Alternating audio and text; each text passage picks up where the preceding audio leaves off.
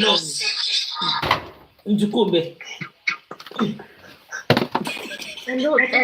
my Karima. I greet everybody on the panel. Sister Mori, please, can you start this VN all over again? This particular one you're playing. Okay.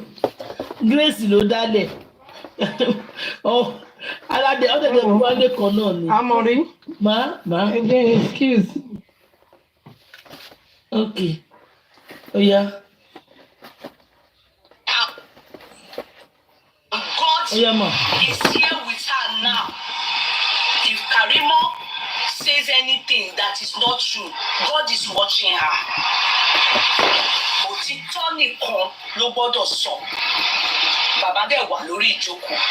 Bàbá fẹ́ gbọ́. Kò sọ.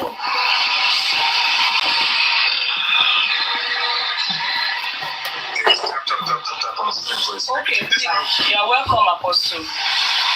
Please, if please let us start commenting. Please. Okay, because she has to go. Oh yeah, can you start? Karimot, go ahead. Please. Mama interject in between. I'm sorry. No problem. Okay. First of all, Kudrisky said, Baba wa lori ìjókòó. That day, we will all remember, as in, I'm trying to say this to know that I want people eating by le Baba Ilori. She said Baba wa lori ìjókòó, and she never placed a call to Baba on that life. One can put Baba in house there, but oh, Baba is ready to hear Karimot. Baba is ready to settle with Karimot. You see? A game, see, I don't understand.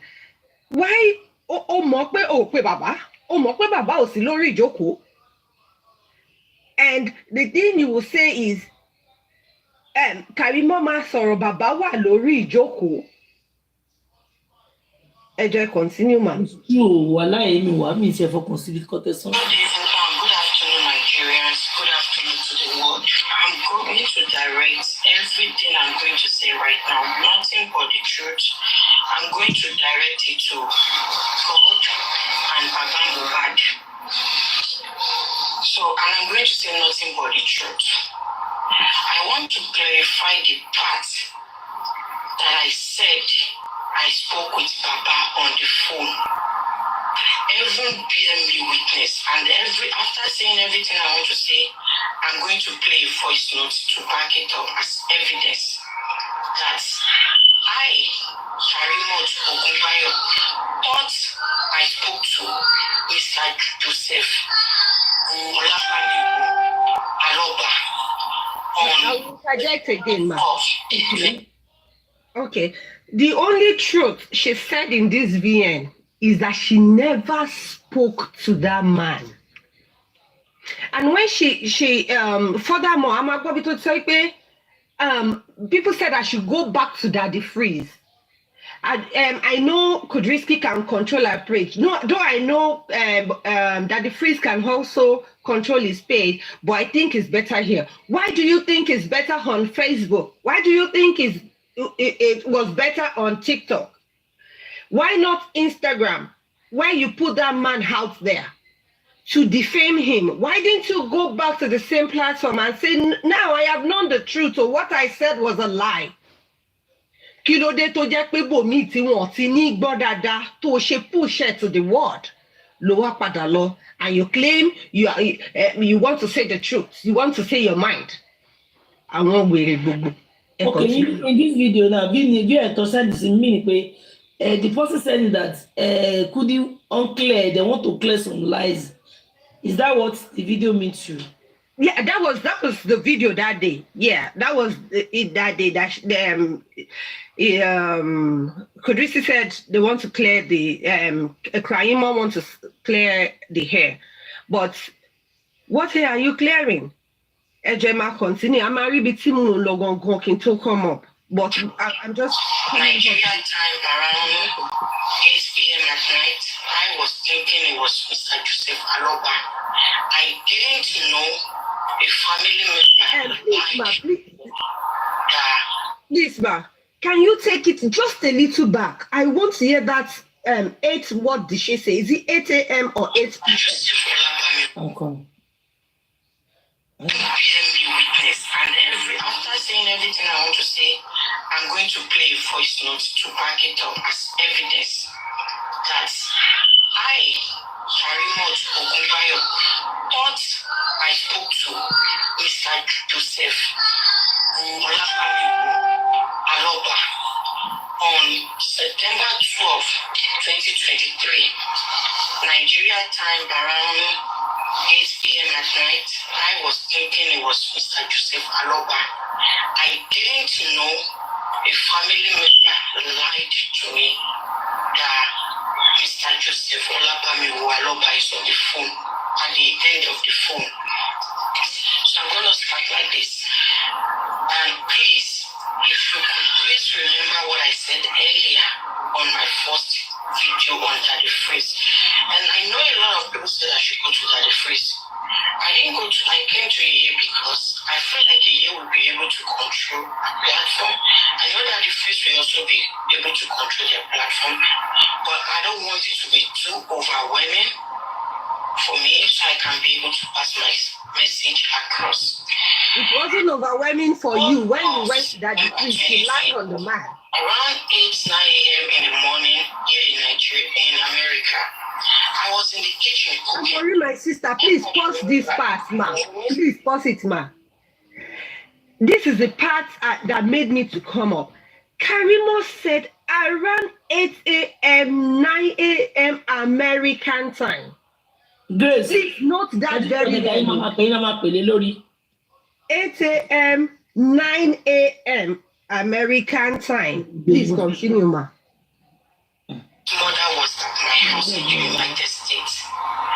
And I remembered and I said, have you called your son-in-law and told him you're already in the United States?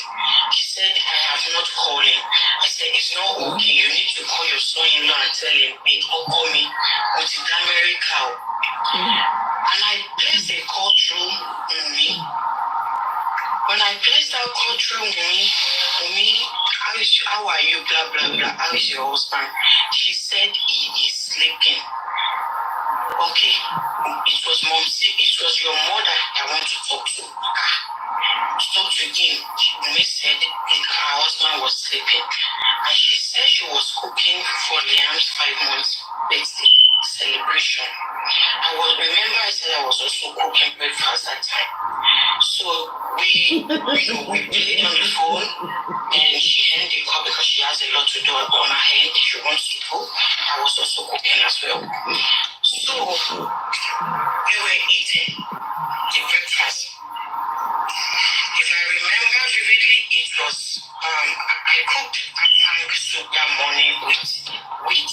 So we were eating that meal when a call from Miss Brother from Nigeria. That was my Can I ask you this question? Is KARIMOT in Nigeria, or KARIMOT make a call when Mohbad die? Please, can somebody explain? We still need to bring that passport. That's an boarding pass. We still need to see those things. So you get what I'm saying, my sister? If you go and watch that video where she was saying all these things on, I don't know what that lady's name was. Mori. It was in America. But KARIMOT said her mother is not at home. Is not at home when Mohbad died. Can you hear what she's saying now? She said, I asked my mother. Whoopi said my mother was sleeping. No, according to her issue, she said, I make a place of a call to death. But she was saying before that her mother was not in Nigeria when Mohbad died. She said Yes, that's what she still said in this But now video. she said I make a call to her, and she said it was 5 months this thing. Oh my God. Are you KARIMOT say bàjẹ́? No, I just got clear head because someone said it to me and they said, because It's not a new video. It's not. They say on the 12th of May 2025. No, the person is like what they say on this day, you know, I think it was May last year. So you know when they repost a video and say on Okay, this that's day. on these days. Okay, Yes, but yes. they said, listen to what Karimot came out to apologize, Baba, and explain why she gave. Okay, year ago. Okay, mi mọ̀ pé year ago náà send sí mi. Èmi rò pé ó ṣẹ̀ṣẹ̀ ṣe ni wọ́n ṣe send sí mi. Okay, my sister. Karimo said they were eating around 8 a.m., 9 a.m. Nigerian time. Right? That was what she said herself. Ibi tí mo fẹ́ lọ ni pé she was living in New Hampshire then. And the difference between their time and Nigerian time, as of that time, which was... Karimo is not in the country. Why I thought just suppose one in the country. Karimo said that make a call around 8 p.m. Nigeria time. 8 a.m. 8 a.m. she said. Yeah, but consider the country by now. Sister Mori, Karimo said òun àti ìyá òun àwọn ọ̀dọ́ sí ní country lọ́jọ́ tí Mohbad kú pé àwọn gbọ́ lórí fóònù pé Mohbad kú pé ọjọ́ yẹn dẹ̀ ni àwọn dé Nàìjíríà. So ìkan tó ń sọ sí ni wípé ìyá òun wà ní ilé lọ́jọ́ tó ń pe Wùmí òun wá ní kí Wùmí gbé fún mọ́mí òun pé wá ní mọ́mí òun sùn lọ́wọ́. Definitely ìyá Wùmí wà Nàìjíríà tó tọ́ nígbà tí Mohbad kú. Torí 5 months tó ń sọ yẹn ó ní 5 months ọjọ́ tí tó fẹ́ ṣe bẹ́ẹ̀ di Liam torí oṣooṣù ló máa ń ṣe bẹ́ẹ̀ di Liam. Sister Marie, to say it again, she said they were having breakfast around 8 a.m., 9 a.m. Yes. When that call came in. Yes. Now, New Hampshire and Nigeria time, Obaja winter, which Mohbad, even the time has not changed because Mohbad, to them, he died September 12. So the time was still 5 hours difference. Please follow me. Now, let me take the highest of the time she said. Let me take 9 a.m. 9 a.m., Nigeria will be 1 p.m. on Tuesday the 12th. Let's count it together. 10 a.m., 11 a.m., 12. Can we play back the video? Can you get together? Yes, please. Okay. Oh yeah. Because I'm hearing this for my first time. So yeah. Every PM you witness, and after saying everything I want to say, I'm going to play a voice note to back it up as evidence that I, KARIMOT Ogunbayo, thought I spoke to Mr. Joseph Aloba on September 12, 2023, Nigeria time around 8 p.m. at night. I was thinking it was Mr. Joseph Aloba. Please pause. Okay, now, to those that are saying no, she said she spoke to Baba around 8 p.m. Nigerian time, right? That would be 3 p.m. American time. That's what she said on Tuesday, 8 p.m. That's what she said, not the time she was eating. Because I'm going to the time she said they were eating. But the time she said she spoke to Baba was 8 p.m., supposedly. Let's take that to the side. Now, go on, ma. Go on with the video, ma. Okay. Lied to me that Mr. Joseph Aloba is on the phone, at the end of the phone. So I'm going to start like this. And please, if you could please remember what I said earlier on my first video on Daddy Freeze. And I know a lot of people said I should go to Daddy Freeze. I came to here because I feel like here will be able to control a platform. I know Daddy Freeze will also be able to control their platform, but I don't want it to be too overwhelming for me, so I can be able to pass my message across. On the 12th of September 2023, around 8-9 a.m. in the morning here in Nigeria, in America. Please pause, ma. In September what? September 12th, she said. Which is on Tuesday, on Tuesday, September 12th. She said it. She said 8 to 9 a.m. She even said in the morning. That's the time they were eating. You see, she has said 2 times now. One is when she said she talked to Baba, which is late in the night. PM. That is 3 p.m. American time, 8 p.m. Nigerian time. Now she's talking about American time, 8 a.m. to 9 a.m. in the morning. Showing you, Ejo, that time is because she's in New Hampshire. Because time America to Nigeria, yeah, to state it over 5 hours in Nigeria. Yeah. Showing you. Okay. At the time, 5 hours, noni. So let's say 8 to 9 p.m. She's talking about 1 to 2 p.m. Nigerian time. Are we getting? The time she's talking now, she's talking about now. Auntie Didi, we are getting it. Just keep noting it and following. Thank you, my sister. She said 1 to 2 p.m. Please continue, ma. Okay. Okay. Then I remember Mumi's mother was at my house in the United States. And I remembered and I said, have you called your son-in-law and told him you are already in the United States? She said, I have not called him.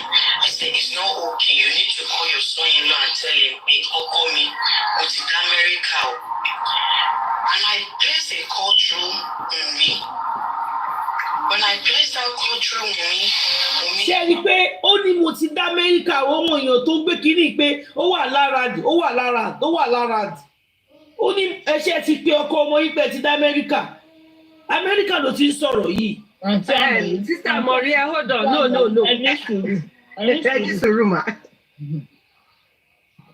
Àwọn tó sọ pé wà Nàìjíríà mọ nǹkan tó ń sọ. Exactly. They know what they are talking about. Ó lè máa fẹnu ara ẹ̀ sọ pé òun sí Nàìjíríà. Wọ́n ní Mohbad kú ní on the 12th. Yes. Tí wọ́n bá fẹ́ wá sí Nàìjíríà láti America from 12, time wo ló yẹ kó dé Nàìjíríà? The fastest airline you can get is 11 hours, which is Delta airline. Is 11 hours. What day do you think the person will get to Nigeria?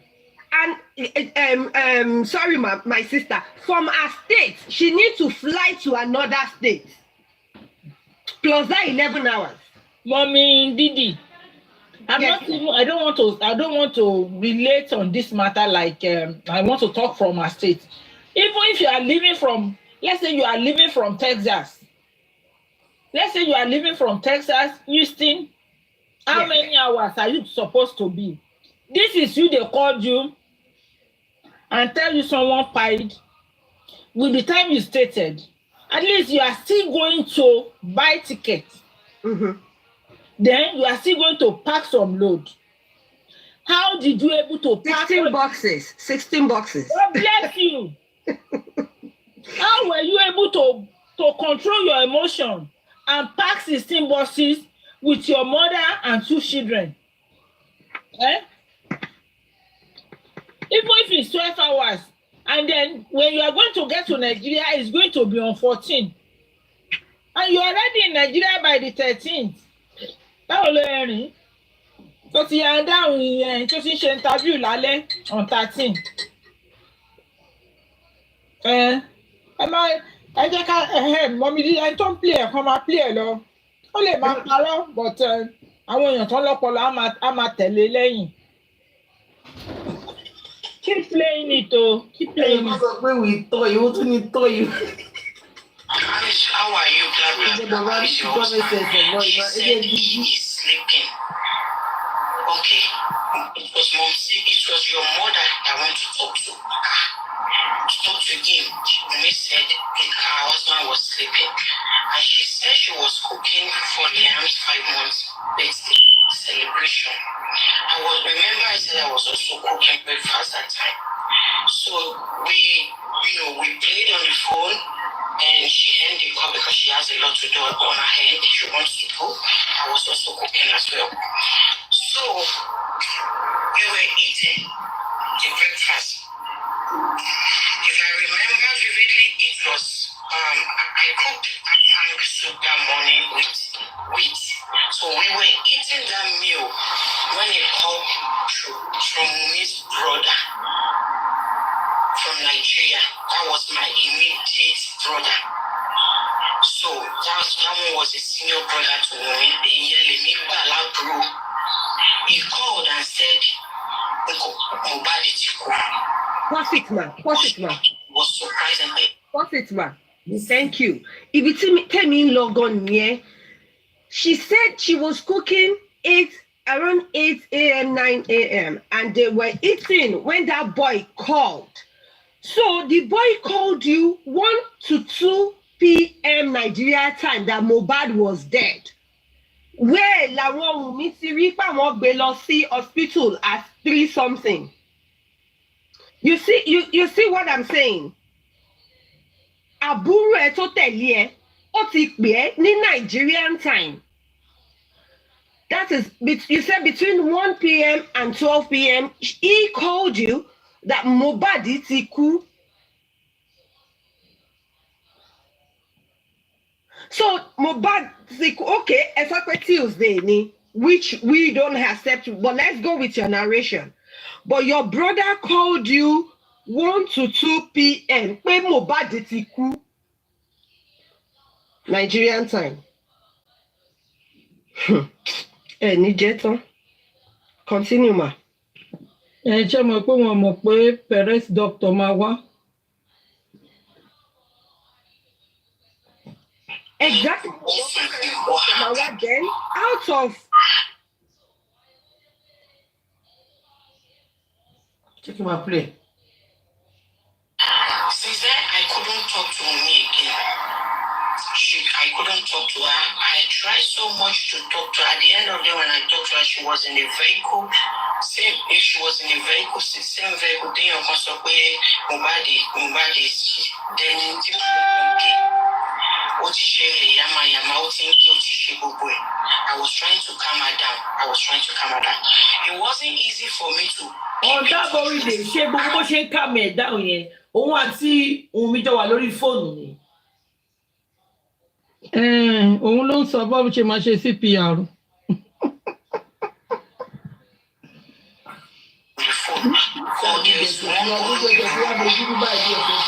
Tó jẹ́ pé ní tàbákò ìtọmọtọmọ ọ̀rọ̀ tẹ́ mọ́wọ́ tẹ́ mẹ́sẹ̀ ọmọ aráyò ní dàsí lọ́rùn lágbára Ọlọ́run. àwọn òkùnrin àwọn afọ́fùgbẹ́mu tí girl yìí lọ sórí platform they couldn't ask her then that wait, what time was that in Nigeria? If you say 8 to 9 a.m. níbi tó wà, time mo nìyẹn máa jẹ́ ní Nigeria. Because they said they have all the facts, but the true fact wọn kì í lè béèrè. You know what? That fact, they don't want to upset her. Ṣàmọ̀ pé baby wọn ni. You know, I typed something earlier. Gbogbo ẹnikẹ́ni èèyàn kéèyàn tó ti support ọmọ tó padà support ọmọ yìí after all she had done. Nínú course tóun náà ń gbé kiri, wọ́n máa pín bẹ̀. Even tó bá jẹ́ pé wọ́n ò mọ tòótọ́ tó wá padà lẹ́yìn ẹ̀, wọ́n ò ní pín bẹ̀ o. But tó bá mọ tòótọ́ tí wọ́n padà lẹ́yìn ẹ̀, nínú course tó ń gbé kiri, wọ́n máa pín bẹ̀.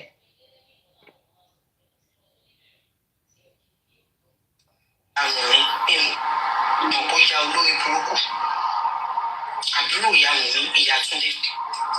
She has been the one I was calling back to back. Báwo ló ṣe lọ? Wọ́n ṣì wà lọ́sípítù, wọn ì tí ì délé.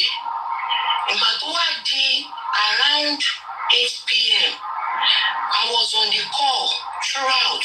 Láti ìgbà tí ṣẹlẹ̀ ti ṣẹlẹ̀ lọ́sàn-án lọ́dọ̀ wa ń bí ọ̀sán lọ́dọ̀ yín náà. Around 2, I remember around 2 to 3 thereabout lọ́pọ̀ ìpè ó dákẹ́ ní Nàìjíríà.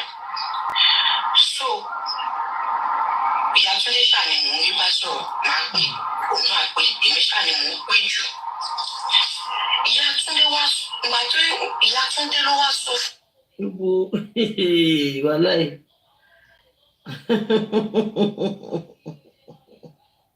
Ìjẹba wa béèrè lọ́wọ́ Kàrímọ́ gbà ó lọ́wọ́ lọ sí American Embassy. Gbogbo tẹ̀síwájú. Àwọn ọmọ ìyá apààyàn. A ló sẹ́ẹ̀dì kìíní ìsinmi náà. èèyàn náà ni woman be náà ló máa send ẹ̀ náà. ẹ wo àmọ́rí ọ̀rẹ́ mi wọ́n á fóònù yẹn máa fẹ́ ìjà ní èní. Àmọ́rí ó dà pé mi ni mo send ẹ̀. Ó dà pé mo send ẹ̀. lọ́ọ̀yà kílẹ̀ ń jẹ́ ìsìn náà. Àkàrà ògùn alátẹnujẹ NGO. lọ́ọ̀yà àkàrà NGO Yomi. Àkàrà ògùn. I'm on my lunch. I only have 5 minutes to finish my lunch. 30 minutes, yo. Yeah. Kò possible. Ọ̀gá mi wà lórí iṣẹ́. Ó ń wò mí báyìí. Good afternoon, everyone. Good afternoon, ma. Ṣeré story yẹn ò há dọ̀. Wọ́n mi sí àṣẹ orí nǹkan tó sàwọn yéèjì. Ìyá Cynthia ẹni tó bí wù mí ò ní gbádùn. Kò ní gbádùn ayé tó ní gbádùn. Bí ó ṣe fún wa ní ìsinmi, òun náà ní rí ìsinmi. Jùmọ̀kẹ́ ó ní rí ìsinmi tó bá wà lórúkọ Jésù. Ká máa fọwọ́ kan ṣiṣẹ́, ká máa fọwọ́ kan mú patient, ká máa fọwọ́ kan mú fóònù sábẹ́. Ó sọ mí di Mùsùlùmí ọ̀sán gan. Bí mi ò wé fìlà máa wé gèlè torí earpiece. Jùmọ̀kẹ́ ò ní gbádùn. Ọlọ́run. Share story yẹn wá jọ. Tó bá jẹ́ Tuesday gangan ló ń sọ̀rọ̀ yìí. Tuesday yìí according to Wunmi story ni wọ́n ń gbé ọkọ ẹ̀ lọ hospital. Tuesday yìí according to Wunmi story all the people that have come to the inquest ni wọ́n ẹ̀ǹbámi ọmọ yẹn and Baba was not in that vicinity. So for coming out to tell us pé you are talking to Baba for 8 hours mọ̀ pé àwọn kan náà ń bẹ́ẹ̀ sọ. Baba was in Korodu. Nígbà tí wọ́n ti gbé òkú ẹ̀ tí wọ́n ti gbé lọ sọ́dọ̀ ọlọ́pàá tọ́lọ́pàá ti reject. Baba ti gba Ìkòròdú lọ. So Baba ò sí ní area yẹn rárá. So ìkíní Baba kọ́ ló ń bá sọ̀rọ̀. Now ó tún sọ nígbà tó wà lórí platform Sisi Láti. Ó ní Ayọ̀bámi came up lọ́jọ́ náà lọ́hùn. Ìyẹn sọ pé I have the video. Kó wá lè ṣàlẹ̀ short ẹni yẹn up. Ó wá ní Ayọ̀bámi. Ṣó mọ̀ pé òun wà nílé ní wéèkì tí Mohbad kú. Ṣó mọ̀ pé bó ṣe rí kí Mohbad tó kú lélẹ̀. Ó fi yẹn kí ọmọ yẹn. Kó má bàa sọ more than nǹkan tọmọ yẹn ti sọ pé òun ní fídíò yẹn lọ́wọ́. So tó bá wá sọ pé ó wà according to that story tó sọ yìí nígbà tó ń bá dadi ṣe freeze ni tó ń bá sọ̀rọ̀ ó ti mú àbúrò ẹ̀ ó ti dé ibi tó yàrá tó ti ń sọ̀rọ̀ yẹn Nàìjíríà aircon tó máa ń gbé sókè ó wà nínú ilé yẹn. Bẹ́ẹ̀ni àsọfìjọ́ tó ń bá wọn sọ̀rọ̀ yẹn Nàìjíríà ló wà. Ó dẹ̀ narrate on the 30 ibi tí wọ́n àtọmọ yẹn lọ on the 13 tẹ wà láàrin òru tẹ ń lọ Odò Gbolú téèyàn kan pè yín láti bẹ̀ tó sọ fún yín wípé báwo ló ṣe fly dé Nàìjíríà with 16 boxes nínú àwọn boxes yẹn ó kó aṣọ pass me down àwọn ọmọ tó fẹ́ fún Liam ó kó dání ó kó àwọn ọmọ méjèèjì dání ó kó 16 boxes. As emergency. 16 boxes as emergency. O de kó gbogbo family dání. O withdraw àwọn ọmọ ní school. So báwo lọmọ ẹ ṣe mọ ajá tí Mohbad like? Nígbà tó jẹ́ pé Mohbad ti kúkú wọ̀ tó dé. Báwo ló ṣe mọ ajá tí Mohbad? Báwo lọmọ yẹn ṣe wà nínú ilé yẹn? Tó bá pẹ́ ẹ̀ sí bẹ́ẹ̀ tó sọ pé irin rẹ́ẹ̀lì yẹn ó gé òun náà lọ́wọ́. So ọmọdé yìí ti wà níbẹ̀ mo máa sọ pé nǹkan tó fún mi ní ayọ̀ nínú kéèsì is because last a máa mọ̀ pé òun ni nọ́ọ̀sì tó sùn sínú ilé because ẹ ti wà nínú ilé yẹn kò ṣe pé ẹ̀ ń wá ẹ̀ ń lọ ẹ̀ ń gbá wọn gbé nínú ilé yẹn as of the day tí kìíní yìí ṣẹlẹ̀ òun ló ṣe mọ gbogbo story yẹn nígbà tó ń sọ fún bàbá Daddy Freeze ó mọ story yẹn back to back. So ẹ lọ sọ́dọ̀ Odò Gbolú kéèyàn kan tó pè ẹ́ kó ní kẹ̀kẹ́ lọ lọ́dọ̀ Falafala tó fi fún yín ní nọ́mbà Falafala ẹ lọ sọ́dọ̀ Falafala gbogbo ìgbà yẹn wọn ò tí ì ṣe candle night o It is my house. I belong here. I belong here. You must let me enter. I belong here. Wọ́n bí ẹsẹ̀ America. Nǹkan tó wà lọ́wọ́ ẹ̀ wọ́n ilé withdraw ẹ̀. Ó ní I belong here. Ó má burú ẹ lọ sí kí lórúkọ ẹ̀. Gbogbo nǹkan tá à ń sọ ẹ̀ kò tí ì pé ọ̀sẹ̀ kan tí Mohbad kú o. Àtẹ̀bá lọ lè justify nǹkan tó ń sọ yìí until tẹ́ bá gbọ́ nǹkan tó sọ lọ́dọ̀ Daddy Freeze. Ká wá wò sí nǹkan tó ń sọ nísìnyí ẹ rí pé story yàtọ̀. Irọ́ ló ń pa ó wà nílé nígbà tí Mohbad kú. Gbogbo ètò sọ yìí àwọn tó dé ṣe rí àwọn tó gbà láyè láti sọ ọ̀rọ̀ yìí lórí platform wọn. Wọ́n ti lọ sẹ́kọ̀ọ́ wọ́n ti dé wọ́n ti pa wọ́n ti kún pẹ̀lú baálẹ̀ tí ní ẹ má wọrí gbogbo tẹ bá lè bá wa ṣe òun ni wọ́n ṣe fẹ́ ṣe gbogbo ilé kí gbogbo àgbáyé máa wò pé bàbá wà ń bẹ kán lè ju bàbá under the bus àṣà láṣejù after all ọmọdé yóò sì ń bẹ ní gbogbo story tó sọ yìí after all ó dẹ̀ ti bẹ̀ yín ṣebí Christian lẹ́pẹ̀ra yín ṣebí pastor lẹ́pẹ̀ra yín these are the game tí wọ́n ń play nígbà yẹn kán lè sọ bàbá lẹ́nu sí ìyẹ́ tó wà lórí platform ẹ̀ sọ pé bí kò ń bá bàbá sọ̀rọ̀. Bẹ́ẹ̀ni ó ṣe bí pé bàbá wà ń bẹ ni bàbá rẹ̀ bàbá ò jẹ̀gbọ́n kankan bàbá ò sí ń bẹ so but impression tó ń fún àwa tá à ń wọ online nìyẹn wípé bàbá wà lórí ìjókòó bàbá ń gbọ́ ẹ bàbá ò dẹ̀ sí ń bẹ so láti fi malign máa yẹn láti fi bà lórúkọ jẹ́ lẹ́yìn tó ti lọ sékòó dé ẹ wo iṣẹ́ lóògùn ṣe ètò kù dalẹ̀ ẹ ṣé mo dúpẹ́ o ó dàbọ̀.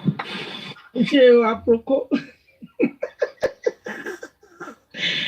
Wùnmí wo oníjẹ gbangba gírídìgbà àbí kí ló máa ń pè àwọn èèyàn kan wá sọ yìí pé kinní kan ọ̀ṣàánú ọmọ yẹn kọ́ máa sọ pé ọmọ yẹn ló pa Mohbad bàbá Mohbad gan sọ ṣé Liam ní company ní at the age of 5 months old ìbéèrè ni kò fàjà torí káwá wo ẹni tẹ́ ń pè lólè wọ́n tẹ̀ ti gbé fídíò mi kan jáde wèrè consent díẹ̀ sí mi ó ń kọrin olè fún ìyá ẹ bá ń béèrè lọ́wọ́ wọn òun ṣé mi ni mo wọlé wá mú ṣé ni Mohbad ni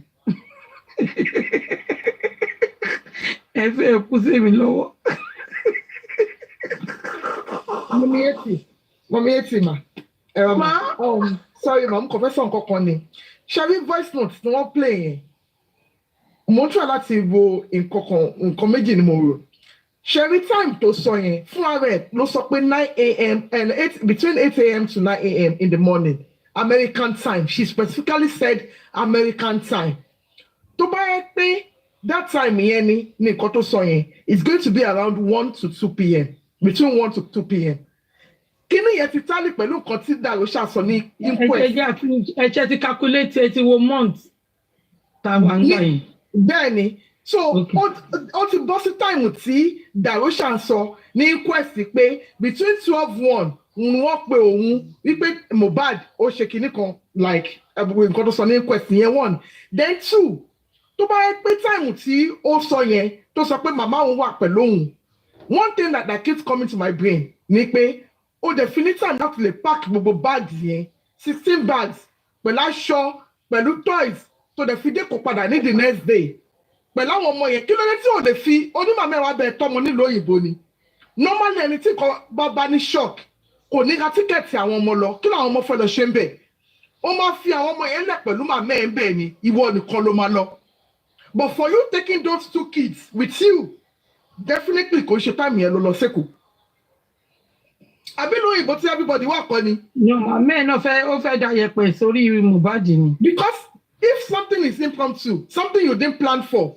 you would think about somebody that will help you to mind that kids tó bọ̀ wá reminder ló ṣe máa ní pé o fẹ́ kó wọn lọ but you have your mom pẹ̀lú ẹ with the purpose of her coming to that place láti wá bẹ̀rẹ̀ mind àwọn ọmọ why are you taking the kids with you why do you take those kids with you so yeah wá jókòó sí America ó kàn fọwọ́ tẹsẹ̀ síbẹ̀ and you want to ṣe another expenses láti ra ticket fáwọn ọmọ yẹn láti kó wọn lọ sí Nàìjíríà make it make sense like I don't understand but kò sí nǹkan tí gbogbo wọn lè sọ nípa ọ̀rọ̀ ẹnu wọn àtàwọn nǹkan tó bá ń sọ ní àṣírí wọn máa fi máa tú lẹ́yọ kọ̀ọ̀kan because wọn ò ṣe lórí òótọ́ and the fact of this case remains that ẹni tó bá òótọ́ ló máa lékè. Òótọ́ ló máa lékè. It is the truth that will prevail, that will send every one of them to jail. Òótọ́ ọbẹ̀ ló máa rán ogun wọn lọ because ṣòótọ́. They can, Sister Amore, they continue láti máa play voice yẹn lọ. Àwọn tí kí wọ́n ṣe jọba advertise fún ẹ jọ nítorí Ọlọ́run ẹ bá mi gé ẹ má bínú ọmọ mi mo ríre ẹ bá mi screen record àjọ máa advertise fún ni ṣe bó ń ya fọ́tò ni ó dẹ̀ ń fídíò màá dẹ̀ send it sí sorry, every ẹ má bínú ma. And again, Karimo sọ wípé you were in Nigeria on the 13th. Now, you told your halajo that you needed money because you came to Nigeria with $25,000. You needed money. That same time, you were able to fly to Nigeria within that short, now let's say 13 hours.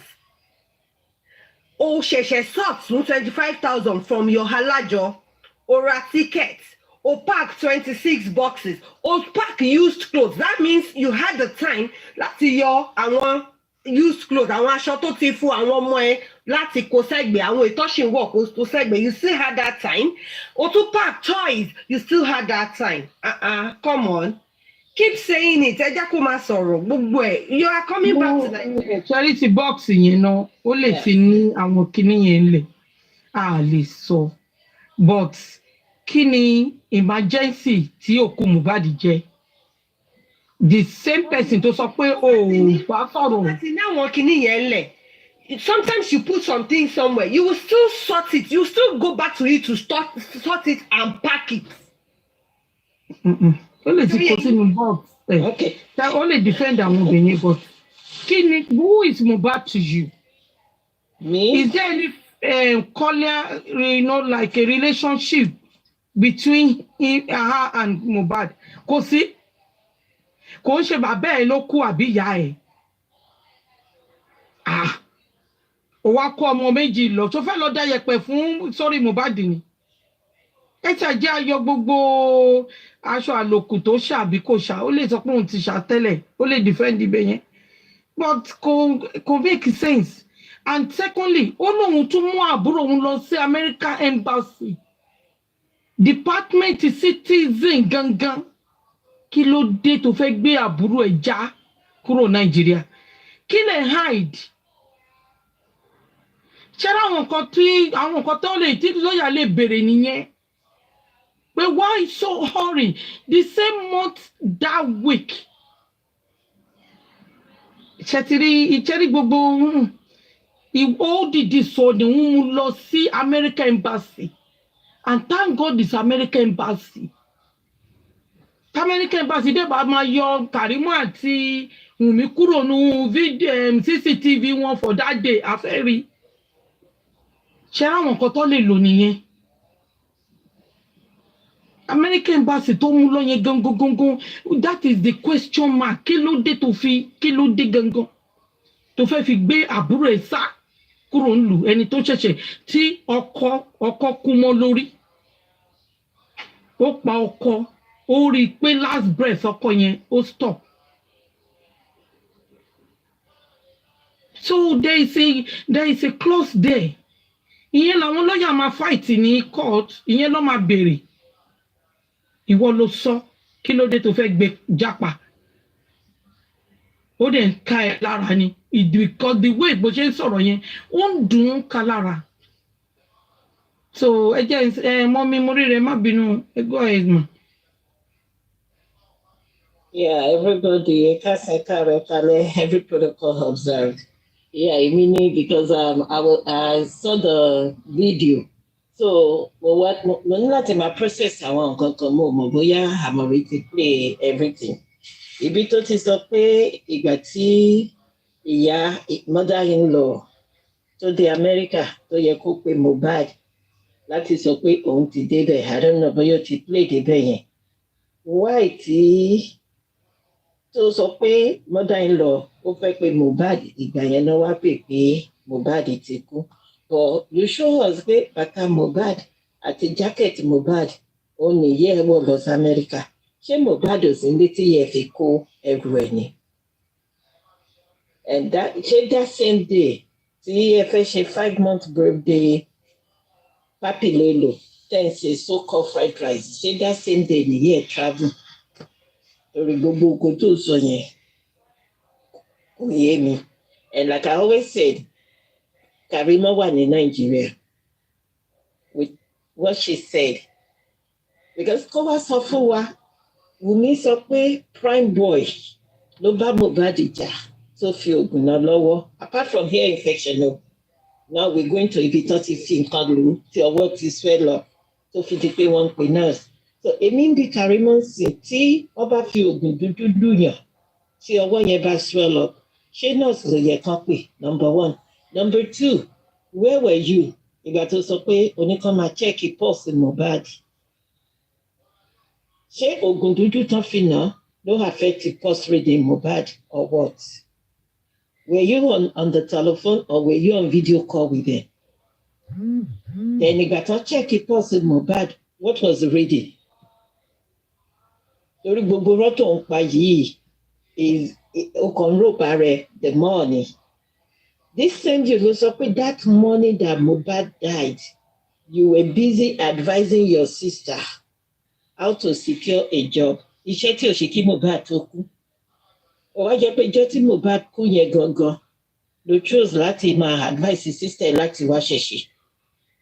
No empathy, no sympathy. So-called 24-year-old Gen Z so lose ọkọ and you still have the audacity, the nerve láti máa advice ẹ̀ kó lọ wáṣẹ́. And after tó sọ gbogbo yẹn tán tó sọ gbogbo yẹn tán then ló ní pé ó gbàgbé láti kí Mohbad fún 5-month-old birthday Liam. After you drop the phone then you now call back ó béèrè Mohbad sister sọ pé Mohbad ń sùn. So my question to Karimo is ṣé èèyàn máa ń sùn after tó bá kú tán ni? Because sísùn yìí ó ní òye mi. And any time sọ pé wọ́n fẹ́ lọ fún registry, there was no registry. Mohbad ló ń fẹ́ bá Wùmí ṣe registry. Ara nǹkan tó fẹ́ fi kó property ọmọ yẹn nìyẹn. So that a lè sọ pé wọ́n marry legally. So there was no registry in the picture from the beginning. Ìgbà tó dẹ̀ ṣe dé ẹlẹ́yà tó lọ sí Ìkòyí registry tí wọ́n grant ẹ̀ òun ni wọ́n ṣe dọ́gbọ́n pé Mohbad tẹ̀ka ó tan print ó tó kú. So there was no registry in that aspect. And Karimo, you were the nurse, the first nurse, because gbogbo ilé tó ń sọ yẹn tó fẹ́ put ẹ̀ sí Tuesday pé ìwọ ń bẹ bàbá Mohbad ó mọ̀ pé bàbá Mohbad bọ̀kọ̀ ló ń bá sọ̀rọ̀. You were on the phone for hours. Ẹni tó ń bá sọ̀rọ̀ ẹni yẹn ò sọ̀rọ̀ nígbà tí ṣe pé ẹni yẹn ò di létí. Ṣé bí wàá máa sọ pé ṣe ń gbọ́ mi ṣe ti wà ń bẹ̀ kẹ́ni yẹn dẹ̀ máa sọ anything ó dẹ̀ wá ó ní bàbá fẹ́ lọ sin ọmọ ní òru ọjọ́ yẹn. Bàbá yẹn tó lóun délé ní aago mélòó ló dé Kòròdú? Wednesday ni bàbá sin ọmọ. And you're not telling people pé bàbá fẹ́ lọ sin ọmọ ní òru ọjọ́ yẹn pé ìwọ ń bẹ bàbá yẹn kó má lọ sin ọmọ. Ẹ ti plan everything from the beginning to the end nígbà tí kinní yẹn ti ṣẹlẹ̀. And me, I'm still putting it to you. Your mother, ìyá ò tí ì dá Amẹ́ríkà gbà yẹn. Ìyá ẹ wà Nàìjíríà. Ìyá ẹ wà nílé Mohbad níjọ́ Monday. And that Tuesday, ìyá ẹ wà ń bẹ bàbá Mohbad orí ni. Àwọn tó rí ìyá ẹ níjọ́ Tuesday yẹn nílé Mohbad, they told me.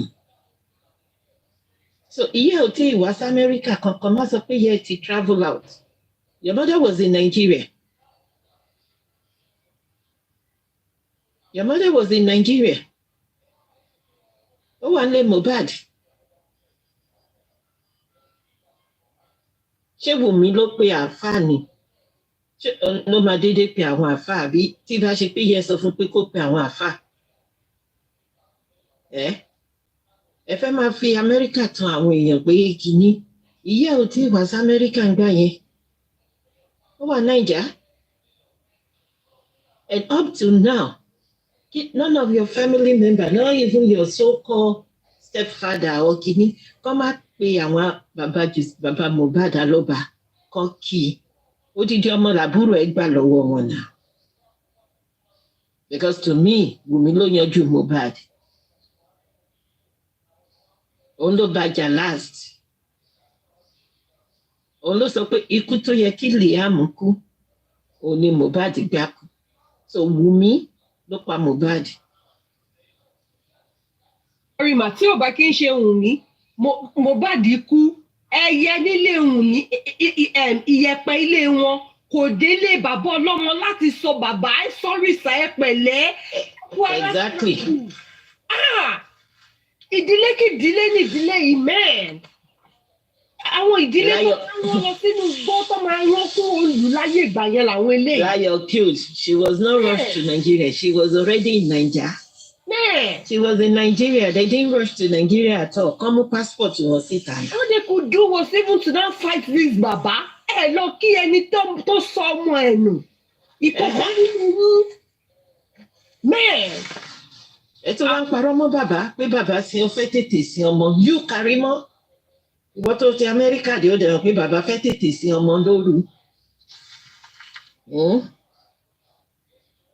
Òrùjọ́ wo? And this time you Karimo, I'm still looking for that video because ọ̀pọ̀lọpọ̀ video lẹ ti put down. Ìgbà táwọn ìwà àtàwọn ẹbí ẹ̀ ń jà. This same day ló sọ pé wọ́n ti gbókùn ọmọ yẹn lọ sí mọ́túárì lóru. Kó tó lọ gbé wá ní 8:30 láàárọ̀ ọjọ́ kejì. The father was not there. So tó bá ní kẹ́míkà wà lára Mohbad, kẹ́míkà tó kọ́kọ́ dà sí lára ni. Overnight mọ́túárì tẹ́ gbé lọ. Kẹ́ tó sọ fún bàbá ẹ̀, ó wà lọ́sítítù. Ó sick. Because the second day lẹ́pẹ́ bàbá ẹ̀, you didn't even tell the father kó ti kú. You deceive the father láti lọ sí hospital. Meanwhile, ìyá Mohbad ti mọ̀ pé ọmọ ẹ̀ ti kú, ó ti wà nílé Mohbad. Fọláṣadé ti lọ síbẹ̀. The only person that was in the dark was Joseph Aloba. From the beginning, lẹ́tí yọ bàbá yẹn ní setting. From the beginning, lẹ́tí yọ ní setting. Ìwọ tó ti Amẹ́ríkà dé. Ẹ má bínú. Ẹ jẹ́ sáré play kìíní. Yeah.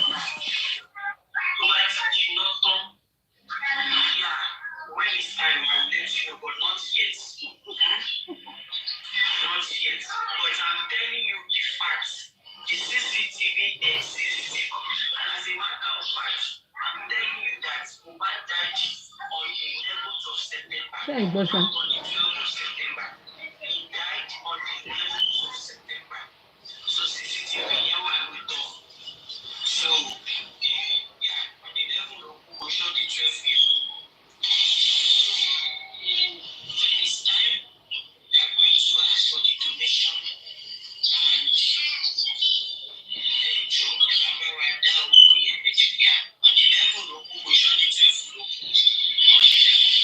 Three times.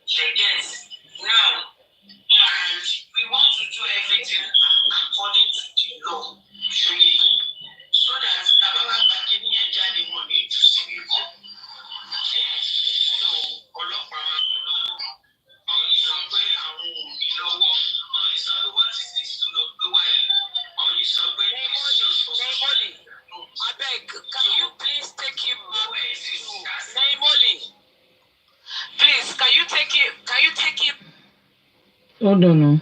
There's another one not to play. Mo video ẹ̀ ni ẹ̀ ṣáà ní sùúrù.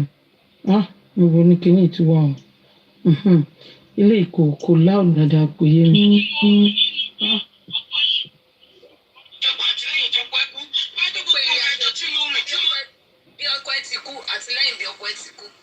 Then the one of the dog. Wait, now I go find that one from her, come out from her. And I go hear her today. You see, but what? Everybody, she said, that's what, okay, I knew.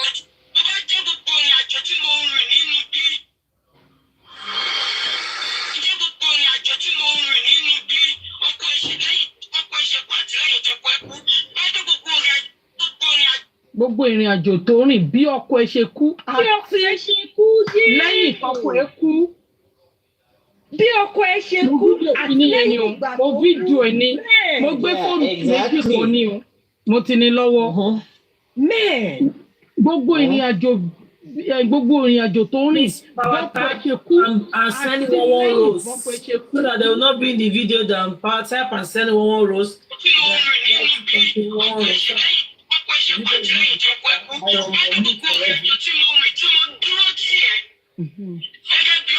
Are you okay with that one? Mo ti wà òkè jàre wọ́n dẹ̀ ti lọ báyìí ó dẹ̀ ti gbẹ́fà green tì mí lọ́wọ́. Ẹ ṣé o ẹ jẹ́ kémi míìtì o ẹ fẹ́ kéèkù 80-70 stay here no shaking. Ẹ kárí go mo wà lórí bẹ́ẹ̀dì inú mo ṣiṣẹ́ lálẹ́ àwọn ọmọ àlè. Okay, let me quickly answer this person, Pella Jr. Okay, the only person to make the justice for me, with the help of God and Sanshitu, is Joseph Aloba.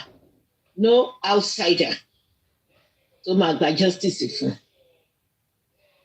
Okay, no NGO, no foundation. The only person, Joseph Aloba and Sanshitu. Have we answered your question?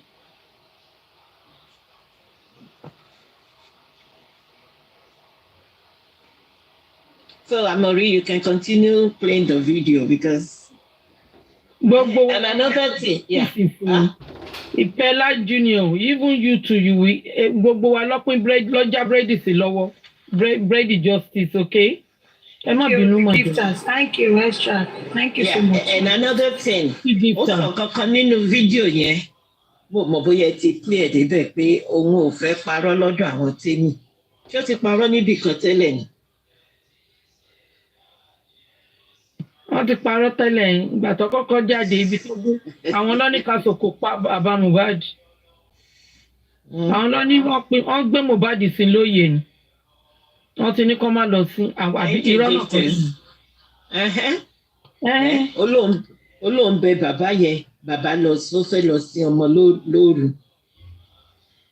Ó tiẹ̀ ti sọ pé òun ò mọ̀, ṣe understand. Bọ̀ ṣe rí àwọn kankan wà tó jẹ́ pé kò sí bó ṣe lè clear ẹ̀bẹ̀ yẹn, American Embassy yẹn kò lè clear sẹ́ẹ̀.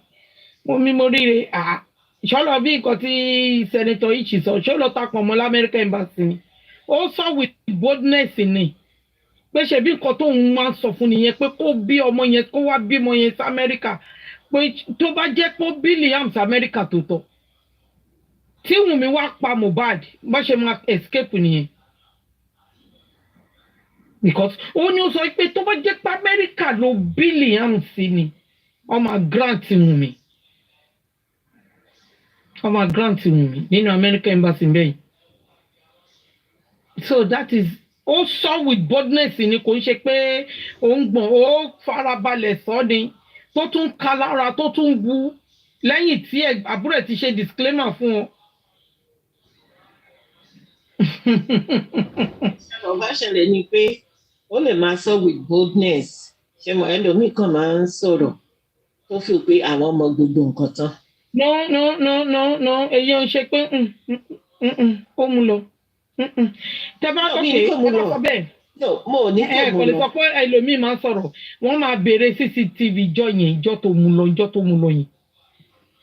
or that month of September on my CCTV. Homicide case là ń pè murder case rẹ̀. No, what I'm saying is, ìgbà tó ń sọ pé ká nípa Amẹ́ríkà ló bí sí ni pé kìíní kan. No, ọmọ fún Wùnmí as a mother. Kò guarantee. Ẹni sùúrù ṣe rí ìgbà tó wù fi lóyún. Ibi tó point finger sí ni Naira Marley Sam Larry o. Wọ́n ti parẹ́ kẹ́tọ́ mọ̀. Ló ṣe kópa ní àwọn ọmọ ẹ̀ wá. Ó dẹ̀ pé ẹ̀ understand. Tó bá bí ẹ wo, okay, let me use myself as an example. Mo bímọ kan sí Amẹ́ríkà. Tí nǹkan kan bá ṣẹlẹ̀ níbi tí bá wà, kò yé yín kó jẹ́ pé mi ò níwèé ìlú yìí o. Ṣẹ́rí tí bá ti lè wọ inú American embassy, mo lè seek fún refuge níbẹ̀ because of that little boy. Láyé, because of that little boy, wọ́n lè gbọ́ ọmọ lọ́wọ́ mi náà. Mo fẹ́ save life ọmọ yẹn ni and I'm the mother. Àtàlọ́ ló máa fún mi náà.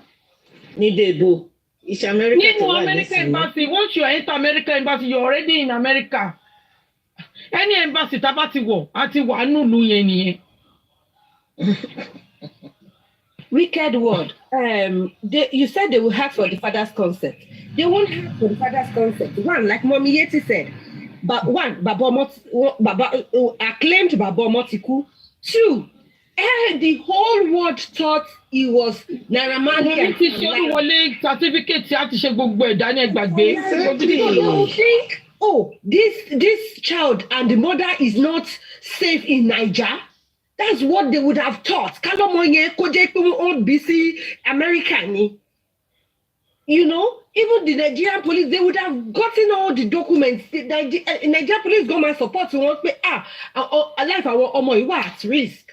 Yes, àwọn tó ń cover nǹkan á ti lọ sí pẹ́ẹ́pẹ́ tó mọ̀ ọ́ ti lọ. Àwọn tó ń point finger síta fún yín. I'm not saying about visa. Oh my God, grant a last asylum. Any embassy téèyàn bá ti wọ̀, èèyàn ti wọ̀ lóyìn nìyẹn.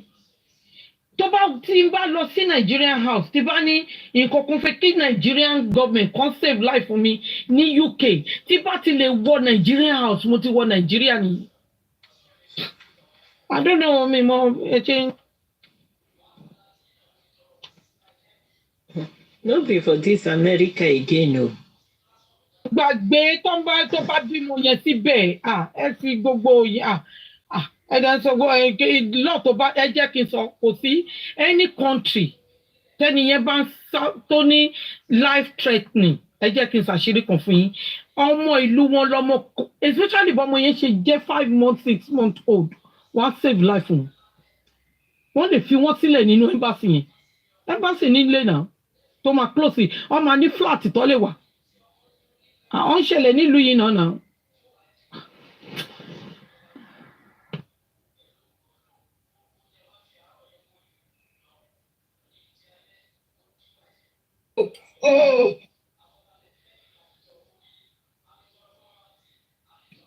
ẹ káàsán yìí mọ́ miss Andade.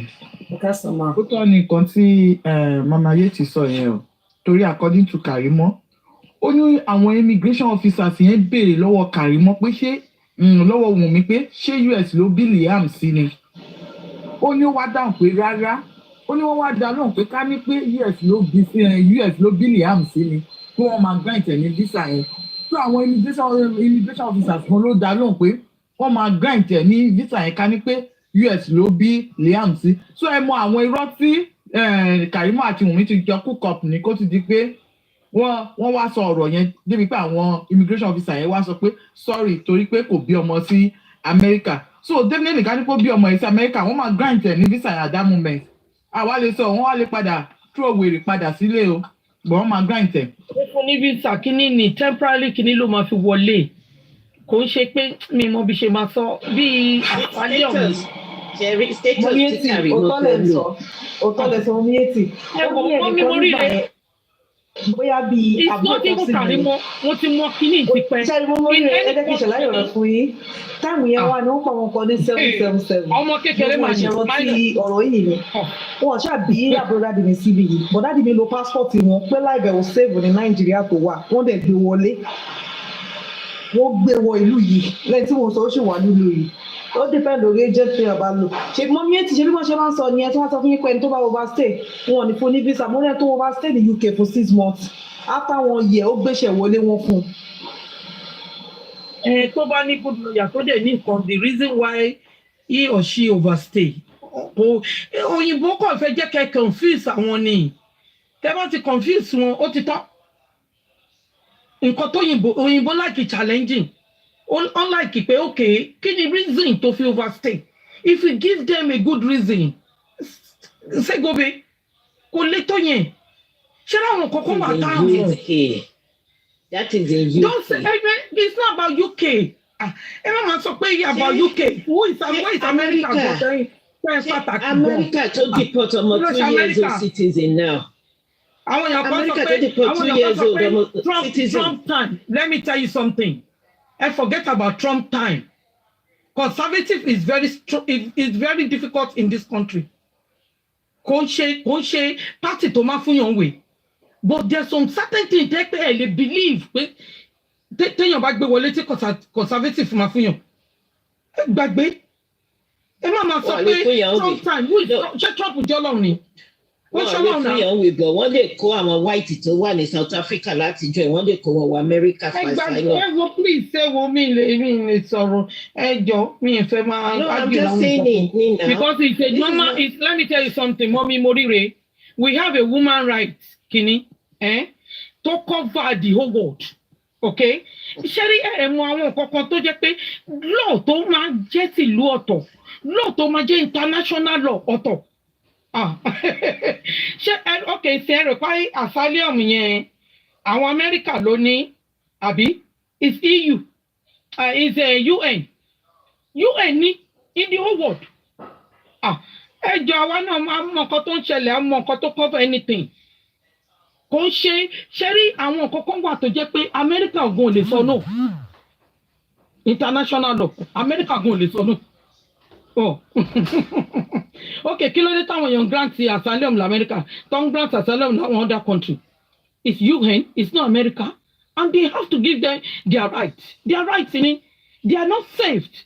They need to protect them. Nǹkan tó ń pè UN nìyẹn náà.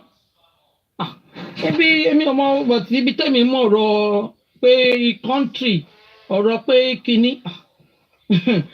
Nǹkan tó ń pè UN nìyẹn. UN is not for America alone, it's not for UK alone. Gbogbo ìlú ló ń protect. United Nations gbogbo ìlú ní. Owó UN dẹ̀ ló máa fi àwọn náà máa fund towards that asylum táwọn èèyàn bá ṣe. So téèyàn bá lọ ṣe asylum mi pé America gangan ni law tó ti wà under that thing ni you need to anybody tó bá tí life ẹ̀ bá ṣe kíní ẹ̀ save ẹ̀ protect ẹ̀ that is what it's for. So tí ọmọ yẹn bá lọ síbẹ̀ yẹn ṣáwọn ọlọ́pàá tí wọ́n ṣiṣẹ́ àwọn ọlọ́pàá gan máa back ẹ̀ now and it's true she need to leave this country. Ọmọ ẹ wo the next day ní America kí náà sọ yìí ọmọ wọn wà lọ́wọ́ ìyẹ́ ẹ̀ wọ́n dẹ̀ láti protect ẹ̀. Ẹ wo ẹ kàn sọ pé Trump kí ni ẹ gbàgbé wọ́n change ẹ̀ fún yín lẹ́sẹ̀kẹsẹ̀.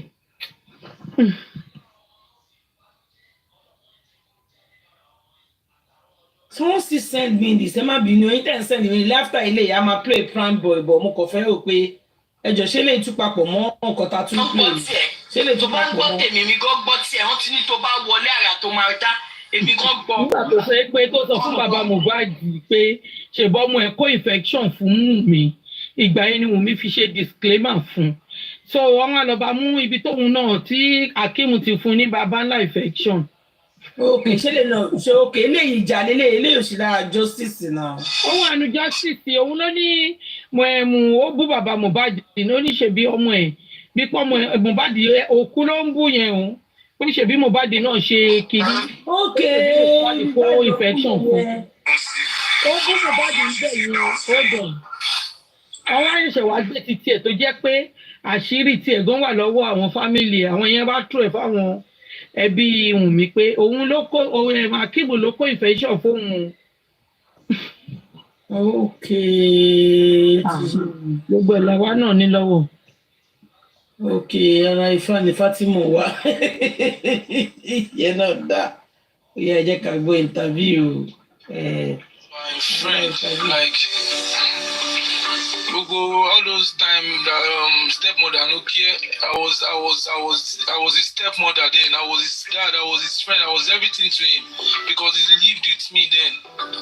My mom feed two of us together. So, were you with him the day he died? No, I was not with him. You were not with him? I was not with him. We departed after that show because he chased me down from the car. Police say they've declared you wanted. I know that they've called you severally and you refused to come. Eléyìí ni àwọn his dad. Àbí sọ̀rọ̀ kí mọ English tó máa ń sọ ni. Eléyìí ni I was his dad, I was his mom, I was kíní kan. Prime boy nìyẹn prime boy. Why be say I was his dad, I was his mom, I was everything. Wípé màmí ò sí mbẹ̀. Ìyá ẹ ṣàwọn pé ó ti ń panic ń bẹ̀ yẹn. Okay, ó ti panic ń bí bàbí ó fẹ́ mú un.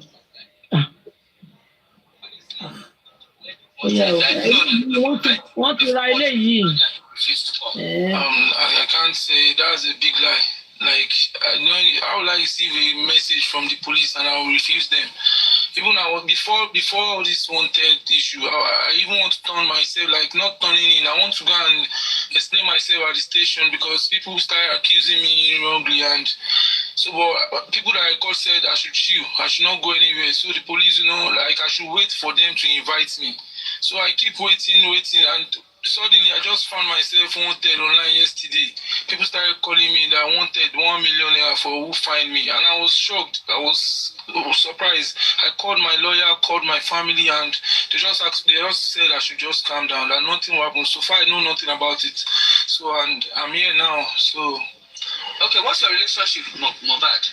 Mohbad is my childhood friend. He's my friend. Like, all those time that stepmother no care. I was his stepmother then. I was his dad. I was his friend. I was everything to him because he lived with me then. My mom feed two of us together. So, were you with him the day he died? No, I was not with him. You were not with him? I was not with him. We departed after that show because he chased me down from the car. That was on Sunday. On Sunday, he called me on Friday to come over on the island. Mother came mother kini kan lókè, I was dad, I was no my stepmother. Òun ni asọdun òṣì. Ẹ̀yin òkú náà là ń parọ́ mọ́. I don't even know he has a show. So me getting to the island and he told me we're gisting, having fun, this, that, and next thing just said, sorry, I did not tell you I have a show as I could do the dinner. I said, I did not tell you now. And that day, that on Sunday, the next day is my brother's birthday. So I said, okay. He now said after the show, then I can invite my brother to call me. Then he will like. Is he talking to me? No. He said after the Ṣé tó wọ́n fi ń gbọ̀n? Tí mo fẹ́ kó wá ókè ààrẹ òbí bẹ̀. Káàsán panelists, káàsán everybody. Yes, ma'am. Is what you said now pé àsọdùn. Ó lè jẹ́ àsọdùn, but even the father confirmed pé ọmọ yẹn that òun ni ó ṣe everything, ilé ẹ̀ ló ti máa lọ jẹun, ilé wọn pé ìyá ẹ̀ ló máa ń tọ́jú àwọn méjèèjì, that she was the mother to both of them. Èmi wà lẹ́yìn ní ṣóhun ni. Èmi máa ti ní ṣóhun wa jẹ́ prime boy ni. Presentation ni, but I think what he meant to say is he was there for him. Like when the stepmother did not care, òun lòun tọ́jú ẹ̀. Okay. You know, òun lòun wà pẹ̀lú ẹ̀. At a point, according to what he said, and I think what I understand from what.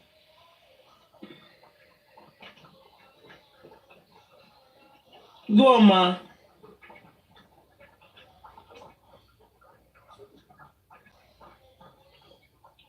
Thank you, the shift. Go on, ma. You should keep credit to my man. Kò show for and credit in now.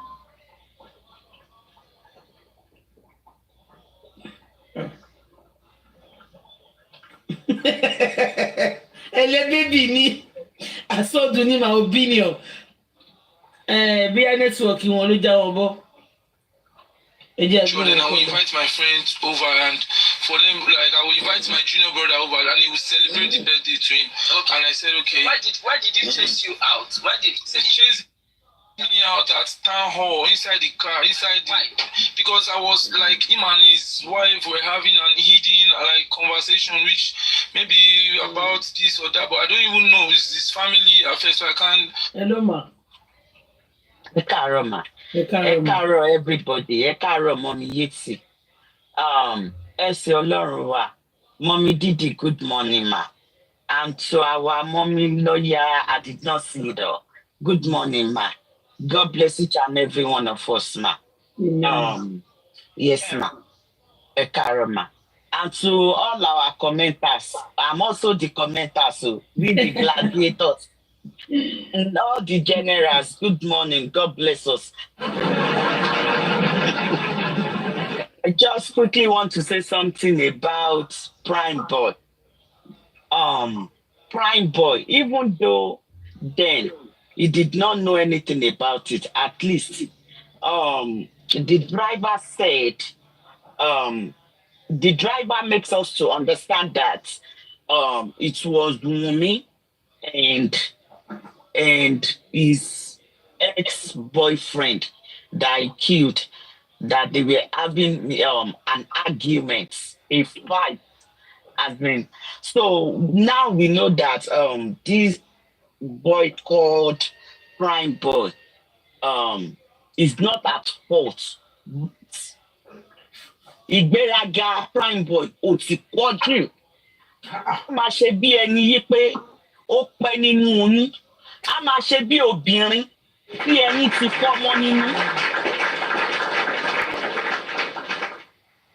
A máa ṣe bí ẹni tí ẹyin ti fọ́mọ nínú.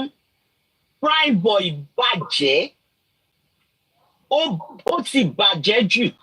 I was first one day láti sọ fún yín pé kí ló ń ṣe ẹ́? Ọtí òṣì tẹ̀rín ó ti pọ̀ jù. Ọtí yẹn ló ń ba ayé wọn jẹ́ àti igbó àti dúrọ́ọ̀gì. Ẹ má bínú, má jẹ́ sọ̀rọ̀ débẹ̀ yẹn. But asọdùn lórí I was his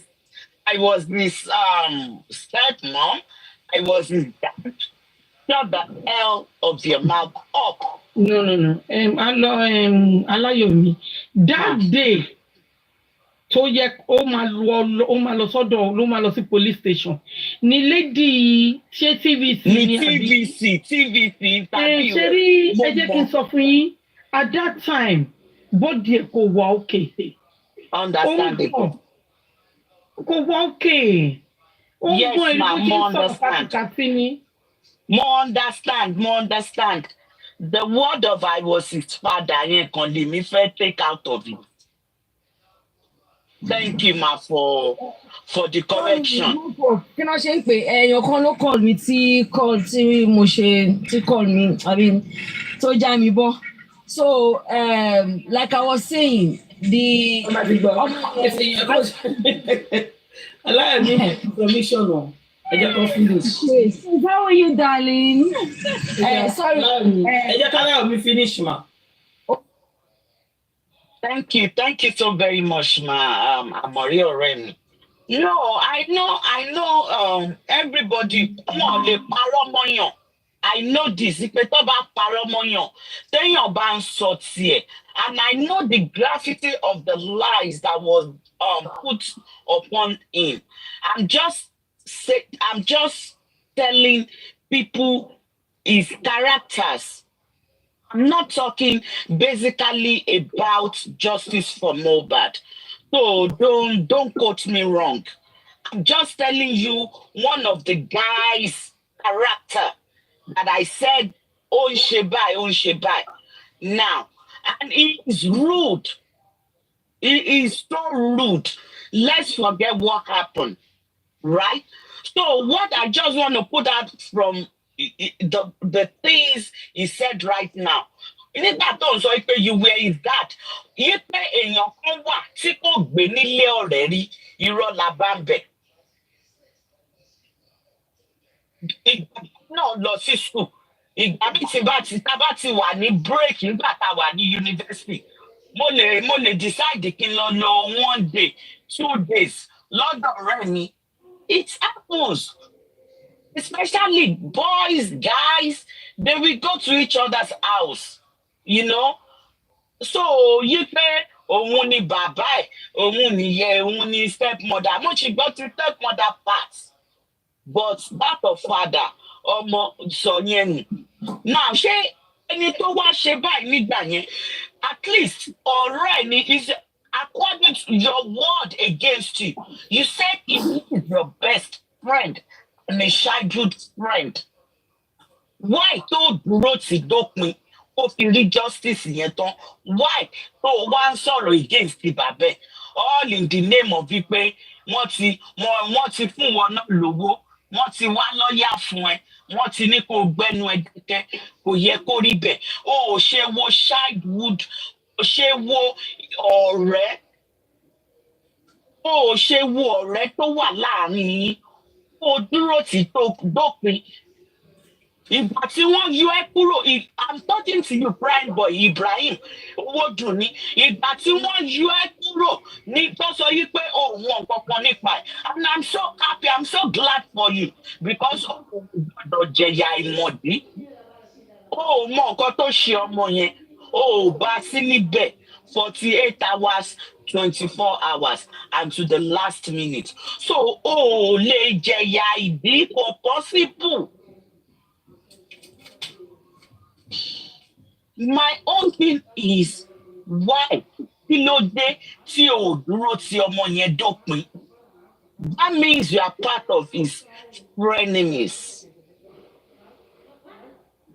Bàbá ẹ̀ ni wọ́n yọ ṣùtì ètè sí nísìn. Ọmọ tó parọ́ mọ́ ẹ tó sọ yí pé o fún lẹ́sẹ̀, tó sọ yí pé o da ogun náà bẹ. Ọmọ yẹn sì. Well, I don't go anywhere. I don't go to places. Only stays with people that speak about justice for Mohbad. Mi ò lérò bóyá ò ń dárúkọ ọmọ yẹn mọ́.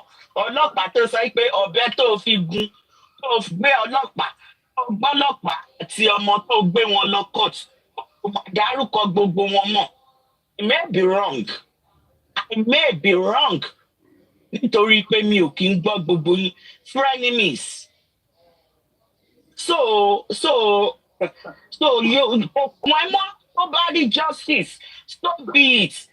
Bá rí justice, so be it. Okun ẹ wọ́n ti yọ wọ́n kúrò ń bẹ̀ and that's all that matters. Má gbàgbé, the only thing that matters is Jesus. The only thing that matters is God Almighty. Wọ́n bá di lọ́la tó bá tún wá pè ẹ́ ńkọ́. A máa pẹ̀lú àwọn tó dáwó fún ẹ. Nígbà tí wọ́n ń wú ẹ káàkiri, wọ́n bá ní tí èyí Làtífù olè ògúnfẹ́. Tó máa ní ẹ dáwó fún prime boy. Mi ò mọyè ìgbà tí mo dáwó fún ẹ. Mi ò lè sọyè ìgbà tí mo dáwó fún ẹ. So bàbá yẹn nìwọ wá mú lẹ́nu, nìwọ ń bú, òun bú bàbá, ó dẹ̀ ní ìyá tiẹ̀ lé.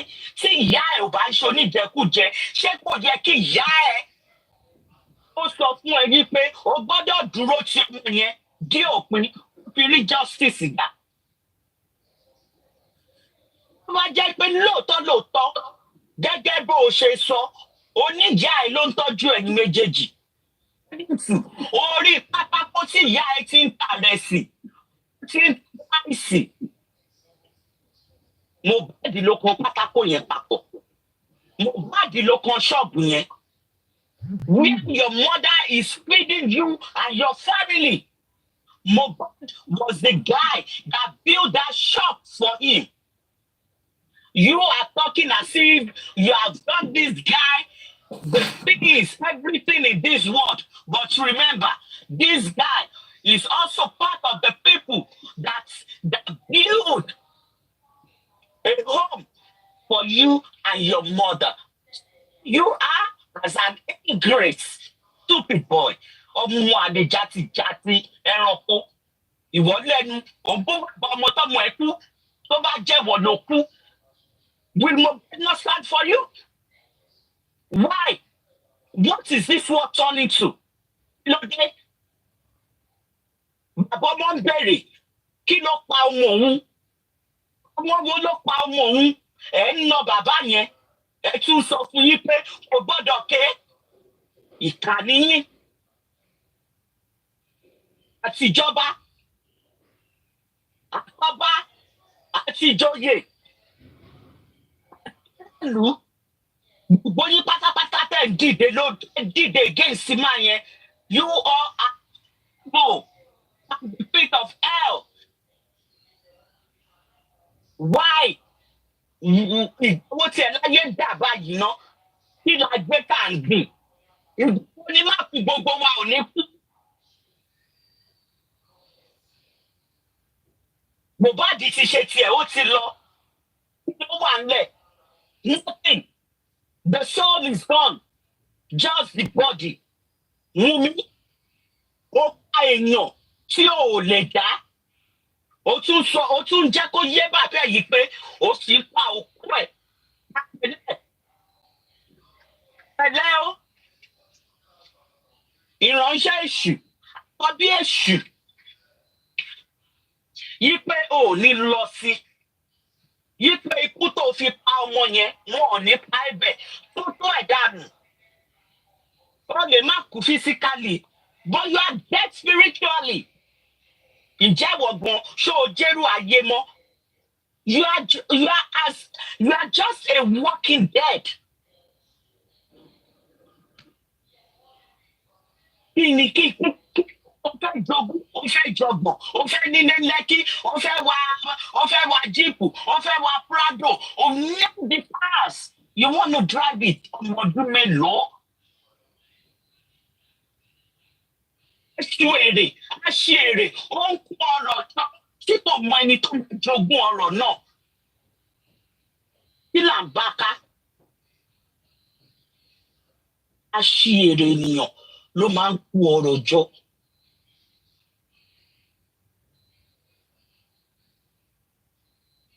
Wunmi, if you ask for forgiveness of sin, tó o lérò bóyá Ọlọ́run máa dáríjì ẹ́.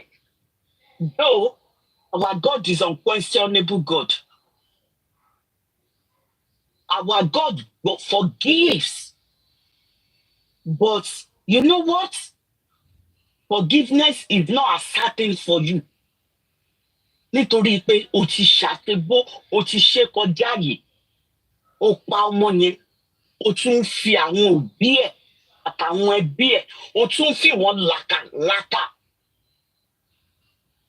Kí ló le tó yẹn? Bá a wáyé, a ó kú. Bá a wáyé, a ó kú. Kí wá ní kí là ń dààmú ara wa fún? Tomorrow is not guaranteed. And to everybody that is behind you, so if a man kò sí nǹkan kan. Tomorrow is not guaranteed for each and every one of you.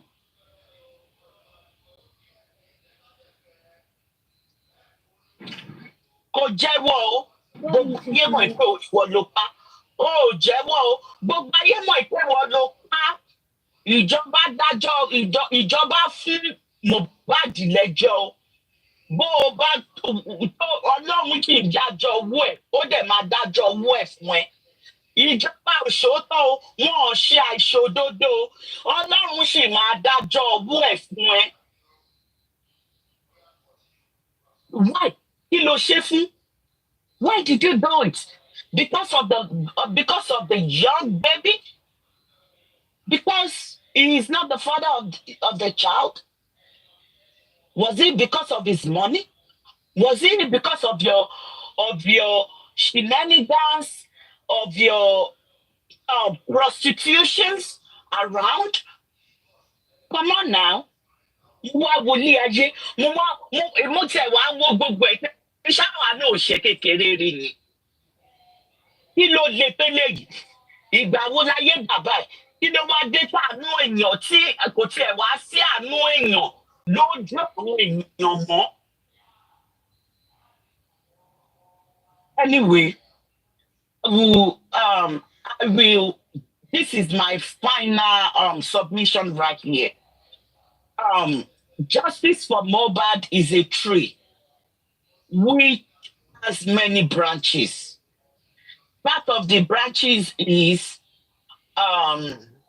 autopsy and toxicology. Anyways, we have been disappointed by the government. And we have also been disappointed with the autopsy, the private autopsy and toxicology by Eniyan Shoro and the pathologist himself. And Muiwa, they all disappointed us. Now we don't care about that anymore. Ìyẹn ti dàfí ẹ̀yìn tẹ̀gùn fiṣọ.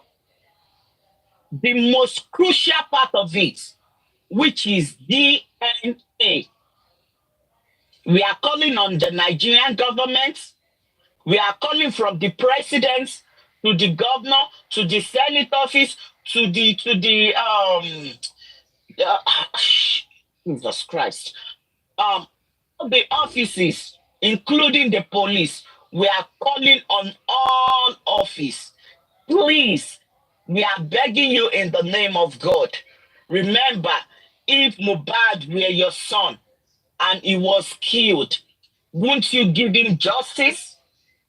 If a girl from nowhere came and killed your child because of DNA, won't you know the father of the child?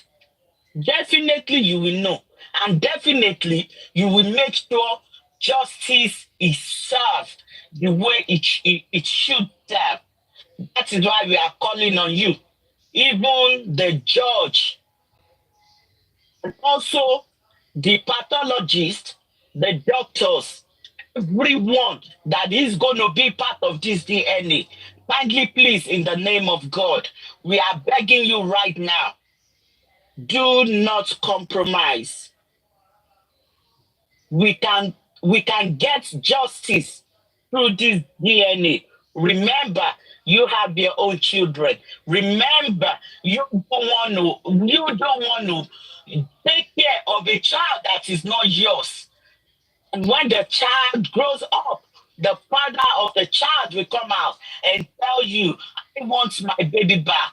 How would you feel when your own child is no more in the land of living? When you will be looking at that baby like, oh, how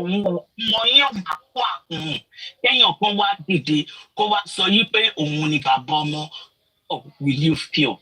That is why we are telling you, please, in the name of God that created you and I, that created Joseph Oluwabamiwaloba, that created Ileri Oluwa, Promise Oladimeji Emmanuel Aloba, aka Mohbad, that created Liam, that baby that we all are clamoring for today, that he deserves to know who his father is. He deserves to see a true love. He deserves to stay under the same roof with his father. Every child deserves to know who their parents, who their father is. Every child deserves to have a parental love. That is why we are saying today, please do not compromise. And again, the lives of every youth, old, young, male, female, every lives matter. Mohbad deserves the true justice. Please, let Mohbad get the justice he deserves. So everyone, truly for justice, that stands with Joseph Oluwabamiwo, this will not be our portion in the mighty name of Jesus. Àwọn ọmọ wa ò ní kú o lórúkọ Jésù. Lórúkọ Jésù. Thank you, ma. Lórúkọ Jésù, àwọn ọmọ wa, wọ́n máa rí ògo wọn lò in the mighty name of Jesus Christ. Justice for Mohbad is sure. Justice for Mohbad is certain. God bless each and every one of us in Jesus' mighty name. Thank you for having me. And we know that Liam will pray for us one day because we are also speaking on behalf of the baby. He deserves to know who his father is. Thank you, everyone, for giving me the opportunity to add my own quarter to it. Love and appreciate you. Daddy Mohbad, we love you, sir. Thank you, ma. Thank you, ma. We appreciate you for your good submission, ma. Thank you. Ma. Are you there, ma? All right. Please, I'm on the phone. Can everybody keep quiet? What I was saying is that I just came to put through. What told me was that okay, it was there for him. The last speaker spoke very well, and I understand her point. Sherry, Latin, there was one particular episode. And I'm very big on respect. So I stopped listening to him. The particular episode come because I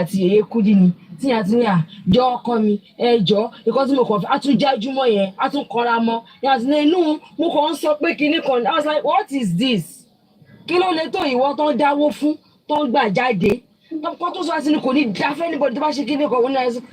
So according to, I was not talking to somebody, even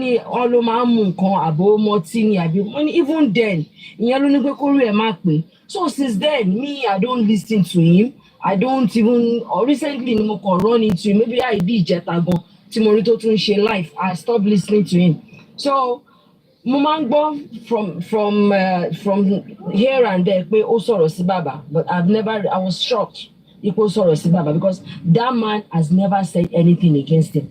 Even Nibati won't accuse her. No, Baba Eni no, only Oja. Baba Eni Boshe manja niye. I don't know if anybody listening to that. Baba Eni Boshe manja niye. O manja, o man fi share ni pe. Amejle ma beres ni box around. So he knows that he is not prime boy, look more. So when he now came out and I didn't say any of those because I don't listen to him again. So I don't have the details because I did not watch it. I just said Baba. Then another thing,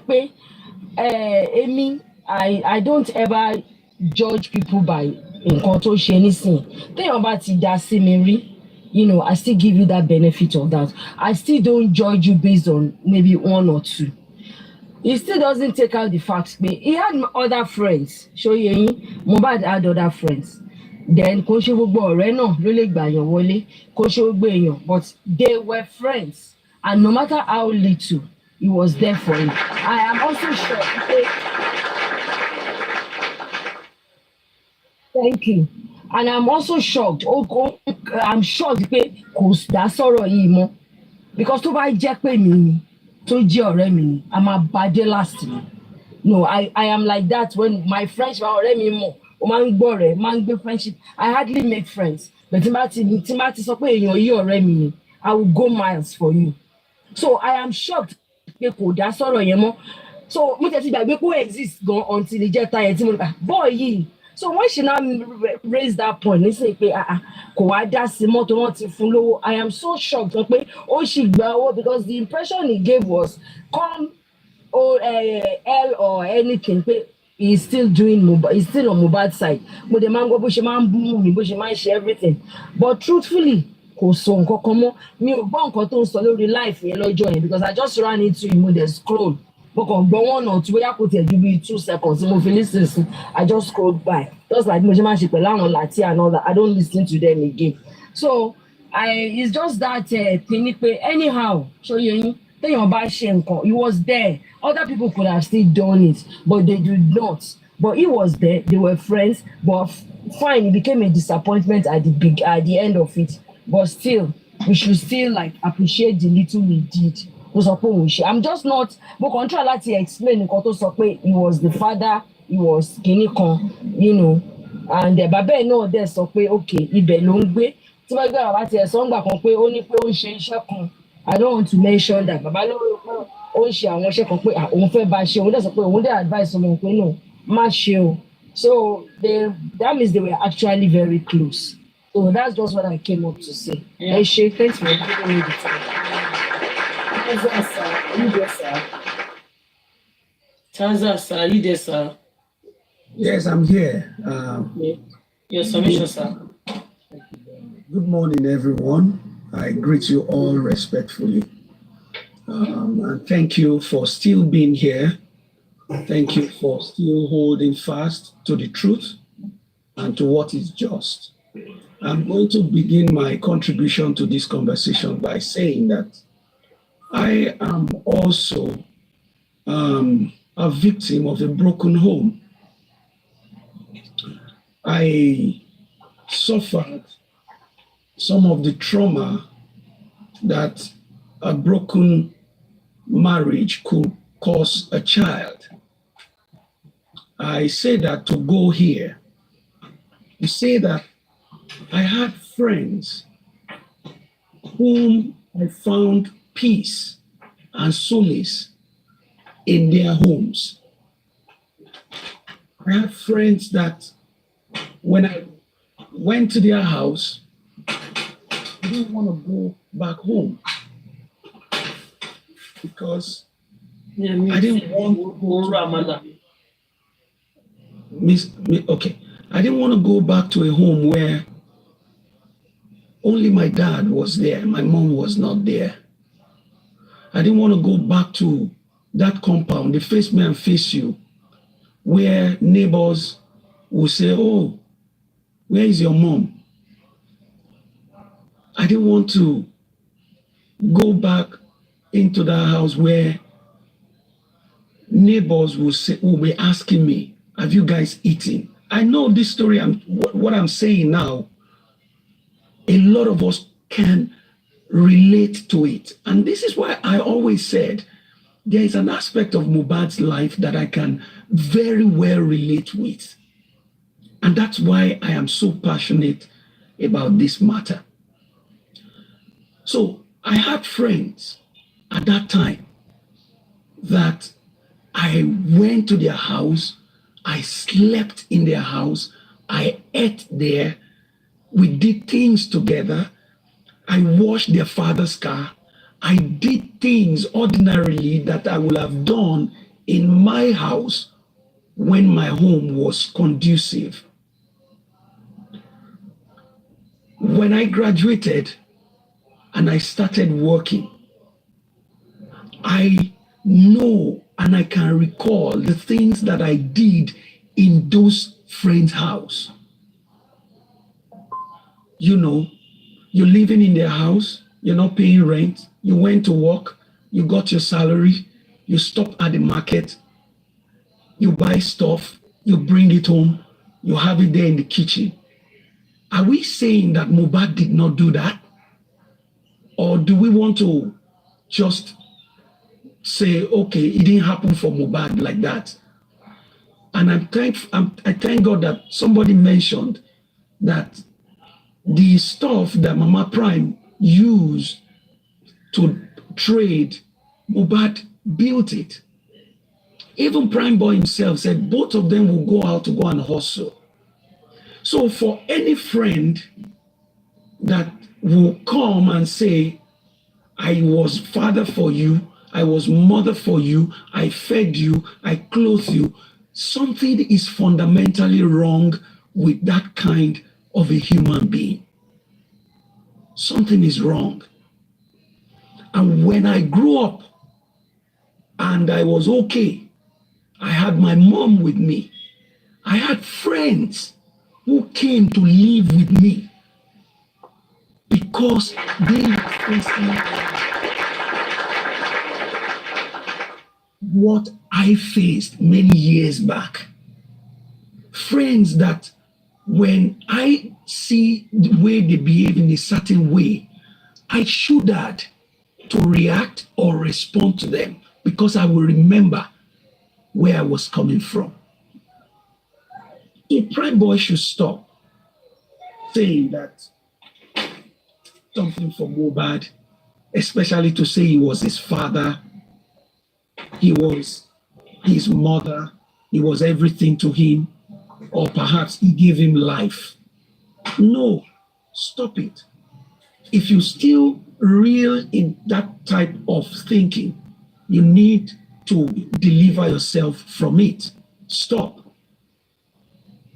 There is no good thing that anybody has that was not given to that person from above.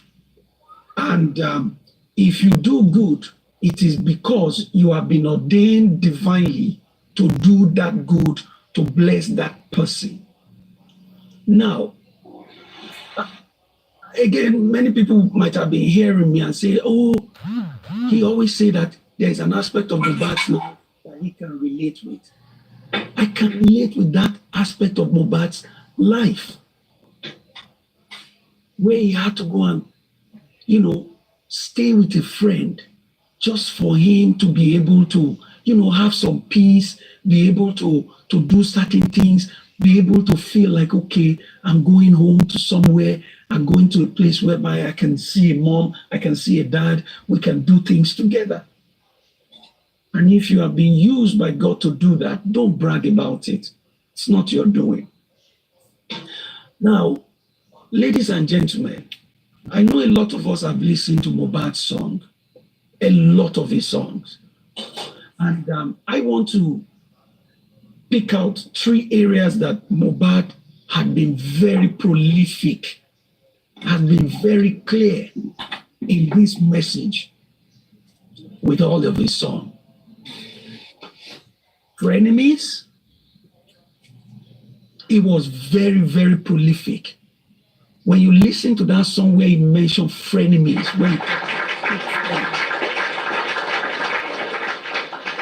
Mohbad was extraordinary in delivering the message about frenemies. Mohbad would sound like the Kayode Fashola of those days when they talk about Odale Ore. That is the league that Mohbad belonged to, with the message of frenemies. Mohbad talked about another area in his song that is very instructive. He talked about his partner, the girlfriend. I mean, for an artist to put into history such message, it is huge. It is huge. Now, the last part, the third part that I'm able to deduce from all of his message is about his mom. His mom. He drove home to all of us powerful message about the critical moment in his life where his mom was absent, where his mom was not there to support him. And he put a number to it. 10 years. Now, ladies and gentlemen, during Mohbad's life, Prime Boy, let me tell you today, belonged to that group of frenemies, irrespective of whatever good he might have done. In those days, Mohbad was living in his house. In fact, if we have to put it in order, in hierarchical order, Prime Boy will be among the first 3 of frenemies to Mohbad. He will be. There was a time he said, if I follow them home, maybe that would not have happened. Lie. I don't buy that. With what he is saying now, with his posture now, with his position now, I am of the view that Prime Boy would have behaved exactly the way lifestyle, Bami, spending, and the rest of them who were in the house, he would have behaved exactly the way they behaved. He would have joined them. And so he belonged to that clique. He belongs there. He fits in squarely into that group. For him to come after Mr. Loba, for him to castigate and blame the Baba and insult the man, he has his place in that group of frenemies. And we can all see, Wunmi earns a position. She earns a crown. Mohbad too. Same thing. And if you look at all of these people are bitter souls. They were bitter at Mohbad. I asked that question before. When did Mohbad sing that song 10 years? Was it before the mother came into his life, or was it after? That song, that message hurt Mohbad so terribly that the likes of Wunmi will use the message of that song to cajole Mohbad for her to be in the position that she is today. Lekki Transformer. When did Mohbad sing that song? Was it before he met Wunmi or after they already in a relationship? Which girlfriend, which wife, which sister will not be so bitter, will not be hateful, will not be so mad at such an artist? The fallout is what we have seen so far up to today. You see, Mohbad knew. He knew he was not safe. He knew that his life was not secure amongst all of those people. He knew. But there was nothing so that he could do. He even made efforts to save himself from them. But unfortunately, it was too late. It was too late.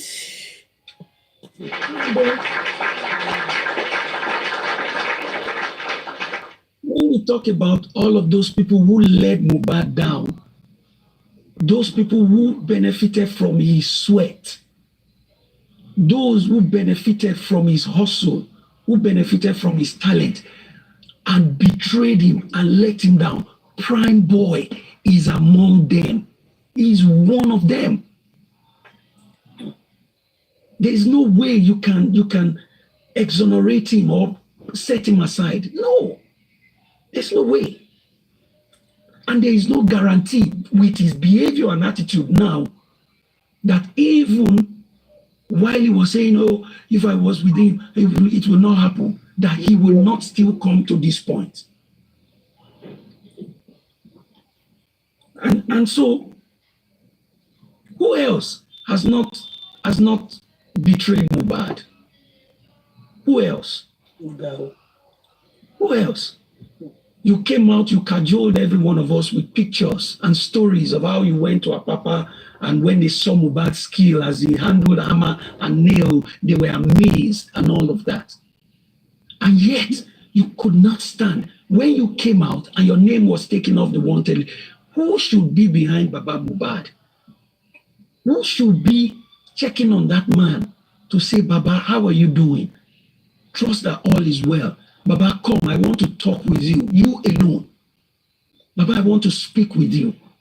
Who should be the one championing the cause of Mohbad today? All of them are down. All the chiefs are down. Everybody gone. The mother gone. The brother gone. The sister nowhere to be found. Every one of them.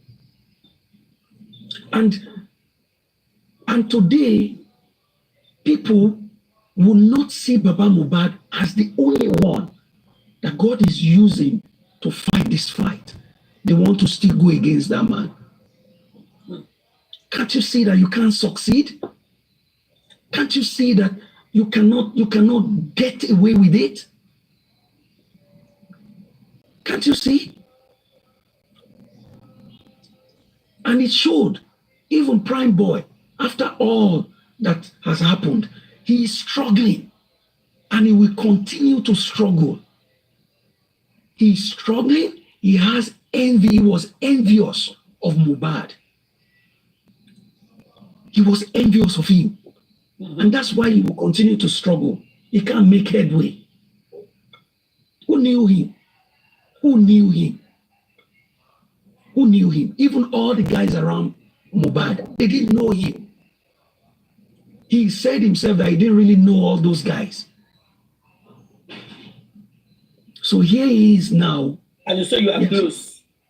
Yeah, he has chosen his path. The government, the system also. Because I was asking myself, how is it that the police will arrest two suspects in a case and you will go and put them in the same room, in the same cell, where both of them were jaw-jawing, they were talking, they were planning what to say, what not to say. Nigeria police. I am still thinking, what is the rationale behind that? And so Prime Boy too, he has shown the world the kind of human being he is, the kind of a child he is, and I don't know if his parents are proud of him, if his mom, his dad, if they were proud of the way he's conducting himself today, or if they subscribe and endorse the position he has taken on Mohbad right now. Because ordinarily, I mean, if you fought him, somebody fought him after, everybody that had a fight with Mohbad, all of them should have been questioned, all of them should have a case to answer. If you slap him in the other street, somebody gave him a cough in the next street, somebody took a club and hit him on the head in the next street, in the car, somebody used a bottle to hit his head. And then everybody contributed to what ended that boy.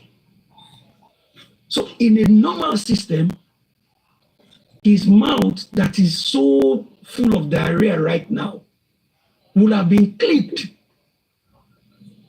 By the time he's being told that, listen, you are not off the cuff as yet. You are not. You are not. So for me, he is one of the frenemies. He is just presenting himself and trying to evoke our emotions, to think back about, oh, Omashio, what they just knew. They were, oh, look at the picture. Oh, when they were hustling, when they still have kwashiorkor, when they ate rice in the morning, rice in the night, rice in the afternoon, when they had gari in the morning, in the night, and they're, oh, Omashio. But deep down his heart is not clean at Mohbad. His heart is dark at Mohbad right now.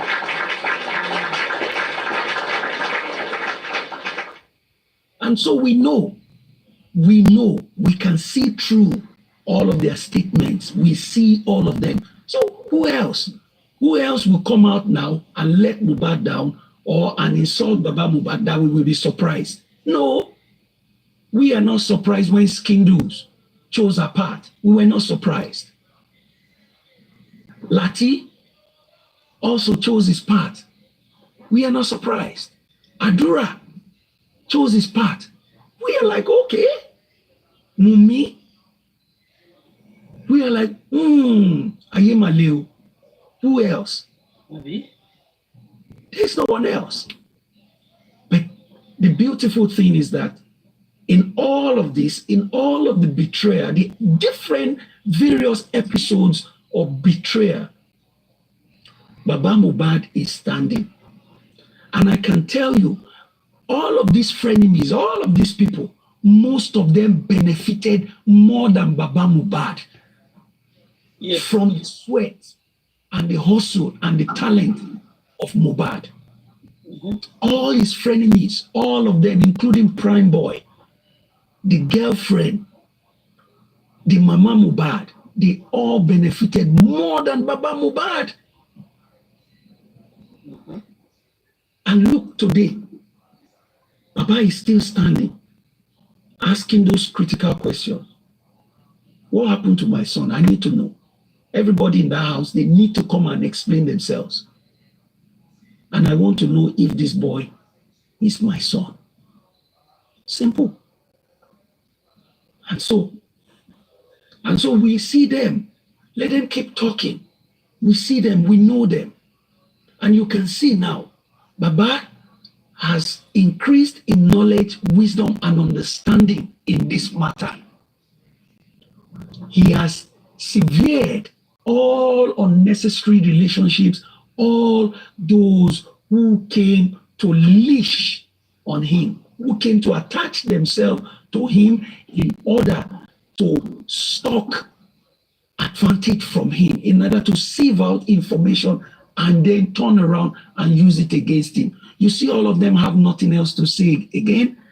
Look who yesterday, look at what he was saying. He was just repeating himself like, all those Decca record that our fathers used to have in those days, those black record, when he gets stuck, and then he came, Allah Inde, instead of the record to say, Allah Inde today,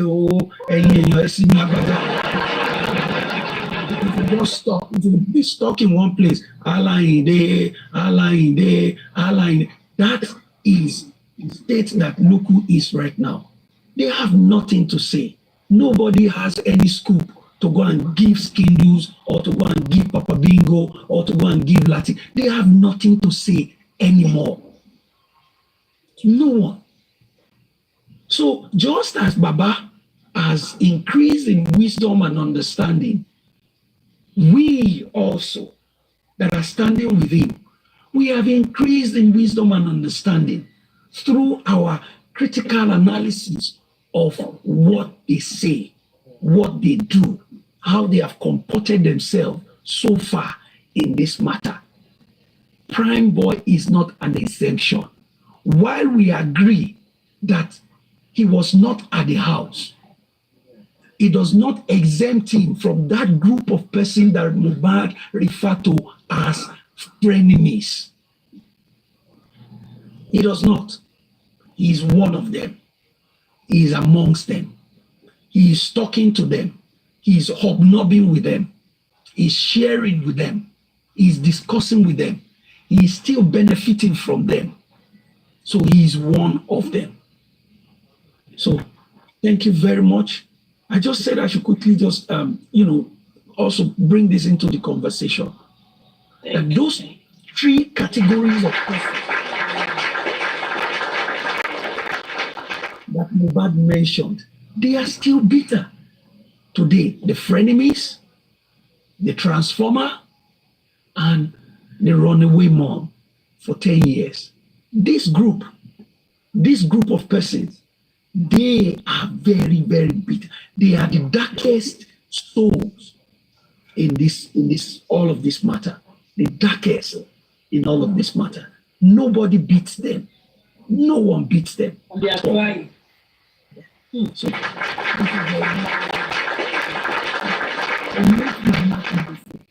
thank you, Mr.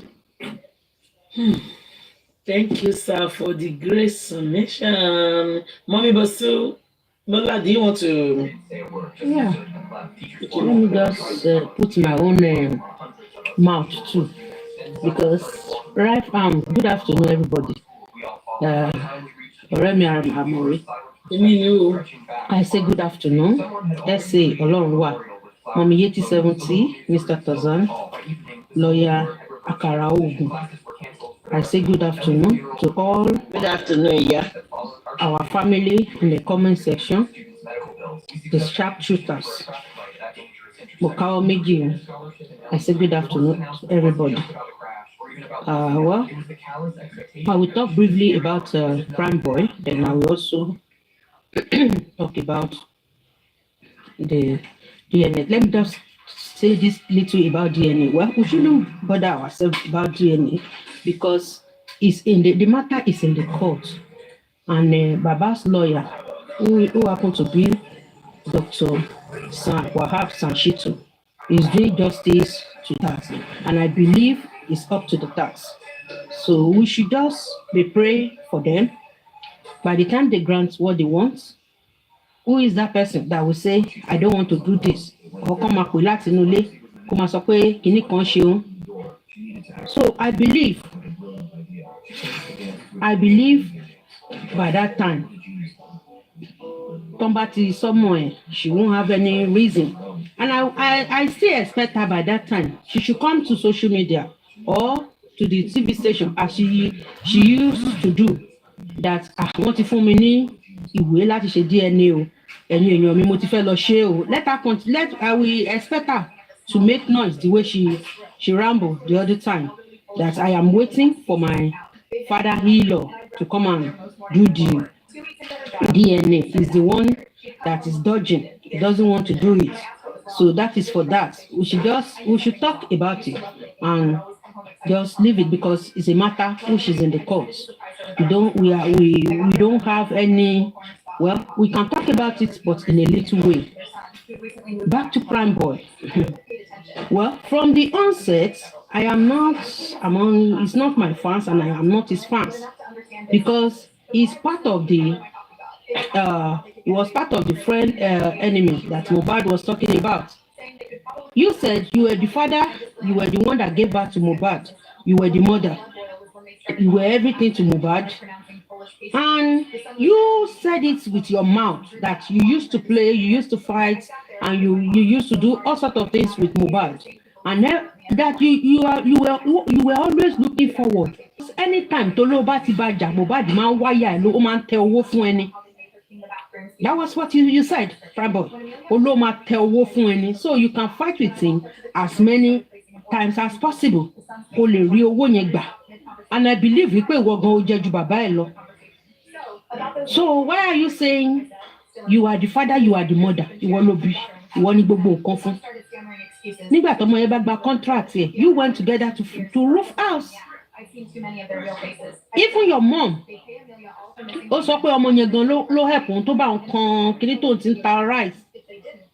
So whatever you might have done for him, he paid his due for you.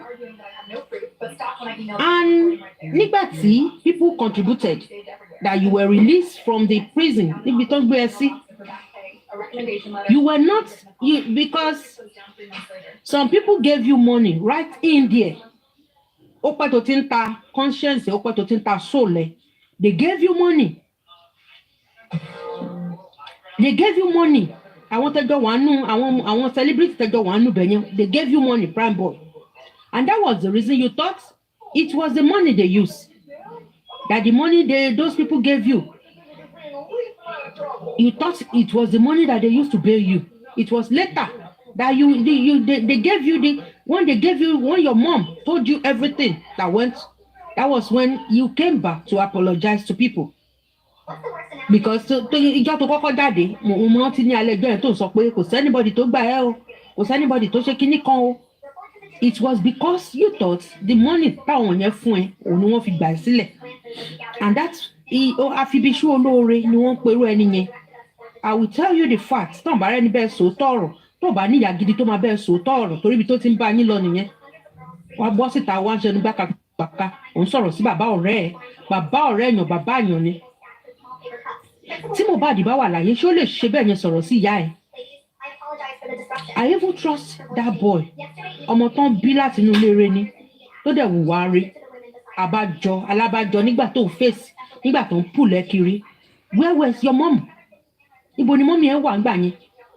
Kó tó lọ bọ́ sọ́wọ́ àwọn abiyamọ ayé tó gbà ẹ́ tán ju ẹ̀ sáyé tán sọ pé wọ́n gbà ẹ́. What you have done, ó rẹ̀ pé ọ̀rọ̀ ìní ni kì í ṣọ̀rọ̀ ìní. Because wọ́n fún ẹlẹ́gba báyìí tọ́rọ̀ ẹ bá sì jẹyọ ní high court, you are still going. Ó sì máa sọ̀rọ̀ tọ́rọ̀ bá kàn ẹ́, they will still call you to that cubicle, you will still talk, you will still give your own narrative. Tó bá wá wẹ̀ wá parọ́, you have said you ní kankan tó sọ sílẹ̀ nínú CTC. That's why it's really bothered and baffled me when all these guys, we have your voices àti ní ẹ ti kọ sílẹ̀. There is CTC ẹ ti sọ under oath. You have said some things under oath. So you can't go back and say you want to rewrite it. Kò jọ. Tí matter bá kàn, they will call you and you will still give your own testimony again. If you like, it's your life. It's your life. But ẹni tí wọ́n sọ pé a fẹ́ gbà ẹ́ kò bá bú bàbá ọ̀rẹ́ ẹ̀ kò dẹ̀ gree á jẹ́ pé o lè pa ọ̀rẹ́ ẹ̀ yẹn gan lójú ayé. There you are nígbà tó ń sọ wípé kí ló lọ sáré lọ ṣe lọ́dọ̀ Cubana àbí kí ni bẹ́bẹ́rẹ́bẹ́ who was the organizer of the program kí ló sá lọ ṣe níbẹ̀. Don't give us any chance to go back and ká tún kó gbogbo ibẹ̀ yẹn síta. Má fún wa ní chance yẹn. If you cannot fight justice for Mohbad, wọ́n ti gbà ẹ́ sílẹ̀, wọ́n ti gbówó fún ẹ, go to your house. Go and rest, go and relax. Má wá síta, má wá bú bàbá yẹn, má dojú òpòrú. Because ìwọ gan náà o lè ní ẹ́. Ẹ ti mọ̀ pé tẹ́ bá ti bú bàbá yẹn, people will be gifting you. You will have more viewers. And that is what you are doing. Mo rò pé olóhùn kọrin ni. Go and face your music. Go and face your music career. This is early part of your life. Go and find something to do. Go and do something better with your life. Leave this boy alone. Leave the man alone. Let him fight the way he wants to fight. Leave him alone.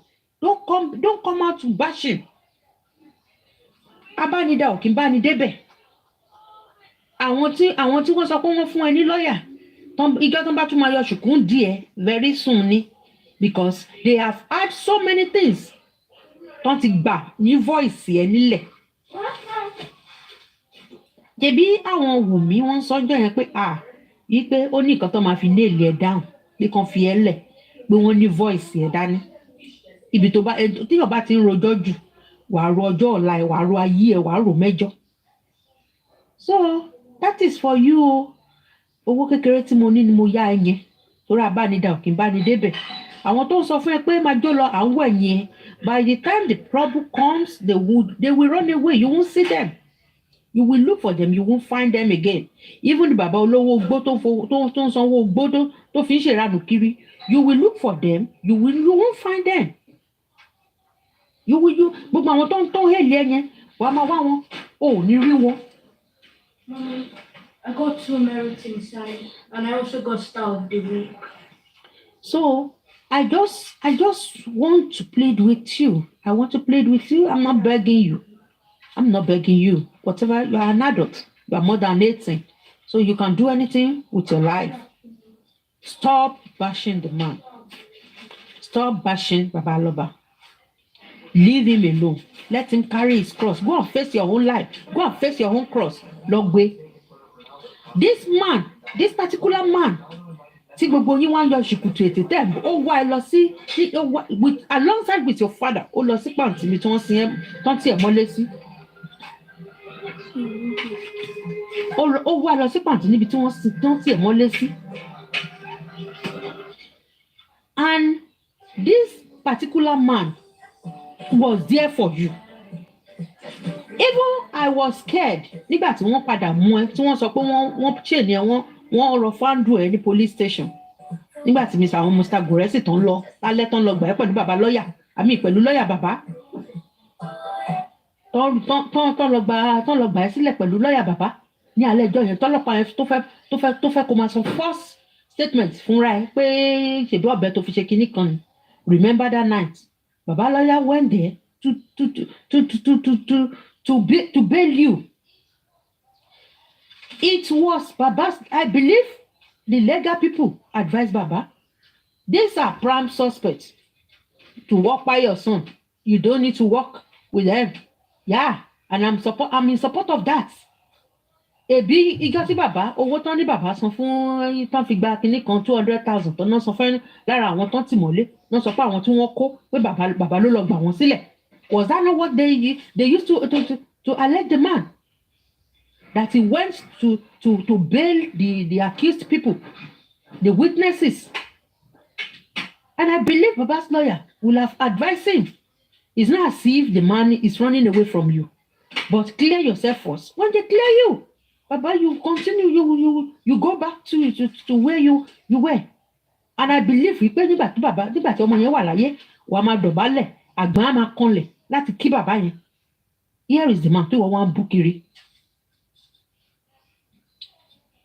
My people, we still have a lot of things to do, and we have a better case at hand. That's what I will tell us. We have a better case at hand. Our able son cannot use everything. We will not show you the inquest. Inquest is just just to find what happened. Find any. Find the facts. Ibi tí iṣẹ́ wà is high court. Ibi tí skills wà is high court. Ibi tí wọ́n ti máa fọ̀rọ̀ jomi tó rọrọ̀ is high court, not an inquest.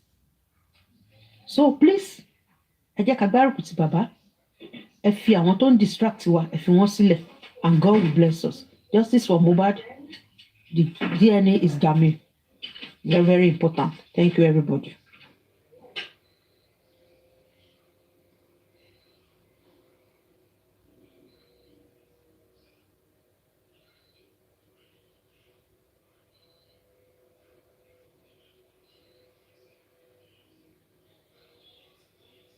mo mute tẹ́lẹ̀ ní lọ́ọ̀yà pé yíyọ́ ṣe bẹ́ẹ̀ sọ̀rọ̀ ni. Lọ́ọ̀yà àkàrà ogun ilé orúkọ tẹ fúnra yín bí ológun lọ́ọ̀yà àkàrà ogun.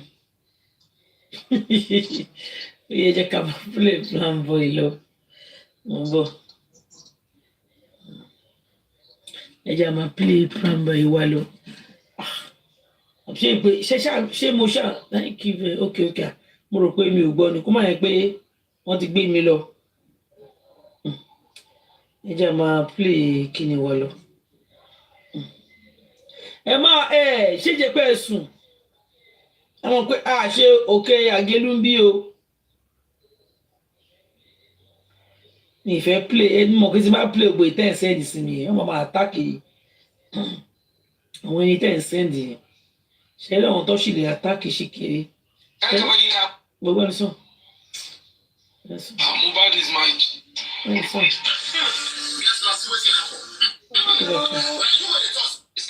Kí ló ní? Ẹ̀yin tèmi, ẹ bá wa list. Ó dùn ní Olúwatósìn, popularly known as Prime Boy. Nothing really happened. Mohbad, I saw Mohbad miss call on Saturday, and when I saw the missed call, I was shocked, and I was like, oh, Mohbad called me. Then I called him back immediately, and he told me, Prime, can I come over? Uncle, let's just chill. Uncle, he's missing me, you understand? And I said, okay. Immediately when I heard the news, I ran to. They said no problem, that they will join me soon because the next day is my brother's birthday, so even everybody will be there too. So and I said, okay, but me, I'm going today because I need to be with Mohbad. I'm getting to the island. I got to the island in the evening around 7 something. So getting there, I saw Mohbad in the parlor with some guys, with his boys, playing with his kids. And immediately I dropped my bag and picked his kid and I started playing with him. We greeted each other and they asked me what did I want. I said, I don't want NSC this time. Go and get me Chelsea this time. And he went sent someone to go and get me a bottle of the Chelsea. And when we were drinking, having fun, talking, he was playing some old videos for me on YouTube, and we were having fun. Then the next thing he told me, he forgot to told me that he's having show in Ikorodu. That was tomorrow. And I said, tomorrow, I should have told me now. Tomorrow is my brother's birthday too. Then he told me that, okay, let's do it this way. He said, Ibrahim, after that show, I will invite my brother to come to his house in Royal Pine, and he will celebrate another birthday for him. And I accepted, and okay, it's another celebration, and my brother will be happy to be with you as well. So we get into the show. When we got to Ebute Metta, and his wife, and as in him and his wife started having some arguments, eating arguments, which I don't even like. I don't even, I don't need to interfere in the family issue. So I was just looking, but the matter keep popping up. Like I don't understand. Even after the show, Even after the show, and I escorted Mohbad to the car, and I said, wait here, let me go and clear the road. I started clearing the road, and I was hearing that, calm down, no car can leave here now until Zlatan and other artists, because we came in together with convoy, so only you can leave. But I noticed Mohbad was angry, and because he don't want to stay in the car with his wife, because they were having one or two, but it was eating to me. But Mohbad was not happy that I was the one telling him, oh, they go should be by letting my sub go matter. And It was eating to you. What was eating to you? That's my problem. You met us in Animoto. Toris was eating to you. What was okay? Ma. Thank you, ma. It was eating to you. I met our Animoto. Show possible came in my sorrow. So my body. Oh my God! Now, why would you say it was eating to you? What was we eating to you? Look, Auntie Amori, I think maybe the details of the content of their conversation, sir. Omo, don't dali lori. Omo. Okay. Yes, sir. Give your solution.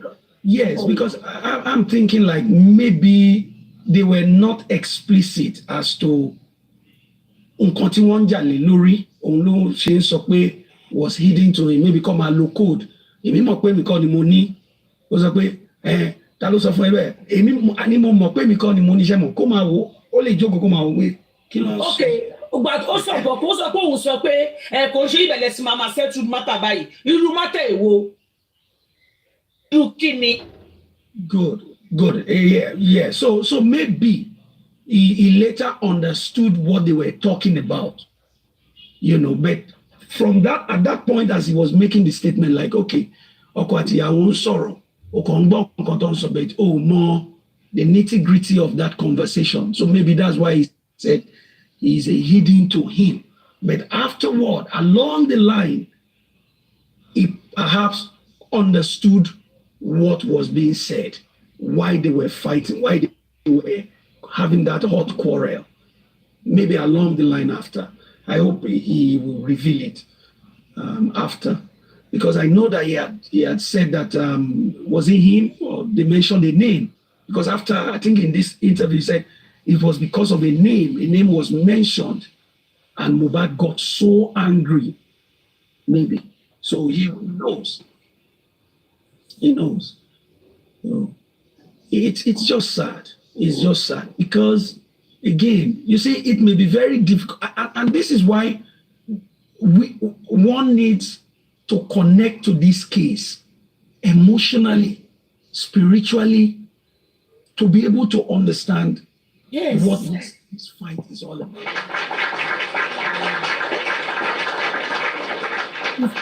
If you can't connect to this case, I mean, I'm sorry to say, if you've not lost somebody dear to you under questionable circumstances, you may not really understand.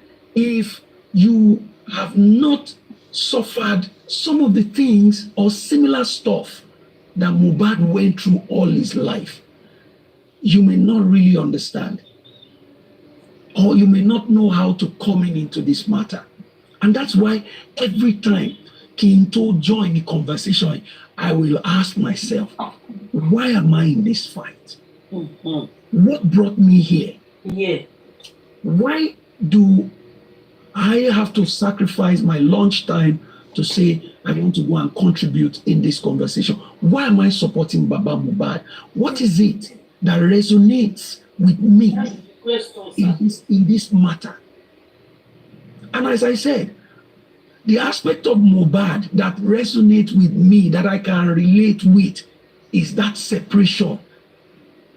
Separation at tender age, where your mother is no longer there, your father is somewhere else. Both of them are not together. And you live in a face me and face you. Yasikira and Baba Sikira with Sikira and all these, they have them. Those of us who lived in Surulere, you know that in the night around 7 o'clock when NEPA did what they know how to do best, we all bring out our family mats in front of the house, and every family will have their own space. We will tell stories and all of that. The father will be there. My mother was not there. I didn't like it. You understand? When you're going home, you feel like, oh my gosh, I'm going home again. What am I going to eat? You will wait till that. We will wait. Me and my brother, we will wait till daddy will come, bring food for us. I know when Mohbad said, 10 years, I did not see mommy. I understand. And that's why I expended so much passion in this fight. And when we ask ourselves that question, why am I here? The answer is what will keep us going. I mean, somebody who has lost a child will understand what Baba Mohbad is going through. Somebody who left a child with the other spouse as a result of separation or divorce and got a call that child is no more, you will understand what it means. Or that your brother, you left your brother somewhere and you have gone to hustle and you got a call that brother is no more. You will understand. You will be able to make sense of what is going through Baba Mohbad's head. You'll be able to make sense of why that man is still here, saying that, no, I need answers. You will understand. And if you have ever accused your wife or your wife has ever accused you of promiscuity, of adultery, if you have ever had a situation in your life where it has to do with I saw your phone, I saw your text messages, I did this, what's a picture doing in your phone? Why is this guy calling you? You will understand the struggle that Mohbad had. All of us here, we are everyday people. Everyday Oshodi people, Mushin people, Yaba, Ketu people. And you can all understand this side of this story. If your girlfriend had ever accused you as a man or, just show some pepper body because she saw a picture on your phone or she saw a text message, you will understand this matter better.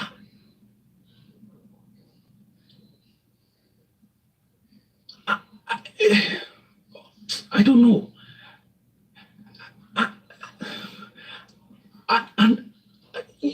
To the point where Mohbad was shown video.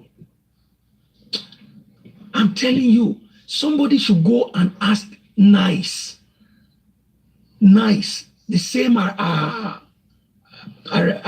don't know his Yoruba name, but he's Nice. His stage name is 9ICE, Nice. Nice too went through something similar to what Mohbad went through.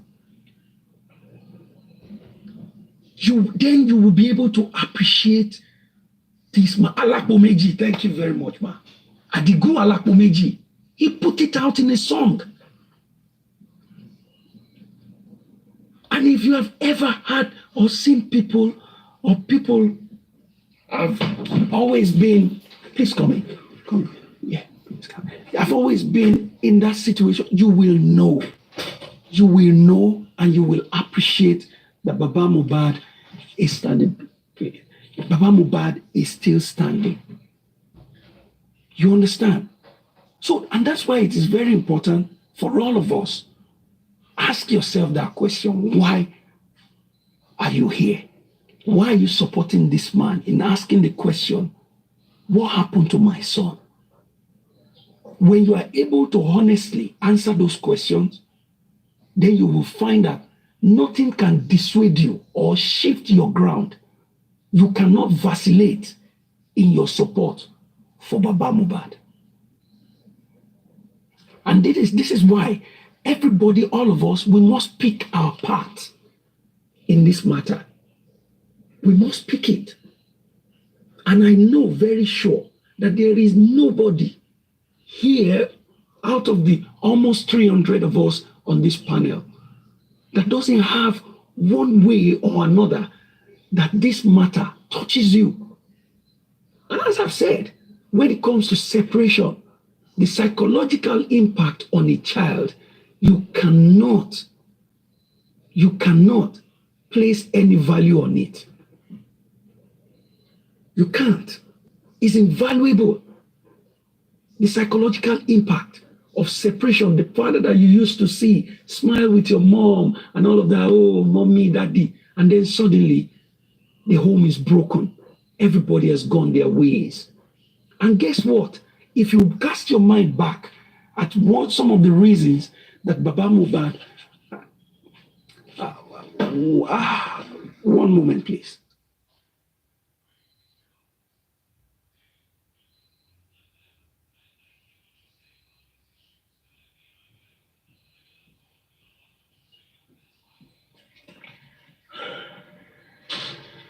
Hello. Hello, good. That's okay. I make submission. Thank you, sir, for your submission. I just can clap. It might be no moment.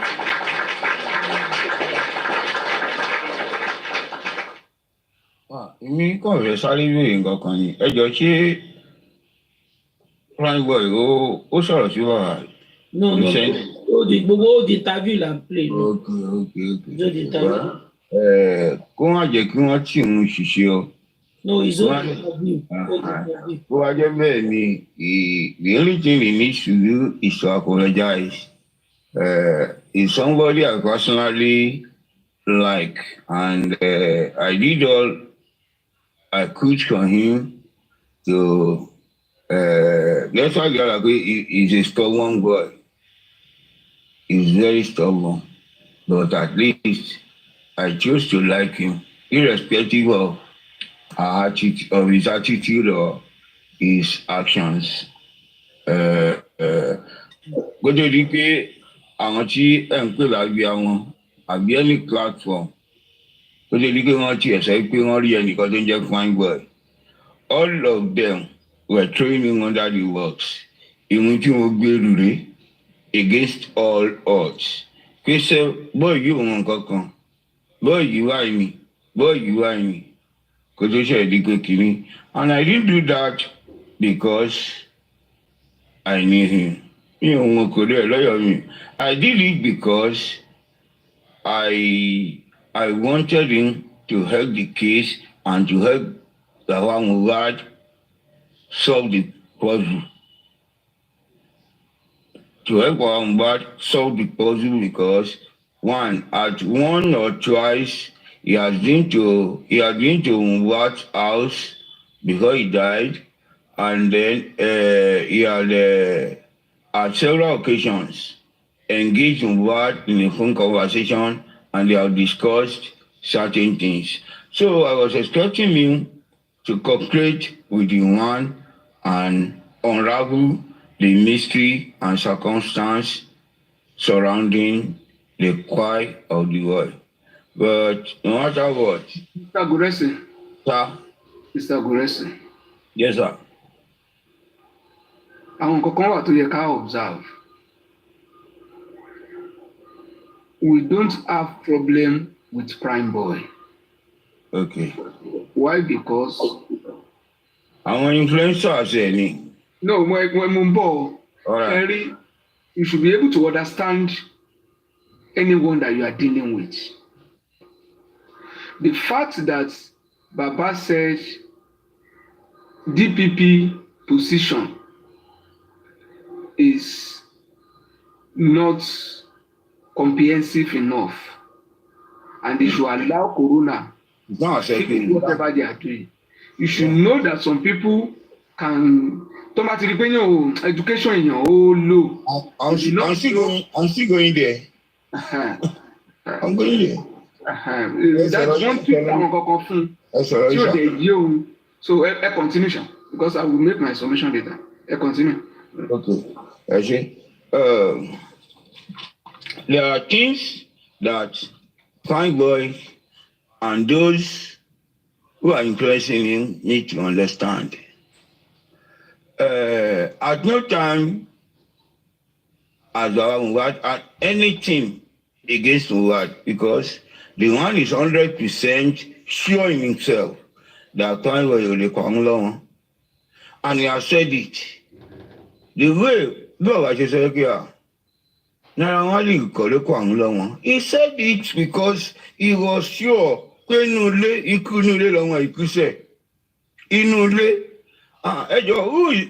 is closer to Mohbad between Adura and Naira Marley? Adura now. Well, for the one Naira Marley kọ̀lẹ́kọ̀ àwọn ikú ní ilé àwọn tó wà ní ilé àwọn ní kẹjẹ ká gbìlérè àwọn ní kẹjẹ ká mú. But why we never obstruct or intervene in the investigation and anything the police are doing, any investigation, but he has always in his mind knew that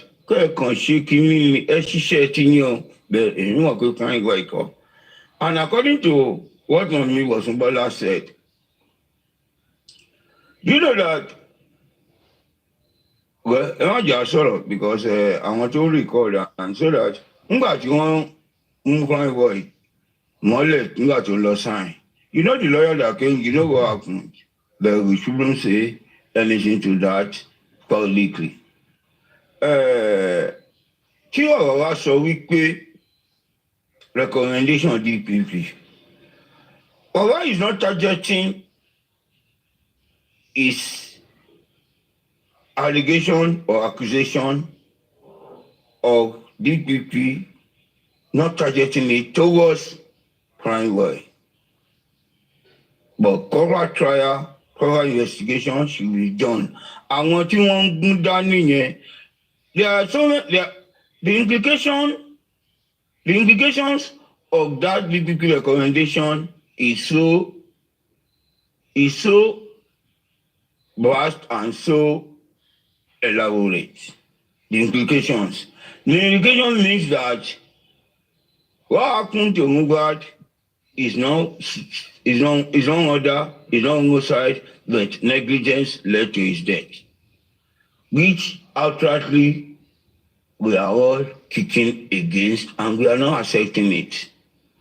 The second one is that nobody in that house, nobody present in that house should be touched and they should not be investigated, which we have all been crying for, that everybody in that house bring them before the law, let the law take its course over them, because the circumstance that led to the crime of Mohbad happened in the house. Another implication is that whoever that had a hand or had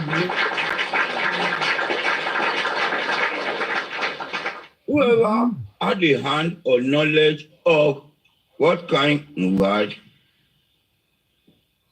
is able to go scot-free, untouched, untampered.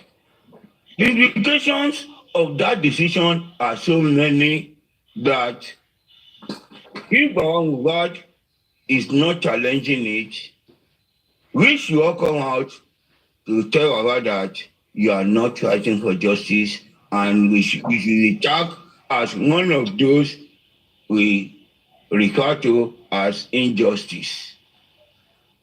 Baba challenging it, want to quit the record straight and want to help judiciary and struggle for justice in Nigeria. By saying that, look, even in what Baba is writing or in the prayer of our God, he suggested that let congruency be done on everybody in that house, even he himself.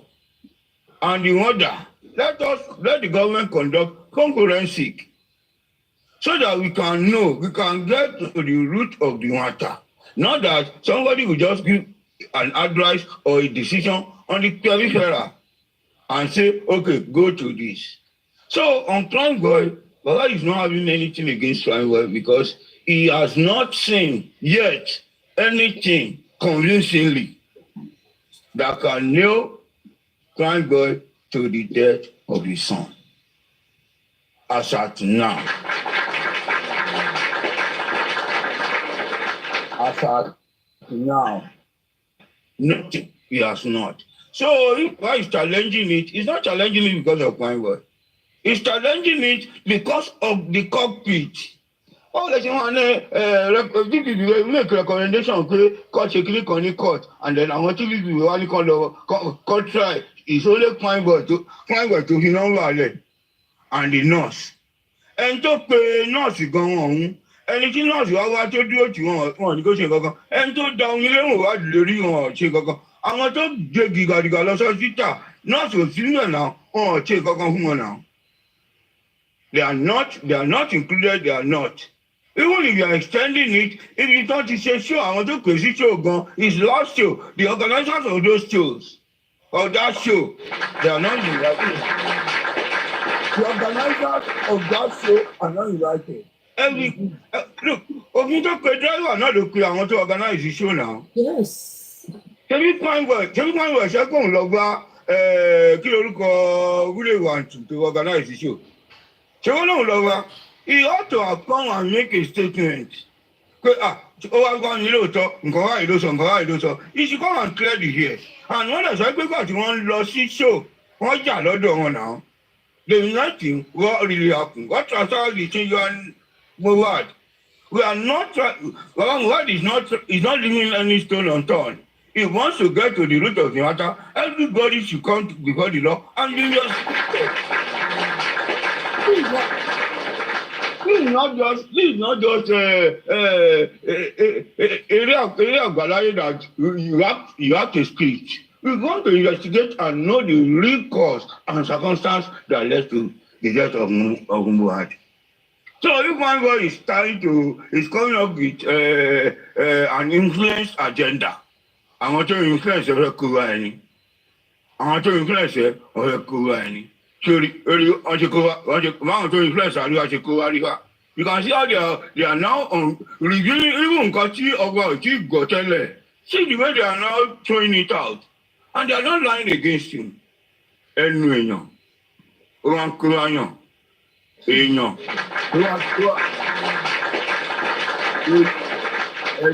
ẹ̀dá tí ò bá ti lè kó ẹnu ẹ̀ ní ìjánu tí wàá lò kó ohun ọ̀jàjà àwọn kan wà wọ́n ọ̀jàjà jù ẹ lọ. And they are going to teach you a lesson in the hard way.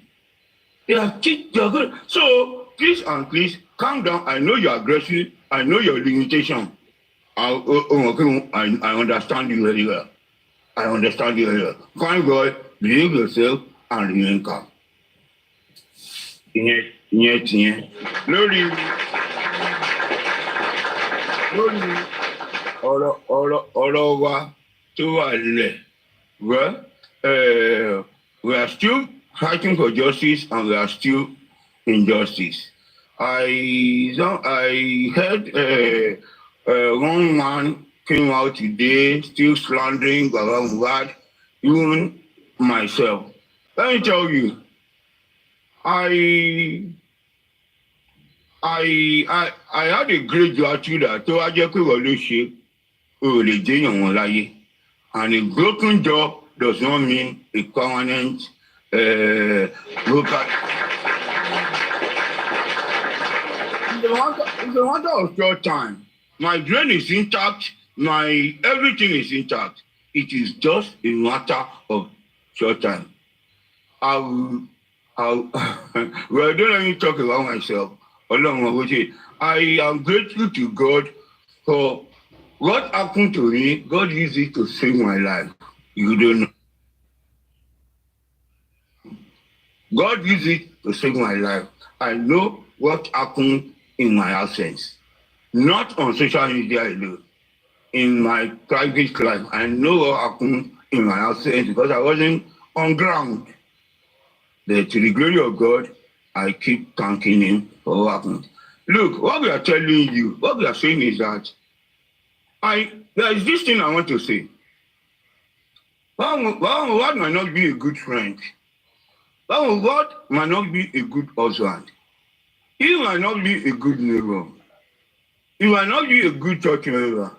But one thing you can never take away from him, and one thing why you will always have my respect, why you will always be so dear to me, is that he is a good father. He's a good father that I try to imagine myself that can I look when ìgbà tí ojú ń kún ẹṣin bàbá yẹn, he had a lot of people who told him and abroad that could help. Kò kí ẹnìkan rí kó fún ₦1. He was struggling. He was working hard to make sure that he trained all those children. He trained all those children. Ọlọ́run ló ń gbìyànjú lọ́wọ́ tọ́ lóòótọ́ o, ṣùgbọ́n mi ò gọrí. Ní bàbá yẹn sọ pé kọ́mọ mi lọ gbé ọ̀dọ̀ ẹ̀gbọ́n òun nítorí kò sówó oúnjẹ. Àdìgbò lọ gbé ọ̀dọ̀ àbúrò òun nítorí kinní kan. Ó kó ẹwọn bí adìyẹ ṣe máa ń ṣàwálé ọmọ, ó yẹ wọn ń kọ́ wọn sábẹ́. That was how Baba Mohbad trained his children. Àtọkùnrin àti obìnrin. Àwọn mẹ́rẹ̀ẹ̀rin wọ́n máa sùn sórí bẹ́ẹ̀dì kan náà ráì. Orí bẹ́ẹ̀dì kan náà ráì. Nínú yàrá àhóró wọn. Anything. He's a human being. He's not a saint. The one thing nobody can take away from him, manipulator, is that he is a good father. Up to date, go and see him with his children. He is a good father. He is a very friendly father, and a father that every sensible man will want to emulate. And what we are saying is that according that respect of fatherliness, according that respect of sincerity of purpose in fatherhood, according that respect of fulfilling the task God has given to every man. Ó ṣe ìyá, ó ṣe bàbá, ó ṣe ẹ̀gbọ́n, ó ṣe àbúrò, ó ṣe uncle, ó ṣe auntie àwọn ọmọ ẹ̀. Ó ṣe gbogbo nǹkan àwọn ọmọ yẹn. And that is what we are telling you, that look, no, against anything, according to that respect. You go lọ́wọ́ Mohbad o, mi go ń jẹ lọ́wọ́ ẹ o. Tèmi gan ló ń wọlé síbẹ̀. Ṣùgbọ́n he will forever earn my respect because of the sacrifices.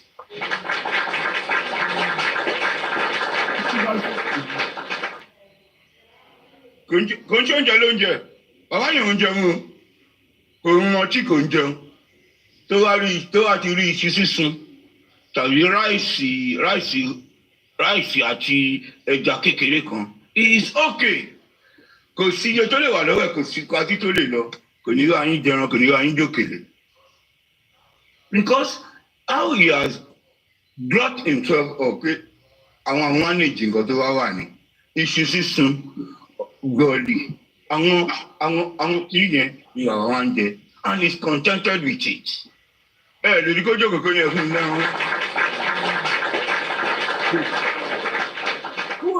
Whoever that speaks evil of this man can never see the good side of him. You can curse him, you can say all sorts. Okay, love you. I graduated from Howard University. I stayed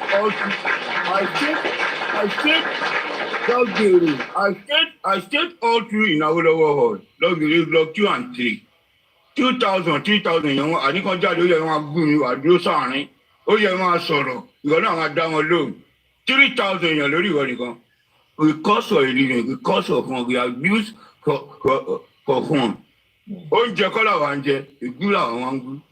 That was how we grew up. So tí wàá rò pé bóyá ọ̀rọ̀ kan lè sọ tó lè dùn mí, nǹkan lè wẹ̀ pé you are just wasting your time. Ó kàn ràn ẹnu ni. So that this man who has sacrificed, there are some selected people in life that Agodo accord respect to him. Awolowo tá à ń pè, not that Awolowo was a saint, not that Awolowo was not king, but the sacrifice that they made accord them the respect. There are some martyrs that we are honoring today. Not the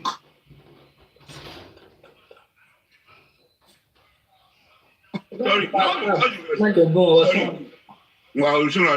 because they were socially created. Ẹ̀yin kọ́ mo ní kọ́ bá power tap ni ẹ̀yin kọ́.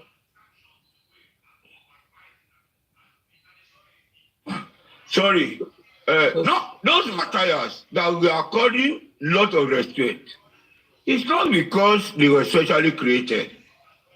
It's because of the one particular sacrifice that they made. One particular sacrifice that they made. Only, but they will sacrifice one thing. That this one will sacrifice good life, personal good life, to train his children. Not that he has a special behavior that is different from any one of us. For the fact that he made a very real sacrifice. Tell me at you will see. You can't don't want to community gbà kí ló ń ṣe ẹ́ ìwọ lè ní òṣè ní wọn máa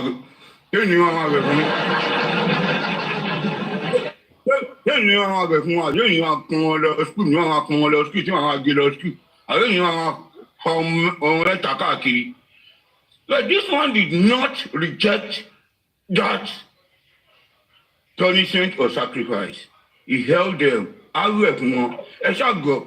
Àti láwọn méjì àwọn mẹ́ta tó ti wá pé àwọn tí yìn náà tẹ́ wọ́n kàn wọ́n sẹ́yìn lọ sí skul tẹ́ wọ́n mú wọn káàkiri tẹ́ wọ́n àṣẹlẹ̀ there was nobody kódé ìyàwó mi gan ìdí ìwọlé gbogbo táwọn yẹn he tasted it and he did it. Wọ́n jẹ́ pé ẹyọ kan ṣe yẹn ló ṣe.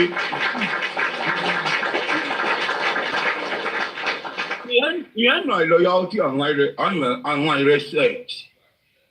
And you are there insulting, cursing the man, saying all jargons. It's quite unfortunate that you are not told when you are running your show, you should write your lawyer, you should do this. There was no agreement. Intellectual property, anything who is on intellectual property, it could have been your intellectual property. If an agreement was signed, take it to court. The first thing your lawyer will ask you, can I see the agreement you signed? If there was no agreement, if there is no engagement, there can never be disengagement. You only disengage an engagement. If there is no engagement, there can never be disengagement. So if there was no agreement, there was no contract, and nobody owes anybody. He's just asking you, it is my voice. The voice is low and there. The recording, any money or anything on the recording could have been paid in cash or in kind. Or somebody could have, it could be anything.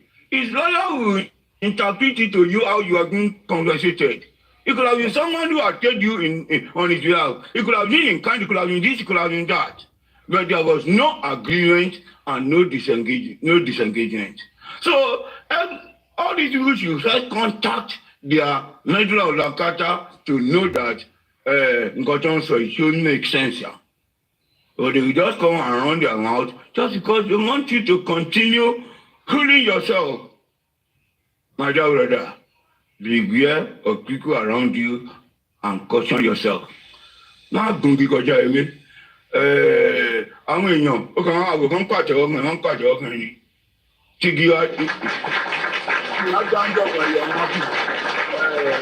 Thank you very much, Auntie Amori. Thanks for the opportunity, and I greet every panelist. I always acknowledge your presence anywhere. Daddy Shark, lecture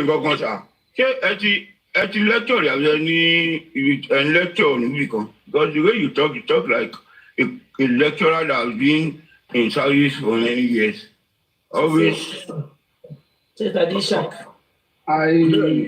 Before you, because I didn't make submission, Mr. Grace, is there anything? Let it slide. Okay, ma'am.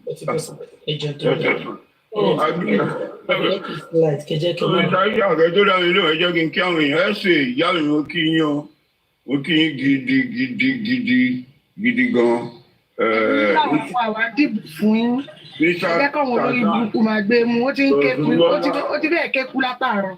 ẹgbẹ́ ẹsẹ̀ ẹgbójú. Lọ́sọ̀rọ̀lá, okay, mo kí yín mà ọ́, Mr. Tarzan. Mo kí yín o. Greetings to you, sir. We'll talk behind camera. Olayisi, Eshigon, God bless you. Thanks for the opportunity. I'll be here listening. Tarisha, my question you are here to answer. When you want to give your solution, you can answer me. My lecturer, I appoint you. Lecturer, okay.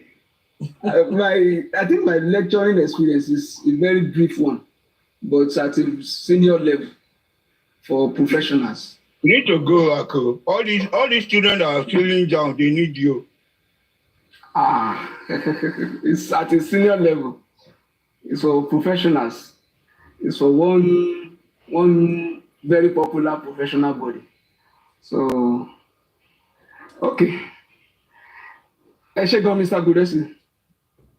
I'm sorry for my earlier interruption.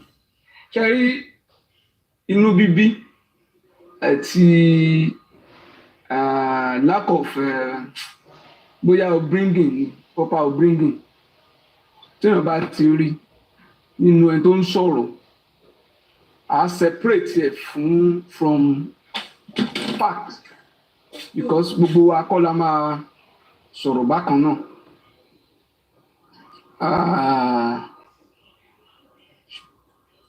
It's not. I think most of the people who attended my class were MBA, but not ICANN, not related to that. It's another professional body. So. They need you there. No. Terry, prime boy. I would say prime boy to me. Prime boy. Ẹ lọ gbọ́ àwọn interview ẹ̀ àtọ̀rọ̀ tó ń sọ from beginning to date. From ìgbà tó ti jáde. Ìgbà tó ní Wùmí àti Mohbad ń sọ̀rọ̀. Ó lóun fẹ́ intervene in their family issue. Ó lóun fẹ́ intervene. Kò ṣe pé kò mọ nǹkan tó ń sọ. But kò wá interested in letting us know anything about what they discuss. When somebody who is a suspect, may not be a key suspect, but when somebody is being questioned and is keeping questions, or a suspect is keeping questions, is either is exercising his right to silence, or is showing unwillingness to engage the interviewer, or is avoiding the questions that could incriminate him or lead to maybe unfavorable conclusions. I will pick them one by one. Ìgbà tí Wùmí fẹ́ máa box prime boy, ṣé prime boy ò sọ àwọn kankan tó lòun ò ní sọ tẹ́lẹ̀? Ó react. That's a fire back. It means whatever prime boy is saying or doing is just to defend prime boy. Prime boy is not ready to support whatever Baba is doing. Prime boy, we will not go and implicate somebody just because we have to support Baba Mohbad. So far, I have not seen anything to implicate prime boy. But prime boy, to me, has some information to go as a witness and is not ready to support Baba.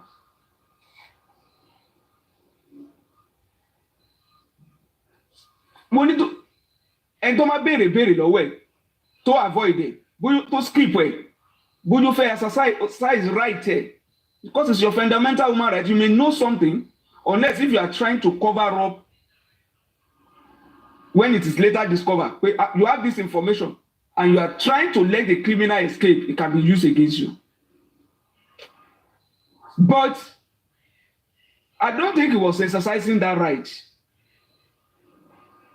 I believe pé ọ̀rọ̀ tó ń sọ yẹn ọ̀rọ̀ tó jẹ́ pé tí prime boy bá sọ jáde might lead into something that could consume him. There is a fear somewhere. And that's why people are tempted to believe in the story of paternity. One béèrè the way. That's the first thing. Me think David Jotton ọ̀rẹ́ kú. One béèrè the way. Oh, flow. Ó ti kú now. Kini is a family issue. I don't want to talk about it. Talk about it now. Oh, lè má dá sí ńjọ́ yẹn. Torí family matter ni. But family matter kọ́ nísìn. Ó ti di crime. Tell us what you know. Nto mọ̀ yẹn tó bá sọ from day one. Tí o record ẹ̀, tí o ní anything. Ó lè consume him. So Prime Boy was not prepared to sacrifice more than kóun yọrẹ kúrò nù wàhálà. Wasn't ready to give all everything. Ọ̀rẹ́ mi mà ní, I'm ready to face it all. Mo gbọ́ ni, and I can defend it. Prime Boy is not ready for that. Secondly, Hello, sir. Sorry, sir. At one point, also, me or Kumba, you want to play the devil's advocate. What he said is, Mr. Blessing, anything that is not official, anything that is not documented, don't let us talk about it. Because telling you are not a witness, it will be hearsay. It doesn't carry any weight. And you like come up with and he is so for me. But as a friend, I didn't solve that man. You pay mon kokon, avoid it. The more reason. It don't lord help to the bomb or to material way so. Talo ya koko fo jade, but nothing sorrow, ear infection, nothing sorrow, industry code, I think on. The first thing to yẹ kó jáde lọ́wọ́ ta ló yẹ kó máa kà bùrùbùrù kó máa ní ọ̀rẹ́ mi Wùmí kí ló sọ̀rẹ́ mi ṣé o ṣe gàtẹ́ ìjà lánàá náà lẹ tó fàdé bẹ́ẹ̀ yẹn hope nothing happen mo dẹ̀ text ẹ now o dẹ̀ reply mi o dẹ̀ ní kí n má wá ọ̀rẹ́ mi rí gbogbo reaction yẹn until èmi dúró mo sun ẹkún I cry for my friend the friend I so much love I love my friend ọ̀rẹ́ mi máa ń tẹ ewu fún mi ọ̀rẹ́ mi mú èmi àti ẹ mọ́ra wá you can do this and that ẹ jọ kí ni gbogbo yẹn fi help nǹkan tá à ń sọ ó mọ̀ pé wọ́n jà kúrò nílé ó mọ̀ nǹkan tó ṣẹlẹ̀ tán fi ní kí wọ́n bọ́ sílẹ̀ nínú mọ́tò sọ yẹ kọ́ ọlọ́pàá tiẹ̀ sọ pé wọ́n ń wáyàn ìjọ tó wá ń sọ̀rọ̀ ìgangan tó ń grant interview ṣe rí reaction pé that day ó ń hò díẹ̀ pé Wùmí má lọ wá o tó bá wá o máa ju nǹkan síta o that was his reaction ìdè mi ní tí mo lè fi defend ara mi o. Èmi ní tí mo lè fi defend ara mi o. So, but tó bá ti di ọ̀rọ̀ bàbá, Prime Boy ready to go further. So why easy to instigate is somebody to bá nílùú position mẹ́yìn. More so tó wọ́n sọ pé wọ́n ti free ẹ̀ tó wá gbọ́ pé somebody èèyàn kan lọ challenge judgment yẹn. It's easier for somebody who doesn't want to have anything. Prime Boy doesn't want to have anything with judgment, with justice for Mohbad. Prime Boy wants to be free. That is his position.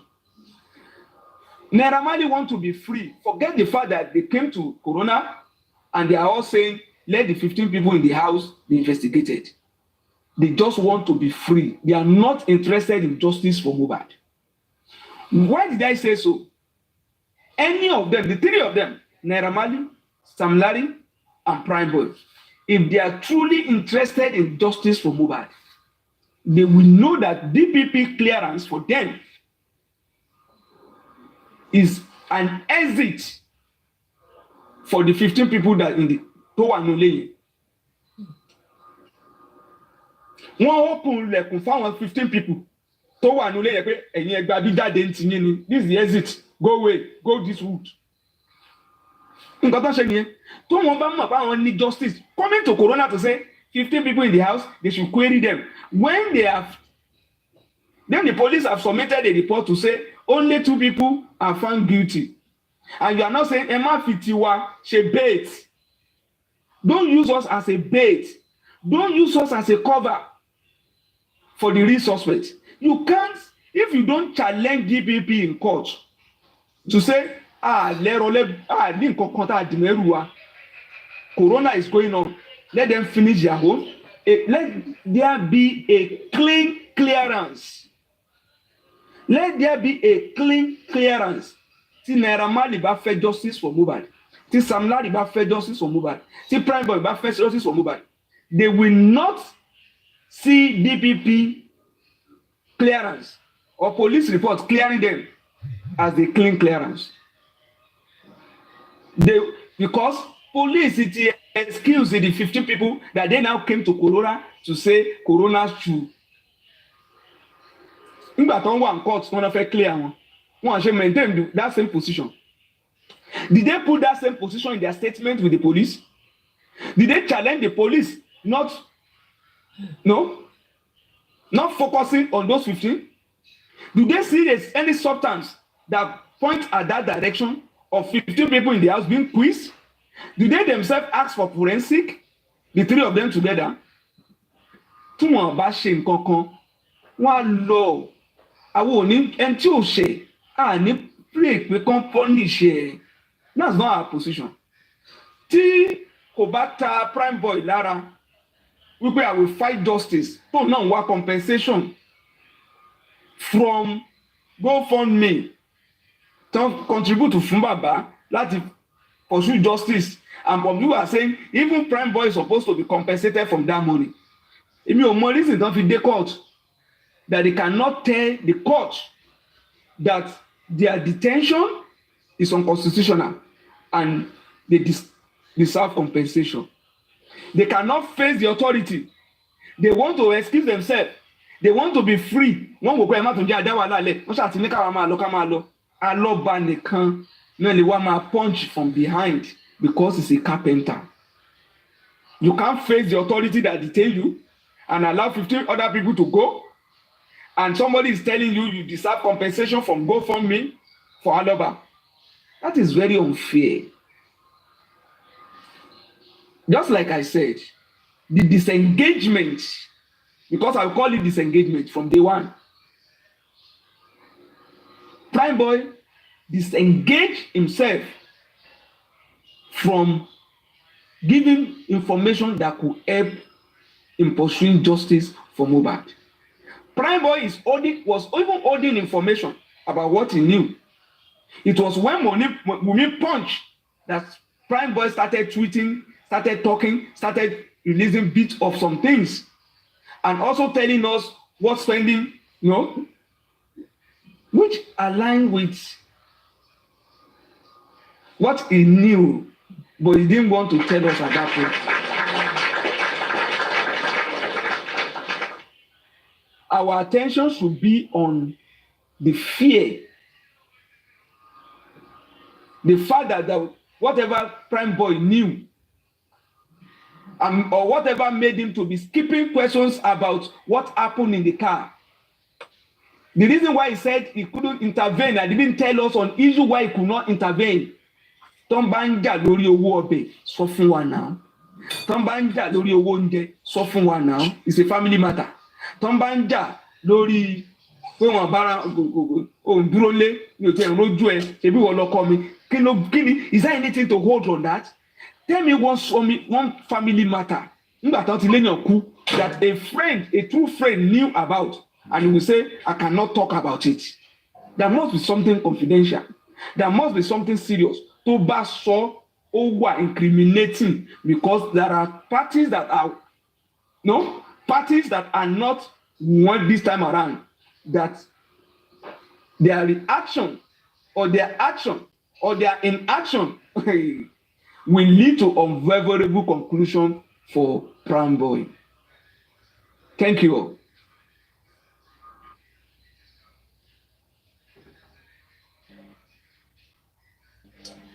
Thank you, sir. I've muted me because I stand up to see. Thank you.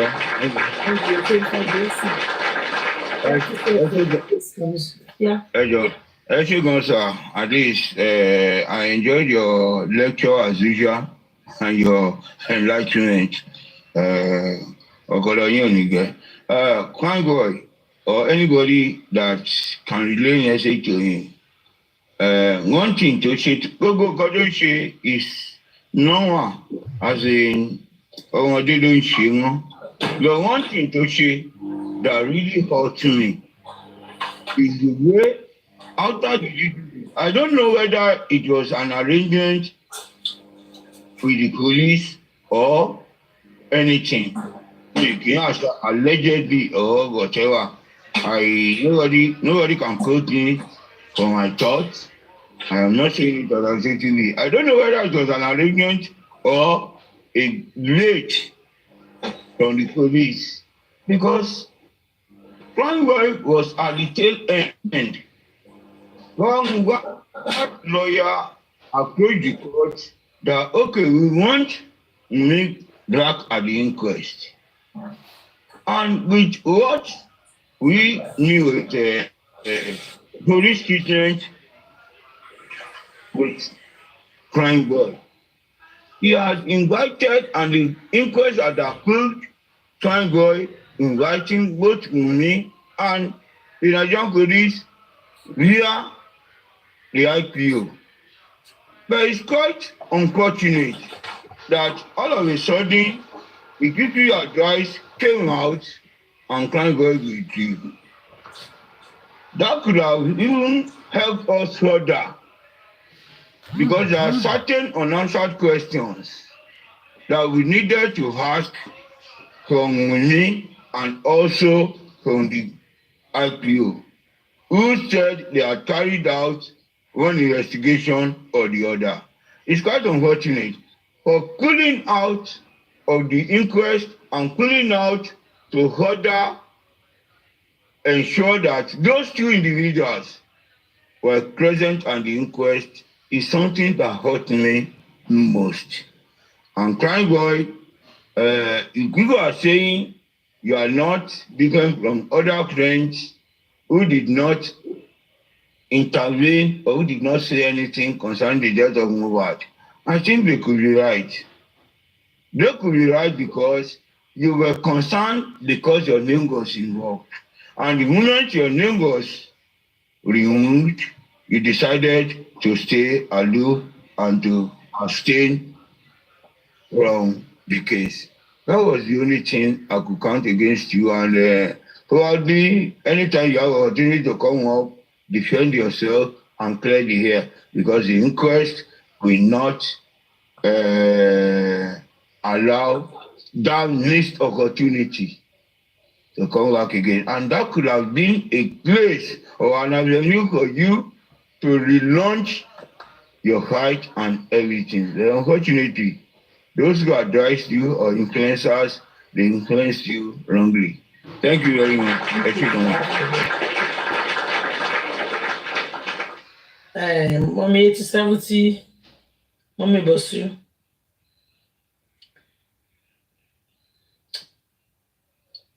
See, Mikey. Okay.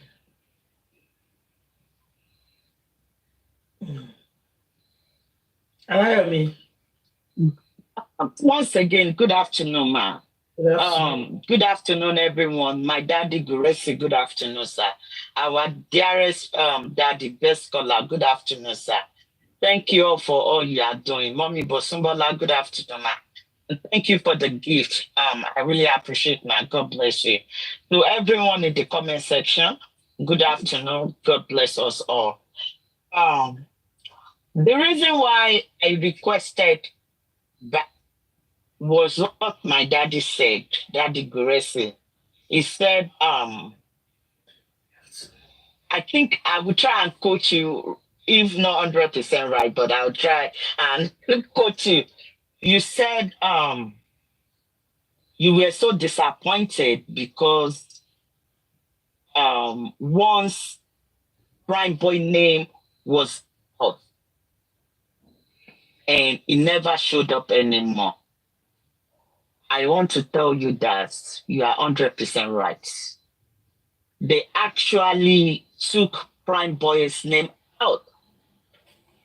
as a Prime Boy name out is as a bait to cover up Wunmi from, it is well in Jesus' name, Nigeria.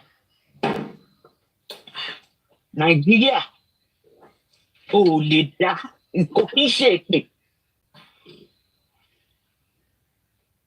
Wunmi is actually going down.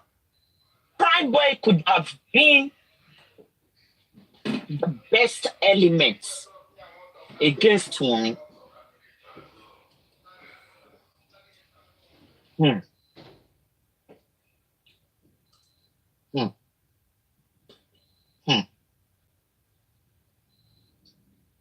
Almost 22, 23 years old. Tó pa èèyàn. Ìjọba Nàìjíríà. Ẹ̀dẹ̀ ń cover ẹ̀ up. Prime Boy. What if it happens to you?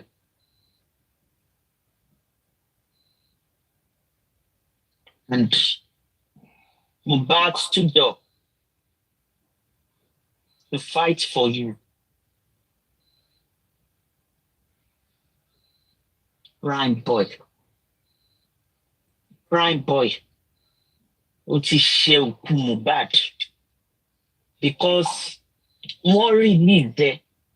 Wá lérò yìí pé bí ó ti pé wọ́n ti release ẹ̀ yẹn, kò sí nǹkan kan mọ́. Èmi ò gbàdúrà kí aburú ṣẹlẹ̀ sí ẹ o. Mi ò gbàdúrà ẹ̀ rárá. Nítorí pé kò sẹ́dá tó gbàdúrà káburú ṣẹlẹ̀ sí ọmọ ẹ̀. It's okay. It's okay. But gbogbo nǹkan everybody dé lábúrò. Gbogbo nǹkan everybody. Oyin Aláyọ̀ ni, it's okay. Ẹ̀yìn tí wọn. It's okay. Need that you are too emotional to that level. Yeah, it's painful. It's painful because it's you know what is called prisoner exchange. It just exchange suspects. The exchange it's a technical arrangement to me. Looking at somebody who is a key suspect for negotiation, it looks more of that. It was a technical negotiation. And it's sad that a very close friend, could be used for that. I'm telling you.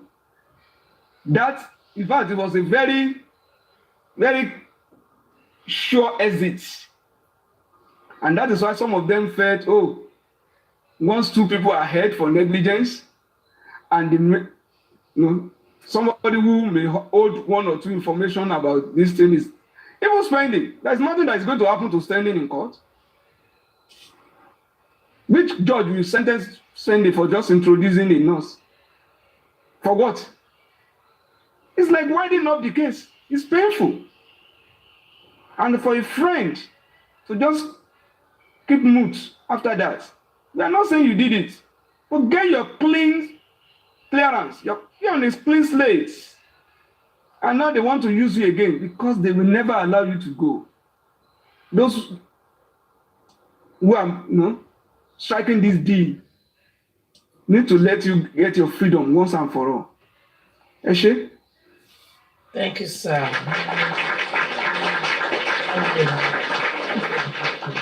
Mommy Aláyọ̀.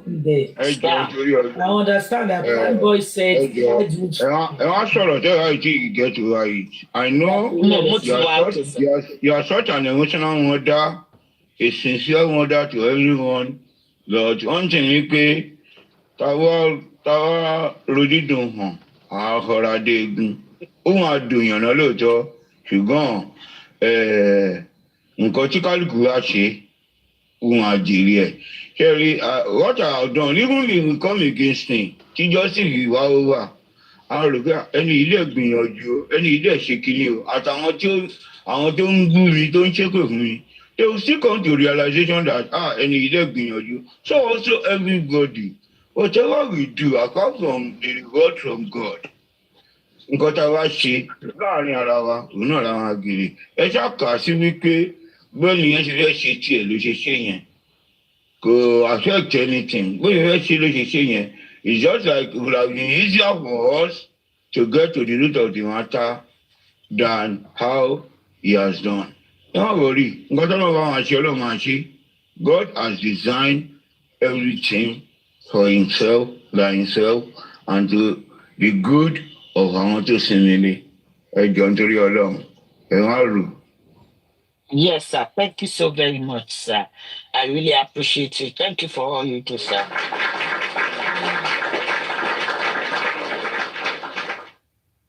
You know, it's been a while anyway, because I don't even like to let my emotion run over me when it comes to justice for Mohbad. You know, it's so funny. You know, when you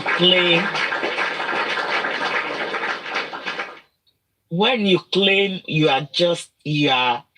are a father, but at the end of the day, you now turn yourself against your son. Your word for you, fine boy. You said you are just a father to him because you've been a long time friend. And that was the reason why I let my emotion run over me. You could have been. After all, you said you are also a musician. If you stand for Ilerioluwa, see, watch God behind you. How God is going to take you to places. But you let just very tiny things to take your own future away from you. If you stand by Mohbad, you could have been the greatest thing in your life, and you will have peace even if you don't have money. But you will have peace, and peace rules over everything in life. Even the riches also cry because they don't have peace. One day, my boy, I want many to lepa because olówó kì í nísìnyí tálákà àti ẹni tó ní Ọlọ́run wọ́n ní ìsinmi, wọ́n ní ayọ̀ ọkàn ju olówó lọ. You could have peace your entire life. If you can go back, retract or retrace your step, you will still have that peace. If you want to start with Ilerioluwa by telling the world what you know, by pointing fingers, you've once pointed fingers at this girl. You can still do it again. Excuse me, everyone. You told the judge your lawyer told the judge you want Wunmi back in that court. Let her come and face you because you have a lot to say. Please. Oh, the walla babaya Mohbad. Don't sorry, Kiri. Let this come to reality.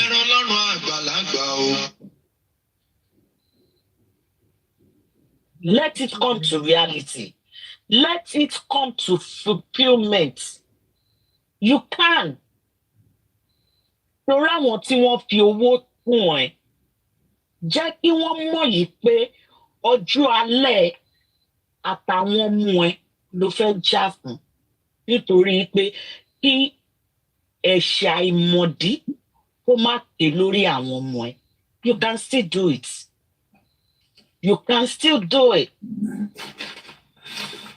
So listen, if you wishes to help, God is still God. He will still be God. He is at work in the case of Mohbad. If he chooses not to help, God is still God. He is at work for Mohbad to get justice. But you can as well. Bó ti bàbá ẹ̀ mọ́ lára. Bàbá yẹn ti kọrin, ó ní ẹ wo ti Jésù mọ́ mi lára, ro tọ́nà mọ́ lára. You can do it. Má gbàgbé, gbogbo àwa tá a sọ yí pé o ò ṣe dáadáa nísìn. Gbogbo wa yìí náà la jà fún ẹ. Gbogbo wa la jà fún ẹ.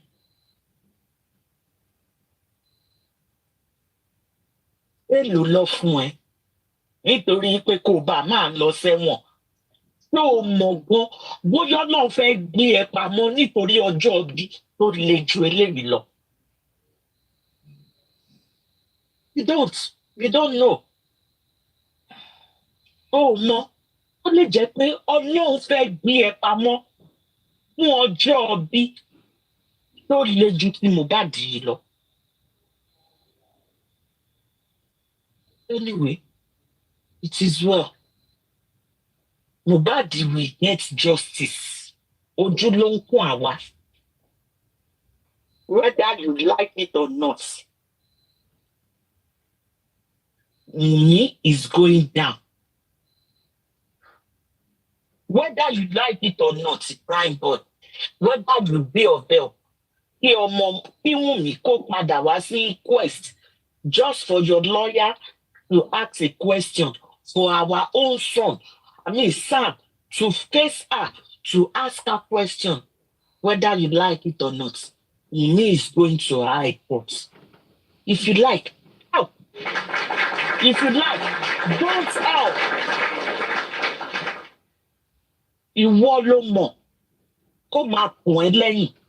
Iṣẹ́ ọwọ́ oníkálukú wa ó ń tàn wá lẹ́yìn. Èdè lọ fún ẹ. Do you think you have a peace of mind? Wunmi tó pa Mohbad lánàá. Àtàwọn tó ń support Wunmi, they can go after your life. Ṣé wọn ò tí go after life ẹ rí ni? Tó sọ yí pé wọ́n fẹ́ ya ẹ lẹ́nu. Wọ́n wá attack ẹ, wọ́n ya ẹ lẹ́nu. O ò ṣe kúkú sọ bí nǹkan tó bá fẹ́ ṣẹlẹ̀ kó wá wò bóyá aláyé ò ní dìgbé fún ẹ. Anyway, thank you so very much. Nǹkan tí dáàdi wa sọ ló gbé mi wá sókè. Wípé prime boy has compromised nítorí pé wọn ò fẹ́ jẹ́ kí Wunmi padà lọ sí court. Prime boy was used as a bait. And that is a lie. You were not used as a bait. We have God. Ẹ̀yin ní èèyàn, àwa ní Ọlọ́run. Ẹni tó ní Ọlọ́run á wo ìgbẹ̀yìn onítọ̀hún àti ìgbẹ̀yìn ẹni tó ní èèyàn. Òwe Yorùbá ní kọkùnrin tó àtọ̀rìn, obìnrin tó àtọ̀rìn, á wo ẹni tó máa ní omi lẹ́yìn ẹsẹ̀. Ẹ rí i pé àwa tá a ní Ọlọ́run ni. Thank you for having me. I appreciate. God bless you all. Thank you. Thank you. Thank you once again. My woman.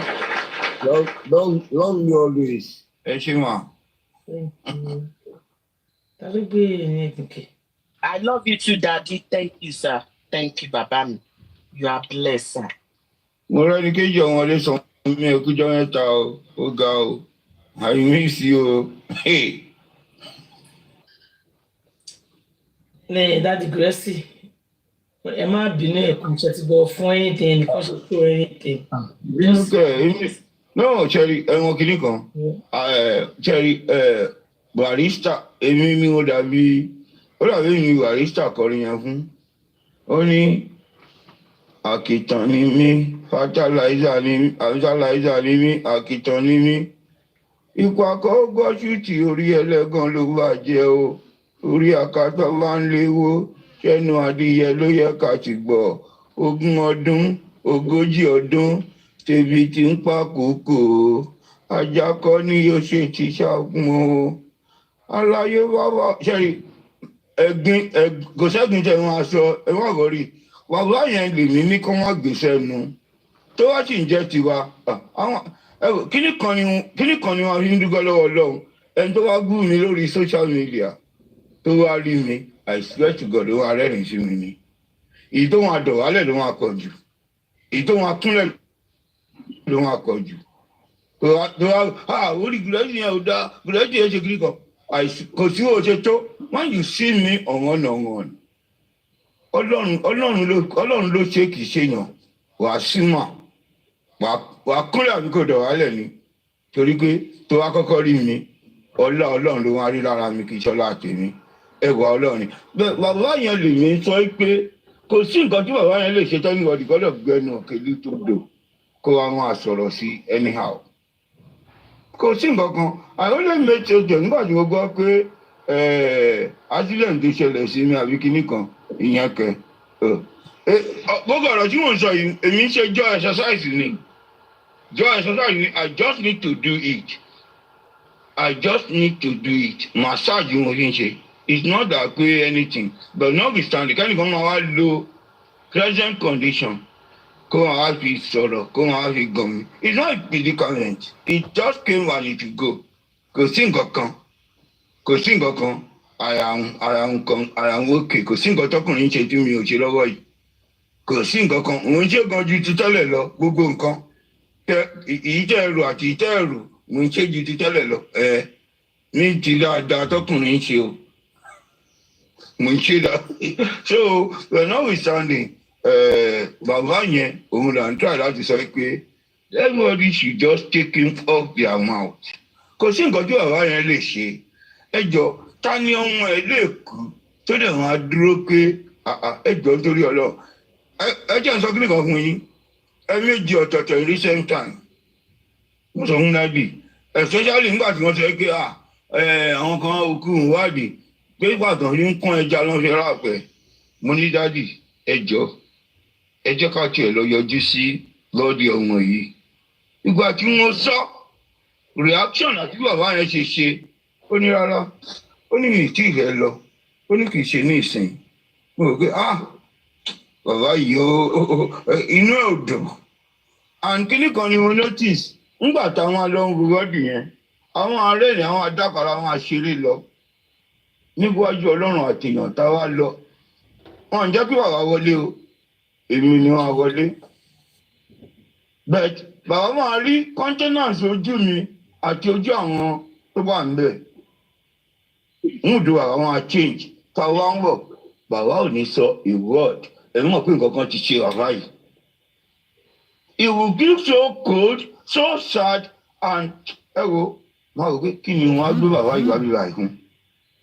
kí ni gbogbo wa fún but he could no longer shoulder it ló ṣe sọ pé ẹ má jẹ́ ká lọ àìtí lè lọ nísìn lè lọ nísìn because kò lè imagine kó òun lọ wọ́n tún parọ́ pé wọ́n kàn dọ̀pẹ̀ wọn lọ òun lọ́nà pa.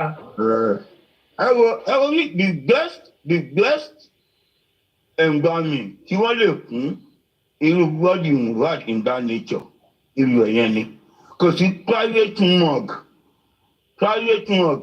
tó lè ṣe dry environment tó ìgbẹ̀yẹn.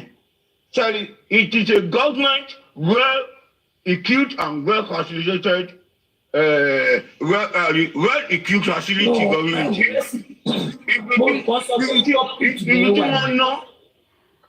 Mo rò pọ́ ní mo rò pọ́ sọ pé public morgue ló wà ní. Public morgue tó jẹ́ pé specially government ló ń kàn dé government ni government morgue ló ń pè òun ní public morgue not private. Ẹjọ́ èlò ní private rẹ̀ náà fún morgue ẹ sọ fún mi best morgue ní Èkó yìí that can beat the morgue tó wà lẹ́yìn amúlùwàrà tó Yàrá ní Yàrá. Ní ilé iṣẹ́ kí wọ́n dé rẹ̀ wọ́n náà wọn ní school tó wà nílẹ̀ náà that science secondary school tó wà nílẹ̀ wọ́n náà wọ́n lẹ̀ tí wọ́n lọ wò dáadáa. That place is a reserved place. If the government ná billions of naira sígbà yẹn tí wọ́n ṣe COVID hospital sí. COVID hospital yìí ni well facilitated and well equipped mug ni that kò tí ì sí private mug tẹ́mi mọ̀ bẹ̀rẹ̀ gan tó ń try tó ń yẹ àbí ẹgbẹ́ ní kinní kan tó ń ṣe kinní kan wọ́n lẹ́yìn government mug yẹn. Irú kì í ṣe general hospital mug o. Private mug tó wà lẹ́yìn yàgbà ṣé kinní kan 56 cantonment àbí lé 56 àbí 64 ló ń pè rẹ̀ ẹ̀yìn ẹ̀ ni ibẹ̀ ló wà yàgbà tẹ̀kẹ́ wọn àgbà wọlé. Well research this. So gbogbo ìtàn sọ yẹn they are just saying it the best preservation that can be given to a dead body ìjọ yẹn ni well researched and dry environment náà fún wọ́ọ̀dì yẹn kò sẹ́ni tó ń pé kó wà ń rẹ̀ kò mú yá kò mú wàrà kò mú èmi gan ṣùgbọ́n tí circumstance kan bá dé èèyàn wá ń sí ọkàn lé ní ọ̀rọ̀ yẹn dàbí ọ̀rọ̀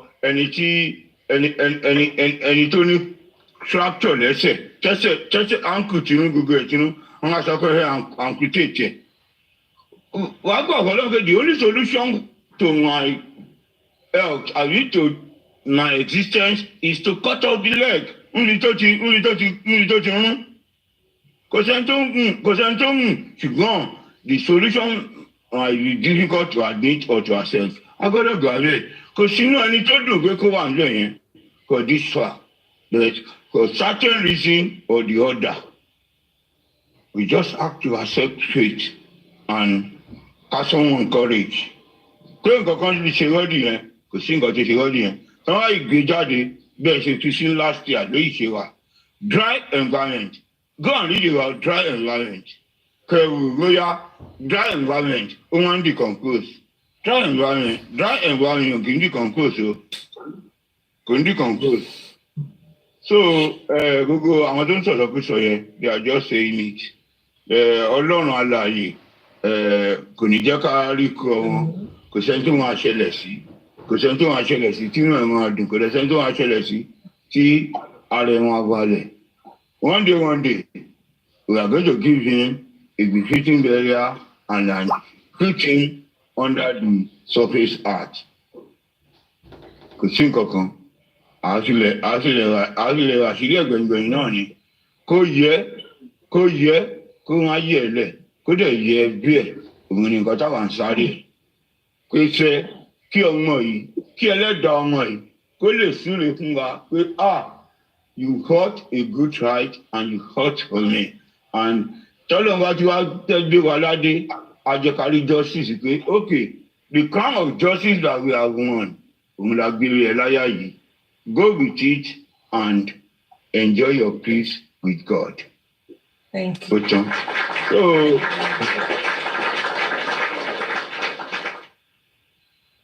it is what it is. Kọ́lọ́ ń ṣàánú wa ni. This justice, we are still in it. We continue fighting for it.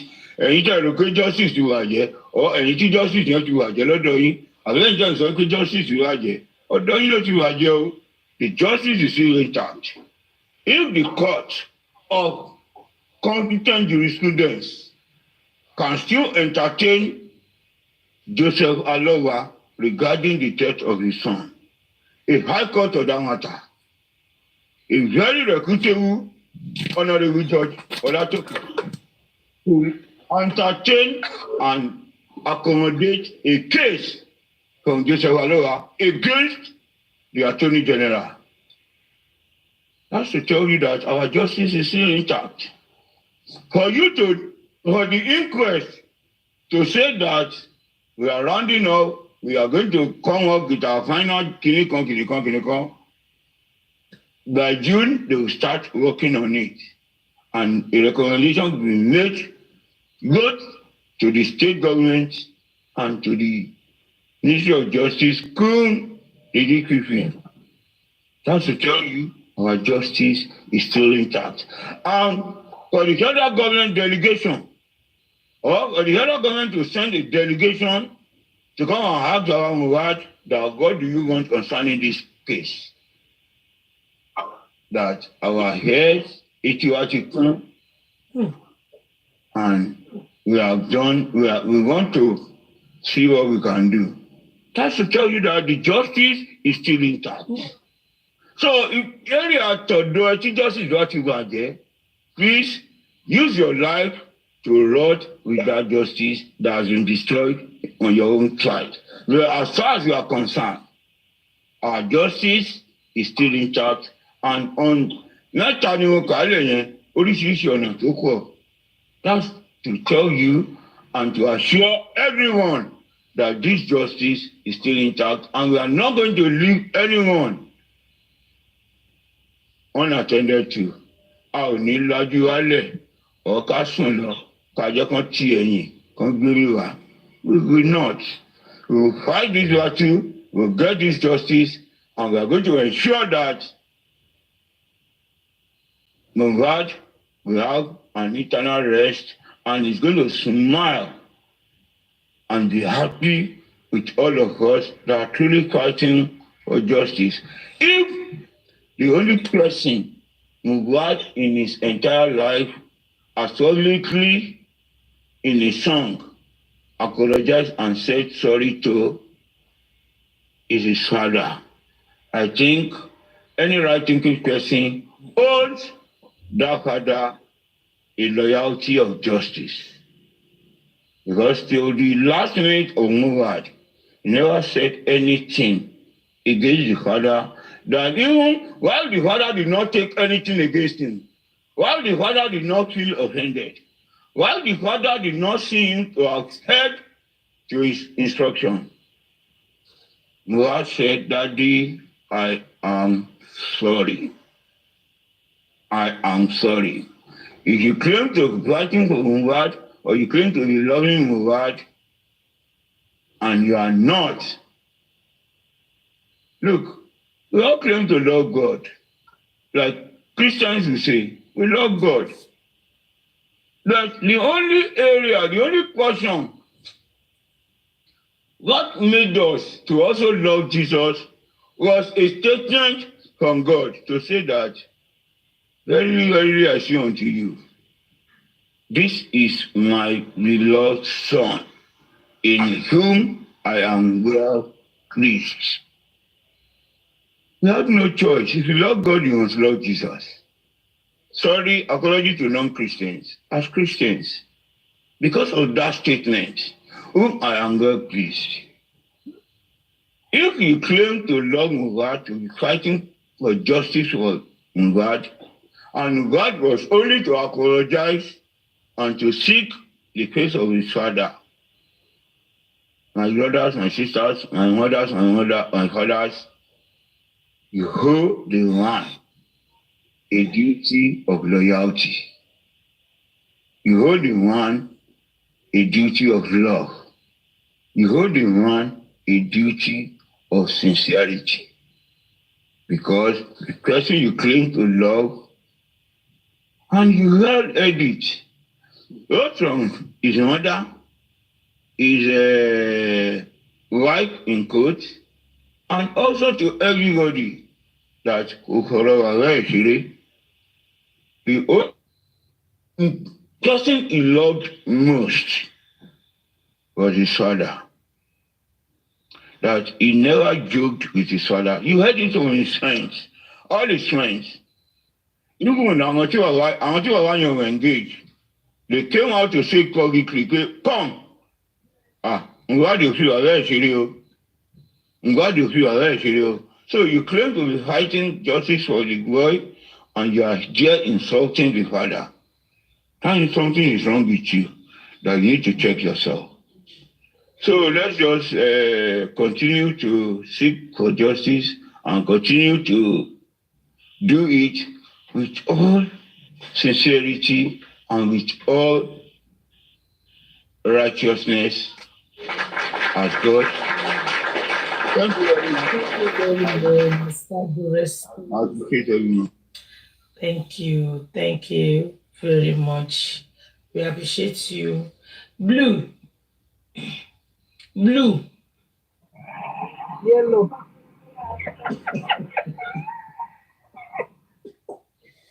Ẹ wo, Mr. Goretti ni mo wá sí. Mr. Goretti.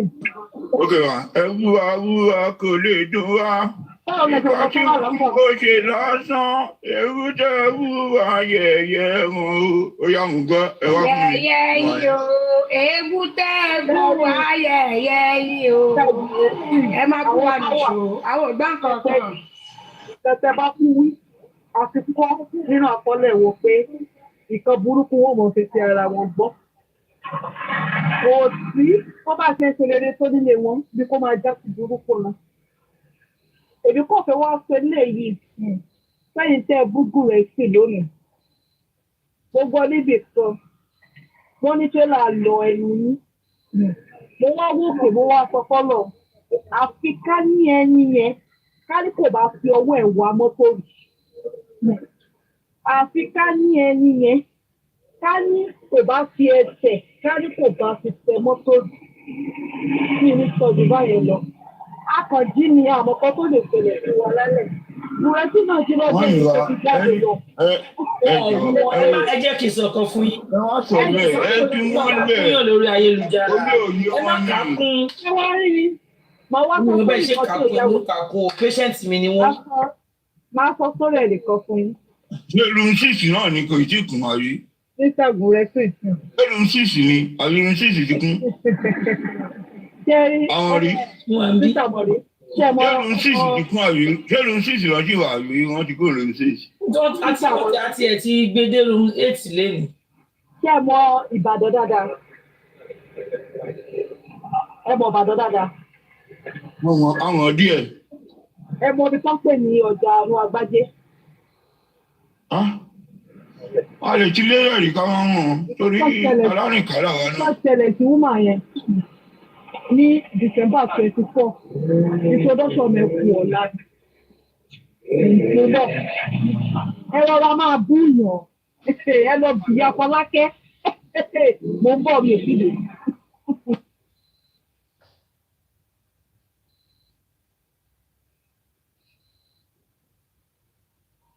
Kí ló wá ṣe ni? Wọ́n ní yé tí kí ló bá sọ̀rọ̀. Wọ́n lọ́gbọ̀ òun yín o, ẹ sọ̀rọ̀ náà. Kí ló dé? Ẹ lè dákẹ́ sílẹ̀ látàárọ̀. Kẹ̀wá wò gbá nǹkan. Àwọn orí kankan, wọ́n fi gé wa létí lọ. Ọ̀dẹ̀ ṣe dẹ́sẹ̀ yìí. Lára ní ká sọ́dì sí. Ẹ̀yìn tẹ̀yẹ ìfẹ́ kìíní. Mo fẹ́ kójọ́ láti bá kúrò sọ ẹ̀fà jáde.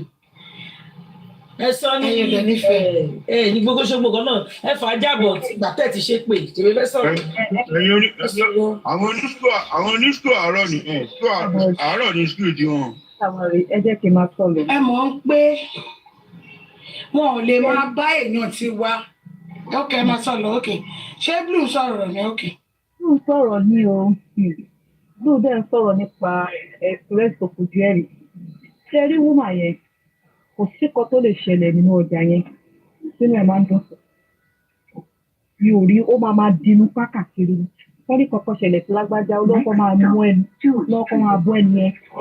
Ṣé bó ti ẹ kó rí ẹ ṣáà mọ bí ọ̀rọ̀ ọ̀nà ọ̀dà ṣe máa rí ó ṣe kó rí nìyẹn nípa fífa kò ní wúmà yẹn. Ó wá ní ọjọ́ kan tí ọ̀pọ̀ àwọn kan wà fẹ́ pé wọ́n kàn lè jẹ́ kọ́kọ́ máa ń tẹ́fẹ́ ẹ̀kọ́ máa fọ̀rọ̀ sí wọn wá kàn pé ṣé báyẹn ni ó ké bó ti gbọ́. Ó wá ní December ọmọ yẹn fẹ́ ṣe introduction ní December 25 tó ṣe parí ní èrú wà ní. Ó wá fẹ́ ṣe introduction ní December 25. Ẹ lè bìrì pé December 24 yẹn gbogbo wa a lọ raṣọ ní ọ̀dọ̀ ìyá Yétúndé. Ó máa yẹ wà níwájú kókà nílé Èkó. Ibẹ̀ láti lọ ra aṣọ. Bí ọmọọṣẹ́ wọn ṣe wá pè ní ẹ̀kọ́ ọ̀bàjẹ́ kálẹ̀ tó máa tòwá lékún lọ́wọ́. Bí ọmọọṣẹ́ wọn ṣe wá pè ní ìpínlẹ̀ Fọlákẹ́ ẹ máa bọ̀ àwọn olóṣù wà ní ṣọ́ọ̀pù mọ́mì wọ́n fẹ́ gbowó mọ́mì ọmọ yẹn lè sọ́ra ọmọ yẹn ti lọ ní ẹ pé ẹ ṣe máa gbowó ìyá mi kíní kan kókó ẹ̀kọ́ ọdún 24 dẹ̀rẹ̀ báńkì máa ń fún aṣọ́bọ̀ wọn máa ń gbowó sínú ṣọ́ọ̀ nípa ti bí ọdún 24-25 wọn kì í gbowó lọ sí báńkì ẹ ṣe máa gbowó ìyá mi kíní kan àwọn ọmọ kan wá rọ̀bù ní ọjọ́ yẹn ẹ máa wẹ́ wọn wá ra pálí tó máa ń ta pálí àwọn ọmọ kékeré ọmọ èrè tí kò 20 years àwọn mẹ́ta ni wọ́n ṣe wá nìyẹn nígbà wá ní ìwọ o fẹ́ dọ̀ because ìwà owó yẹn máa ṣe bọ́mọ yẹn ṣe ní kọ́ máa ṣe ni wọ́n fún ọmọ yẹn jẹ ni kò bá ká tó gbọ́mọ yẹn dé làwọn ènìyàn yẹn ti dákẹ́. Ibẹ̀ wá ni àwọn èèyàn ti wá ń sọ nínú ọjà pé ṣé bí yẹ ibi tí ọkọ bá ṣẹlẹ̀ fẹ́ ní lágbájá a máa ní kí ló kọ̀ kéèyàn ọ̀rọ̀ a máa sọ̀rọ̀ ṣé bí gbogbo wájú wà lọ́dọ̀ ayé fi dájọ́ ra aṣọ ọdún ẹ wò bọ́n ṣe wá pọ̀ mi yẹn lékú lọ́wọ́ kúrò yẹn kalẹ̀ tó máa pè wá lékú lọ́wọ́ kéèyàn ọ̀rọ̀ a máa sọ̀rọ̀ ẹ̀kọ́ tó bá ń ṣẹlẹ̀ sí lágbájá yóò fi ń bú ẹni yẹn torí pé yóò mọ̀kọ́ tó lè ṣẹlẹ̀ sí yàn lọ́la. Ẹni tó bá ti tajà rí nínú ọjà ìwọ tó dẹ̀ ń sọ̀rọ̀ yẹn ó ló ti tajà rí nínú ọjà ó dẹ̀ mọ bí gbogbo kan ṣe máa ń rò ṣọ́rẹ́ mo tún sọ ibi táwọn kan ti ń dè làwọn kan ti máa ń tún a máa ráwọn kan tẹ́ kó wá sọ fún yín wípé àwọn ò ní kan méjì lọ́wọ́ ju pé káwọn fa ayé yẹn jù bẹ́ẹ̀ làwọn kan wà tẹ́ kó wá sọ pé ní kankan lọ́wọ́ tó ká tún ayé yẹn ṣe ẹ kọ̀ọ̀tínú tí mo yẹ máa lọ́wọ́. Kò sí kankan tó máa ṣẹ́ níwọ̀dì lórí. Kò sí kankan tó máa ṣẹ́ níwọ̀dì lórí. Blue tẹ́ bá ẹ pè mí yẹ́lò kémi náà pé ìlú ẹ̀jẹ̀ sọ fún yín. Ṣé ẹ rí orí ayélujára? Wọ́n tó bá ti wá síbí, tọ́yọ̀ bá ti bu àbí on anything, ẹ má take it personal. Fún èmi o, because ẹni tó bú wọn náà, àwọn náà lè bú padà, tọ́ máa lè bú padà, kó máa wò. Àwọn náà mọ bọ́yẹ̀ máa yọ̀rọ̀ sí lára ṣó ti yé yín ṣùgbọ́n ẹ̀yin fans tẹ́ bá ó bú kíní kan ẹ má tèkẹ́ tó fà bẹ́ẹ̀ ṣe ti gbọ́ ẹ má tèkẹ́ tó fà ẹ ṣe mẹ́tì mà ẹ ṣe onífàájá. ẹ lọ mọ́mì wa take it too much but èèyàn ti wá níbo rẹ tó bá ju òpó ọ̀rọ̀ sí wa àwa gan afọ́kò díẹ̀ dá padà fún un ṣó ti ń yé yín so tó bá fi ránṣẹ́ sí wa àwa náà dá padà a kò lè má tẹ̀ra wọn bọ̀ ń pé kọ́ má gbà ṣe ń di wọn ó ti má gba inú ẹ̀ náà gẹ́gẹ́ bí ọ̀rọ̀ tí Blue sọ ṣọ́gun ọmọ tó yàn náà pa lọ́jọ́ kan ni kò tọ́lọ́run náà pa ìwọ tí nǹkan tiwọ́ tára ẹ̀ ṣe kí nílé ni òyìnbó nǹkan tó bá ṣẹlẹ̀ sí ẹ̀ èèyàn tí ìwọ tó tiẹ̀ ń búyàn ó tiẹ̀ wá rẹ̀ bó ti rí ó tiẹ̀ wo bí ilé ayé tiẹ̀ ti rí tó dókòó tó torí pé tó ti náà tó máa gbèjẹ tó ti náà tó yẹ pé ẹ̀kẹ́ máa pa kọ́rọ̀ sọ tó bá jẹ́ ọ̀rọ̀ ẹ̀ lẹ́fẹ̀ẹ́ máa sọ òyàn tó ń plé ṣó ẹ̀ kò bú ẹ kò sọ fún ẹ bórí ò pé kò ní ò gbádùn tó bá yẹ máa ní wọ́n ń búlì yín ẹ̀yin ìdẹ̀lẹ́ kọ́kọ́ start ẹ̀ bú because bẹ́ẹ̀ ni ṣe kọ́ because ọ̀rọ̀ yẹn tó sọ lé ní ìsìn ní ìrírí tẹ́ni ti ní à orí ò pé tí mo ń sọ ẹni ẹ̀ ó yẹ yín orí ò pé ohun kìíní kan kò sí ibi tẹ́ni yìí ti sọ ó bẹ̀rẹ̀ sí ní tró ohun ọ̀rọ̀ burúkú àtàwọn olùṣìtẹ́ kó jọ sórí platform yìí tó bẹ̀rẹ̀ sí ní sọ̀rọ̀ sílẹ̀ lẹ́yìn ṣé káwọn agbẹnu wa fálágbá fún no a gbọ́dọ̀ dá padà díẹ̀ fún wọn nàkọ́ lè mọ̀ pé ní òkun ṣe pé bóyá àwọ̀ orí tiwọn ẹ wọ látàrọ̀ tá a ti ṣe ṣọ́ọ̀ṣì àṣàbọ̀ anybody à ń ṣe normal show ẹgbẹ́ ọjọ́ wo ni àwọn ti gbé platform wọn sílẹ̀ tó ti ṣe irú nǹkan táwa ṣe ń bí lẹ́yìn pé kọ́ bẹ̀rẹ̀ sí ní drag bàbá tọmọ ẹ kú láti ilẹ̀ lọ ti ń drag ẹni ní pé nítorí ó wà pẹ̀lú bàbá lọ ti ń drag kò sígbà tí wọn kì í fi ẹni ìwé lágídí kí ló rà lọ́wọ́ yín kí nìkan tó rà lọ́wọ́ yín wọn ò nífẹ̀ẹ́ èèyàn ló nífẹ̀ẹ́ yín ìyẹn ò ní mílì náà kí lè tára máa ń ta ẹ̀yìn èèyàn kí lè tára ń ta ẹ́. sorry to interject kò ń ṣe pé ṣe rí ọ̀rọ̀ Gúrẹ́sì kò yé anybody nù ẹ ti sọ kò sẹ́nìkan nu wa tó lè gbé family wa láti lọ stand pẹ̀lú bàbá mi Mr. Gúrẹ́sì is like àwọn ni wọ́n lọ́dúró sọ́nà tó ayé jẹ́ kí wọ́n ṣe ṣe yìí. Èmi sẹ́wọ̀n bí ẹnìkan kan ṣe ṣe òtórí bí la wà látàárọ̀. Exactly we don't care. Ibi la wà látàárọ̀ àti àpèjì. Ṣẹ́rí Mr. Gúrẹ́sì àwọn pẹ̀lú Oríyọmí Hamzat lọ́jọ́ ń dorúkọ Oríyọmí ni wọ́n ẹni tí Ọlọ́run ò bá dẹ̀ pa kò sẹ́dá kan tó lè ṣe because ẹ̀rí gbẹ́ngbà tí Mr. Gúrẹ́sì wà ní hospital bed these people wọ́n pariwo Gúrẹ́sì ló sọlé Gúrẹ́sì ìgbà yẹn ní gbogbo nǹkan yẹn ní Mohbad wá tàn mọ́lẹ̀ sí gbogbo nǹkan tó ń ṣẹlẹ̀ gangan làṣírí gbogbo wọn fi tú. Ẹkún tó ń sun dì sí i ni pé wọn ò ráyè ṣe bójúbójú paternity ni. Ó yẹ kí ó ti yé yín ṣẹ́rí tó bá ti ń wá bẹ̀ yẹn ẹ máa sọ fún wọn pé paternity is a must ó di dandan. Ẹ dẹ̀ tún máa san Wahab Shittu ó di dandan. Àwọn nǹkan tó fẹ́ gbọ́ nìyẹn. Àwọn nǹkan méjì tó fẹ́ gbọ́ nìyẹn. Because San Wahab Shittu gangan ló di ọwọ́ gbogbo wọn mú gàrà.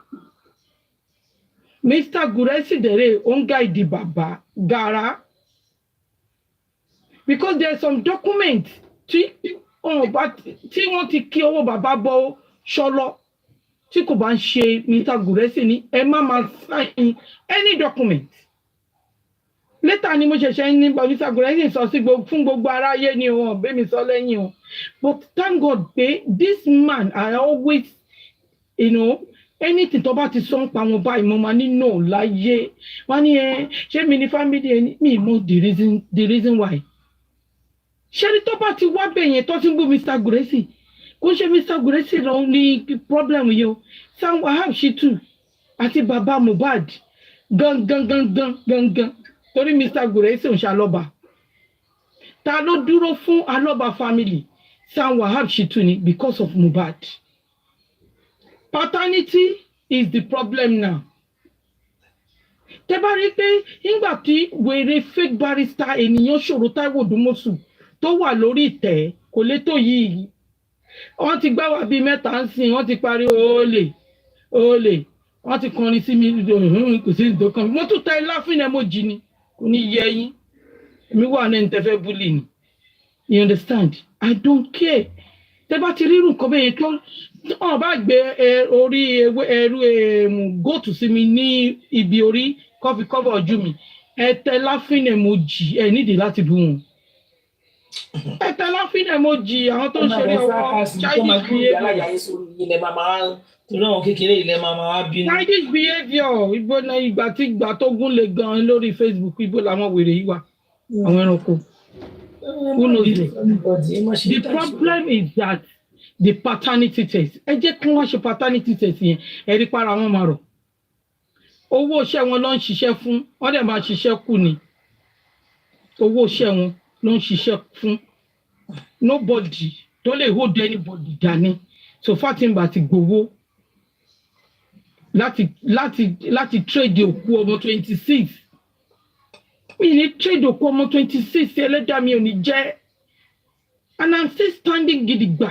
And I will continue saying it with Baba Mohbad. Torí nínú gbogbo wa yìí àtàwọn olórí àtàwọn wèrè tó ti gbowó. Ẹ jẹ́ ta ni Baba Mohbad àbí ìyá Mohbad. Baba Mohbad lọ́pọ̀ ọmọ ìyá Mohbad ní kò mọ yí Mohbad.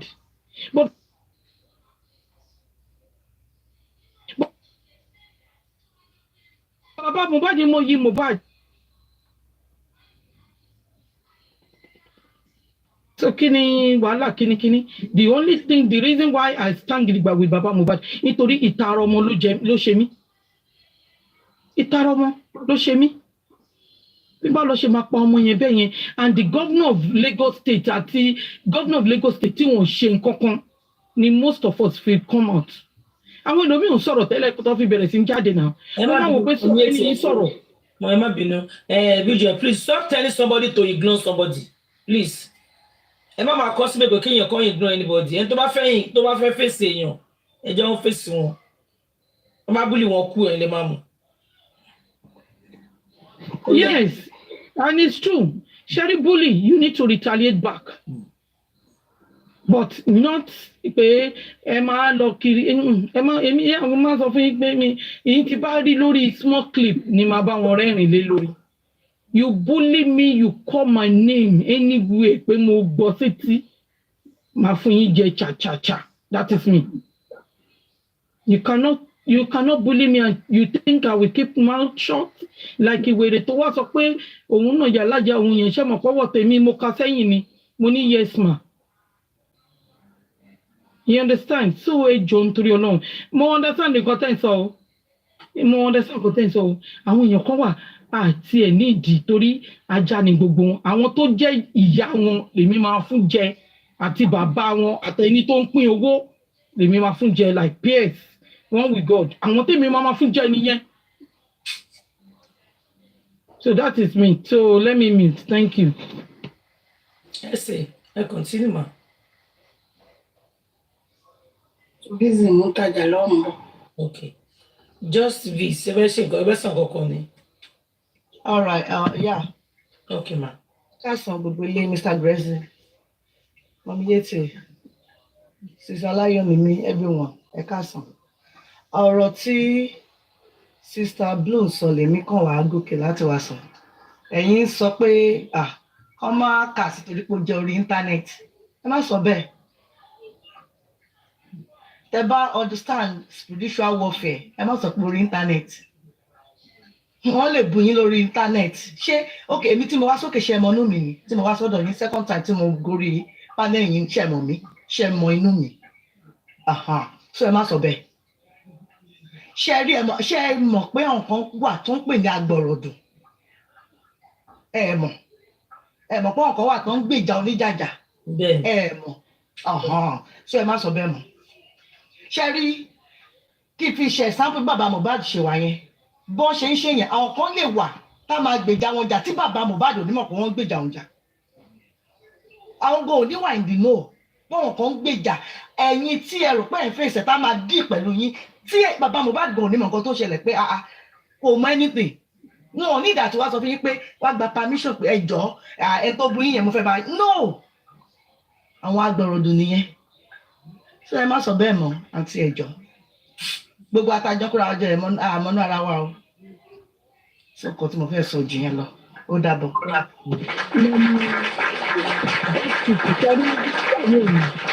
Ẹni tí ó bá ṣe bí kò ní tó bá sọ̀rọ̀ tó máa mọ́ ṣẹ́rí mo rí oníkálukú wa àwọn èèyàn kan ní ibi tó ti ń ṣépè èèyàn ò gbọ́dọ̀ sí ń bẹ̀ torí mi ìwúwo ìpè ò lè mú mi mi ìwúwo ìpè ò lè mú mi mi ìwúwo ìpè ò lè mú mi àfi tí bá wúwo ìpè lè pé máa mú mi àdàbí tí bá wúwo ìpè lè pé máa mú mi àdàbí tí bá bà tèèyàn jẹ́ ní gbogbo nǹkan tó bá sà ló lè mú mi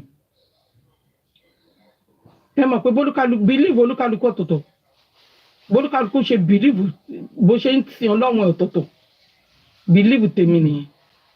Mọ̀mí Yétì ọ̀tọ̀ situation mi lẹ̀ sọ yìí ẹ̀yin ò ṣe bí ṣe bẹ́ẹ̀ yẹn ò ṣe bí ṣùgbọ́n bí bàbá Mohbad ṣe wà àwọn kan tó ń dà á láàmú yìí kí náà ṣe sí yẹn ire ni ṣe bẹ́ẹ̀ yín lẹ̀ ṣe ẹ̀yin lẹ̀ ṣe ẹjọ mo fẹ́ ẹni sùúrù mọ̀mí ṣẹ́rí kéèyàn fi ẹnu àtẹ lásán no ṣẹ́rí ohun ẹ̀yin ọ̀rọ̀ yìí òun ni ṣẹ́rí kéèyàn kàn fi ẹnu lásán kò dìgbà tẹ́ ẹ bá lọ ṣe nǹkan kẹ́kàn fi ẹnu bá tèèyàn jẹ́ ṣàpọ̀ lè dì pẹ̀lú èèyàn pẹ̀lú ẹ̀ kò dìgbà tẹ́ ẹ bá lọ sọ pé bóyá ẹ fẹ́ porí ẹ̀ kẹ́kàn máa fẹnu bá wọ́n ṣe fẹnu bá ti máa yẹn tán fẹnu àtẹ́lù yẹn ṣàpọ̀ wọ́n lè dì pẹ̀lú wọn kò dìgbà tẹ́ ẹ bá ṣe nǹkan tó tún wà extreme jù yẹn lọ ṣé ni pé nǹkan kékeré lásán báyìí ló máa bí àwọn èèyàn míì nú ọ̀rọ̀ tẹ́yìn rò pé kò yẹ kó bí wọn nú yẹn gan ló máa bí wọn nú táwa gba ọ̀rọ̀ yẹn tá gbèjà oníjàjà ẹ̀yin lẹ ṣe inú yín lẹ mọ̀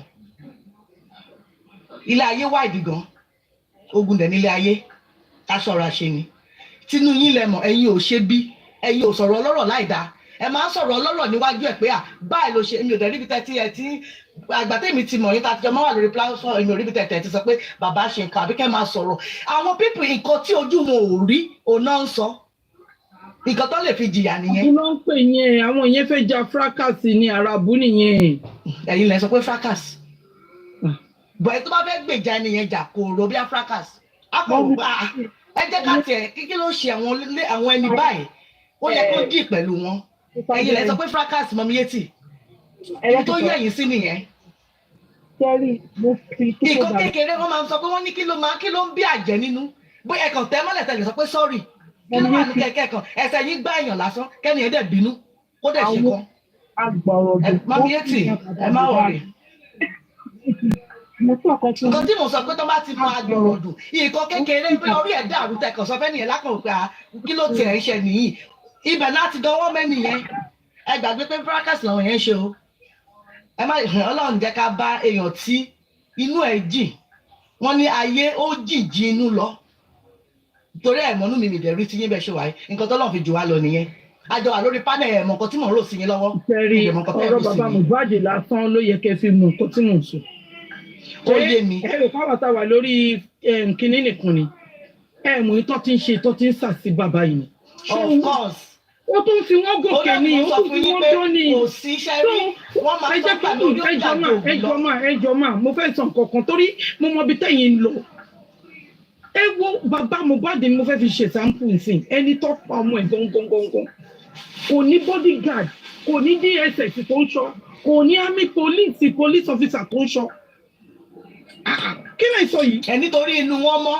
Nítorí inú bàbá Mohbad kò lọ́wọ́ sí ibi tó ṣẹlẹ̀. No, ìyẹn kọ́ là ń sọ pé kò lọ́wọ́ but àwọn nǹkan tẹ̀mí sọ fún yín pé bàbá Mohbad ń lọ jẹ́jẹ́ wọn inú wọn mọ́ nítorí pé wọn ò lọ́wọ́ sí gbogbo nǹkan tó ló ṣẹlẹ̀ sí ọmọ yẹn so ẹ̀rù ò bá wọn bọ ẹnìkan tẹ̀mí sọ pé àwọn tó ń rò wọ́n lè dìde ogun sí bàbá Mohbad yálà nípa ọ̀rọ̀ ẹnu pé o kàn fẹnu tẹ́ńbẹ́lú ẹ̀ ṣe mọ̀ pé àwọn kan lè dìde on behalf of that bàbá Mohbad tí bàbá Mohbad ò ní sí ìdìnnà tá a dẹ̀ máa dì pẹ̀lú àwọn yẹn gbọ́tẹ́ mi sọ nìyẹn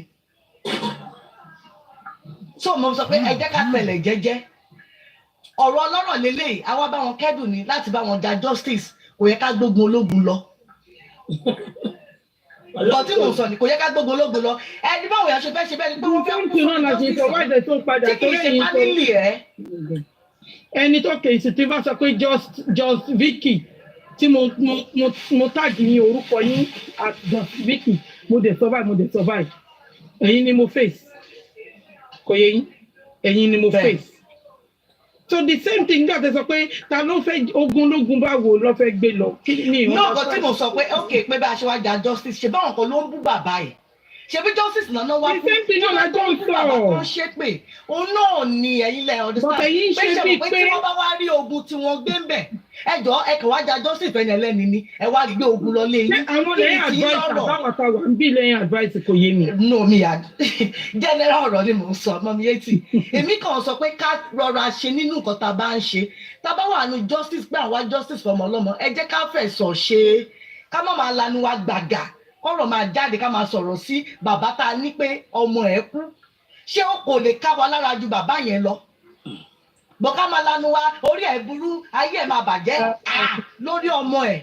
sájọ́ Vicky ẹ jẹ́ kí n ṣàlàyé yẹn kọ̀ọ̀kan fún yín mo kàn kọjá ní platform ẹnìkan mo wá gbọ́ ní bẹ́ẹ̀ nìkan ti sọ pé bàbá akẹ́rìn náà jẹ gbèsè ẹ̀yà lọ sọ gbèsè yín nǹkan tó ń pè ní agbọ̀rọ̀dù nìyẹn mo wá gbọ́rọ̀ ẹni yẹn kí wọ́n á nìkan lọ́wọ́ ṣe kó bàbá Mohbad rán mi bọ̀rọ̀ yẹn ká mi lára. ẹ náà nípa aṣọ ẹ tí a lè kọ́ fún ìsọ fún mọ̀mí yétì nìyẹn àwọn òwò ọdún ẹ̀kọ́ tèmi sọ nìyẹn wọn pé ẹ̀kọ́ sọ̀rọ̀ yóò wá bí èmi inú torí pé ó dùn mí on behalf of bàbá Mohbad wọn sọ sí yẹn màá wá dá sẹ̀rí àfẹ́ nìyẹn nǹkan tèmi sọ nìyẹn pé ká ṣọ́ra ṣe exactly náà ti explain yẹn ẹ jẹ́ ká ṣọ́ra ṣe justice làwa jà fún ẹ jẹ́ kó fi bàbá yìí lẹ̀ ẹ fi ń lẹ̀ bó ṣe fẹ́ ṣe bóun ló lọ mọ́ ṣé bóun ló lọ mọ́ tó bá wù lẹ́nu tó lò fẹ́ lọ sí ẹjọ́ ṣé a fẹ́ para wa sí ni ní kùnà wà tó ṣe é ṣépè fún tó ṣe ń bu everyday ojoojúmọ́ tẹ bá wá sí TikTok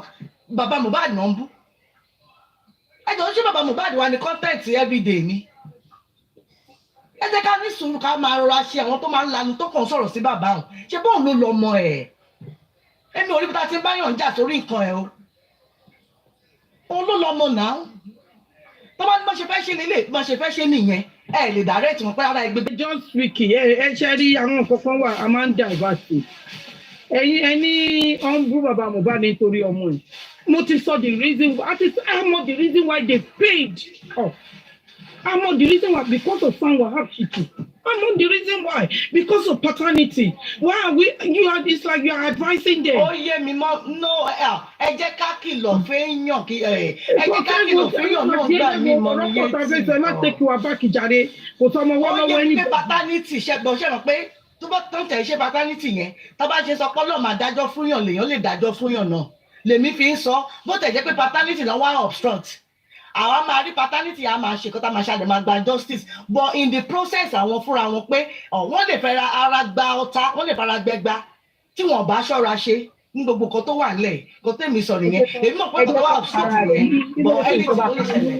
gbogbo wa ni adult wọ́n bá wọn kọ́ má ṣọ́ra ṣe wọ́n bá wọn kọ́ gbégun olóògùn lọlé kò sí nǹkan tó kan èmi so far tí n bá ti ṣe bí lórí justice for Mohbad. kọ́ máa fara gbọ́ta sẹ́yìn ìyá wọn ni abẹ́yìn bàbá wọn kí àwọn máa fẹ́ wọn kó máa àwọn commission kan mo máa kọ́ wò pé àbá lè ṣe ń sọ̀rọ̀ báyìí kí ló kàn wá pẹ̀lú tiwọn why are you advising them on this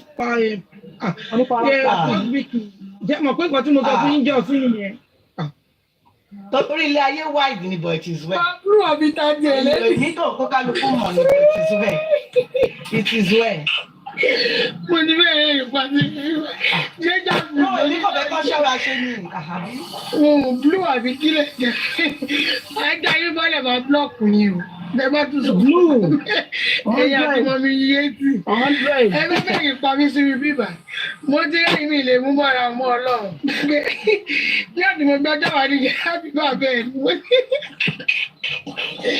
ọ̀rọ̀ ẹ̀ fọ́ọ̀nù ṣáwà níyàwó àbí bàbá wọn ni bàbá àgbàtà mọ̀mí yé ti ẹnu yóò gbà. bàbá Mohbad tó bá tó mi jẹ́ bàbá Mohbad bá súre fún mi tó bá jẹ́ ń lọ sókè ṣé kò bẹ́tà tó mi jẹ́ bàbá Mohbad bá dẹ̀ ṣe é pè fún wọn kí ló kàn mí. ẹ wo mo ti rí àyè fẹ́ kú sálẹ̀ bí ẹ wá yín síta. Mommy just be please well my sister. No. Èyí tí ẹ láìkì o. Nítorí gbogbo bó ṣe é ṣe yẹn ni. Ìṣe táwọn náà ṣe wọ́n ṣe bí ẹ pé wọ́n bá forí wọn gbàdúrà yẹn wà.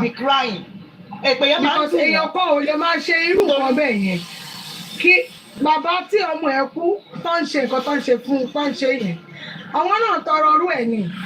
Bí bàbá yẹn ṣe tí bàbá yẹn ń rí wọn yẹn ṣé inú ẹni ẹlẹ́ni ẹ̀ máa dùn omi ijó ojú bàbá yẹn gan bí wọn ń tó bá wọn kọ́ forí wọn gbé lọ. That is why nǹkan tí mo sọ náà yẹn tí bàbá bá jáde tán bá ṣépè kan wọ́n máa tún gbé ọ̀rọ̀ yẹn wọ́n á kékeré pé bẹ́ẹ̀ ni wọ́n tún lọ ń ṣépè fún wọn. nígbà pé wọ́n rí pé kí ní ìwọ àti ìwọ́n náà pé bàbá máa mú wọn lọ́ fi ń ké that is why tèmi fi ń sàn wọ́n ní pé nígbà tẹ bá ń ké torí èpè ẹ mọ̀ kó máa mú yín lẹ fi ń sunkún tó fi ń ọ̀rọ̀ yìí tó bá ń jàre ṣe sí wa nítorí kò yé mi ni ike yẹn ní sábà lọ sí platform wọn ní ẹyẹ ní àdàmú mi yé ti ọ ẹ wá. mo ń ṣe bí. bọ́lá yẹn ti ẹni nìyẹn mọ́ mi sí. àti àmọ̀rí sọ. kí ni mo sọ mà. nǹkan tá àti àmọ̀rí sọ pé àwọn lè búyàn mo sọ pé má jẹ́ ká sọ pé wọ́n lè búyàn kéèyàn lọ school free. No, àwọn èèyàn mi kò tẹ̀mí kọ́ wọn sọ̀rọ̀ mi ìdárẹ́tẹ̀ sí ọ̀rọ̀ mi o. Bẹ́ẹ̀ ni ọ̀rọ̀ tẹ̀sán yóò dẹ̀ kọ́ alẹ́ àdírẹ́sì. Mo ní pé ìdí tẹ̀mí ṣe dákẹ́ nìyẹn. Tí àwọn èèyàn bá wúlò ní ìjà, wọ́n má ṣe bí ara bàbá ti ní ní. Ẹ gbọ́ dáadáa o. Sọ generally sọ̀rọ̀ tán. Ẹ gbọ́ dáadáa o. Mo ní tí ọba wúlò lórí social media, kọ́ má kà kún kọ́ let it go kájẹ́ ká ignore. Ẹ̀ẹ́dẹ̀gùn kè. But advice ẹ̀ ń ṣe bíi pé ibi báyìí láti Monday to Friday justice for Mohbad là ń ṣe lórí platform Àmọ̀rí. Ẹ pé káàdà sọ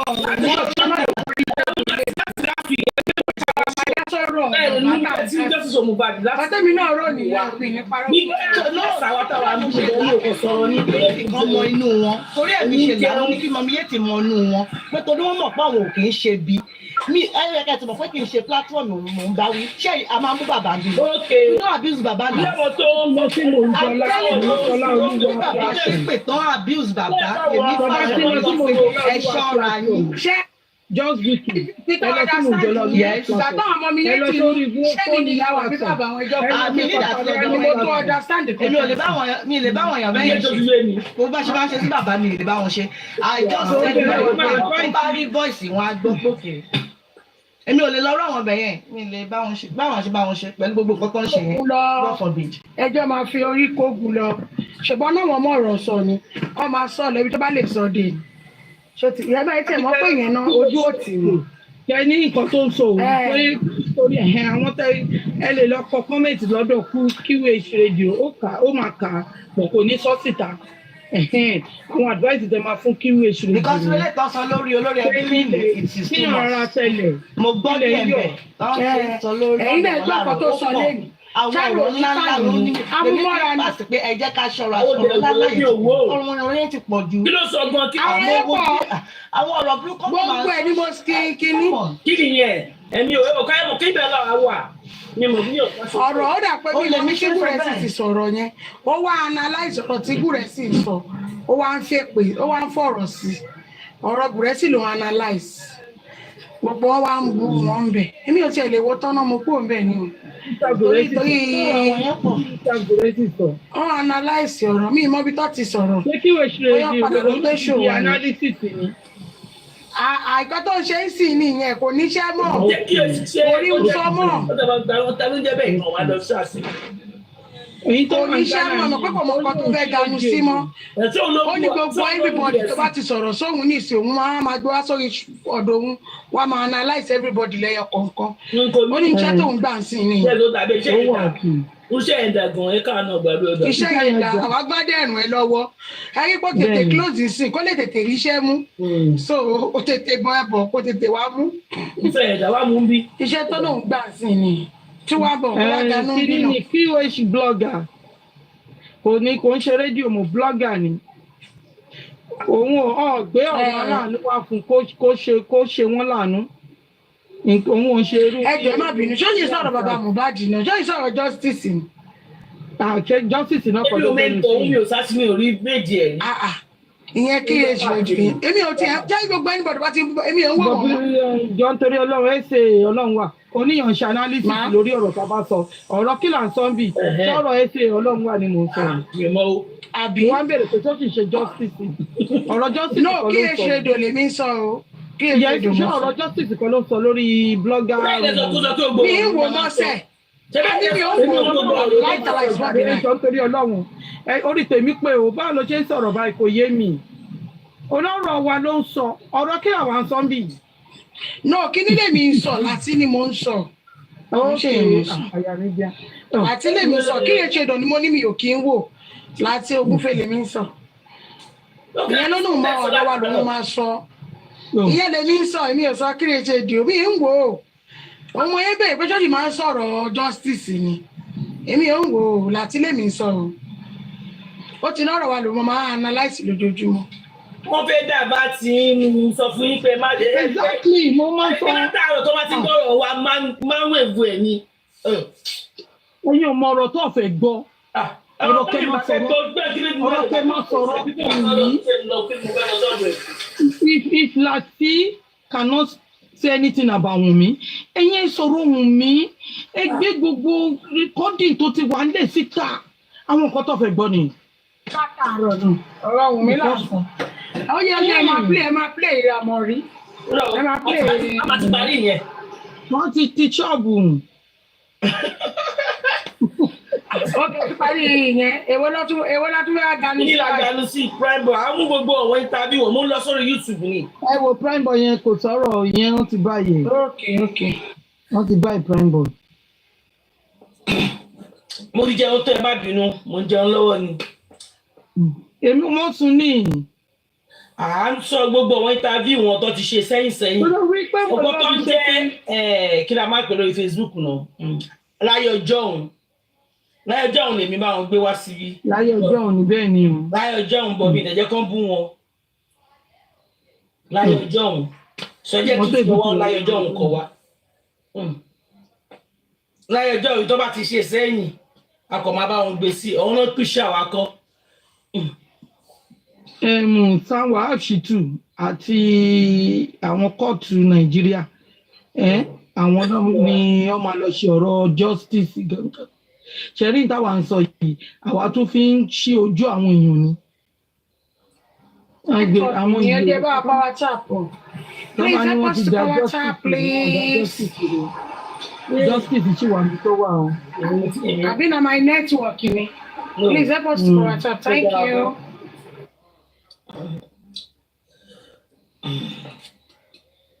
Èmi ti sọ fún yín kòbókò wọn tó ń sunkún kiri òun ní Sanwó Àṣìtù. ní ẹ̀yẹ́ ti ta ló gbé yín tẹ́lẹ̀ ta ló ṣe yín ta ló gbé yín. Gbé mi báwo. mo rò pé sọ pé yẹn kan gbé yín sórí TikTok. wọ́n ti gbé mi ti pẹ́ àlókè ó gbé ó DM mi ó gbé sórí kinní mi ni tọkọrin olè fún ìyá wọn mo ya fi laughing emoji sí mo rẹ́rìn síbẹ̀ fún pé mo wá ń búyàn mo máa rẹ́rìn ni. lórí pé lórí ọmọ ọlọ́mọ yìí náà ṣálọ́ba lórúkọ. ẹ mọ̀ pọ̀ bẹ̀rẹ̀ kí ló wá gbèjà bàbá Mohbad à ń láti wà pẹ̀lú wọn ni ọ̀dẹ̀ pé mi bẹ́ẹ̀ wọ́n gbé Tóyìn pèpèrèpè wọ́n gbé ọmọ àlè yẹn wọ́n gbé ó lè jọkùnrin ló wà lábẹ́ o tó máa gbé fọ́tò obìnrin sí o bó ṣe ń ṣe nìyẹn o ẹ máa wòran wọ́n gbé èmi ti mọ̀ pé ṣẹ̀dá tó ń ṣe bẹ́ẹ̀ òun gbogbo nǹkan tó ṣe yẹn òun ló máa jẹ́ lágbára Ọlọ́run èmi ti bọ̀ tèmi ò bẹ kọ́mẹ̀ntì tí mo jù síbẹ̀ ní laughing emoji mo tún fẹ́ ní sí òṣèré ọwọ́ ni. àwọn yẹn ṣé kí ló dé tó fi ń ṣe bẹ́ẹ̀ kó má ṣe bẹ́ẹ̀. àti January lọ ti bẹ̀rẹ̀ gbogbo yẹn lọ ń ṣe fún wọ́n ṣe fún sẹ́nitọ́ Ìṣì tọ́tí ẹ̀ gbé kínní ewu ejò. ẹ má bọ́jà jàre Facebook wọn máa ń wọ́n gbé mi lọ́kọ̀tù pé mo wá jí nǹkan lé wọn. àyè mẹ́rin wá lọ blọ́ọ̀gì wọn. kò yé mi ìtúrí ni o wọ́n tún mọ̀ gbé wá sọ́dọ̀ mi. èèyàn mélòó wa wo blọọgì náà ọ̀rọ̀ pẹ̀lú èmi dọ́dún àwọn. èèyàn mélòó wo blọọgì náà èèyàn mélòó. àwọn olófo mi ìtúrí ẹ tún gbé wá sọ́dọ̀ mi jẹ́ pé ẹ lọ. ohun gbogbo kan tó bá ń sọ náà máa ṣe má jẹ́ pé bàbá wọn report. ìmúra mi bá sọ fáwọn ènìyàn tó bá ti ń ṣe show ẹ má wàá sọ fún wa ń bí anybody tó bá ń ṣe show ẹ jọ I'm not interested ní ìwà interested lórí show anybody wọn nǹkan tó bá ti rí lórí máa lọ sórí Google ní ńlọgbẹbọdẹ so ọmọ náà sọ ní sọ interested lórí wàhálà show anybody láyé ọjọ́ òun ní lágbè síbi on play show èmi ò bá wọn ṣe wò yẹn bàbá ìkẹ́ nìyẹn kó máa bá yín jà ẹ̀yin náà ẹ̀ má lè bá mọ́mí just Vicky ẹ má bínú alága ẹ̀sìn sọnù. ẹ má dàgbọ́n òye rí mọ́mí just Vicky ọ̀rọ̀ wọn ti sùn. no wọ́n ti sọ̀rọ̀ jù ní àánú wọn náà ń ṣe mí ní kí ṣe mí. ẹ wọ́n jẹ́ ẹjọ́ rẹ̀ fún àti olùjàre a máa ju yín sí làgùnù. ẹ mọ̀ kó máa bí ìhànú. a máa ju yín sí làgùnù. ẹ̀yin fúnra yín lè máa sọ̀rọ̀ yìí ó máa ta wọ́n lára o. ẹ máa ju yín sí làgùnù. ẹ máa ti jù mí o. ẹ kọ̀ bọ̀rọ̀ yín lórí omi ọ̀sà ní dáadáa.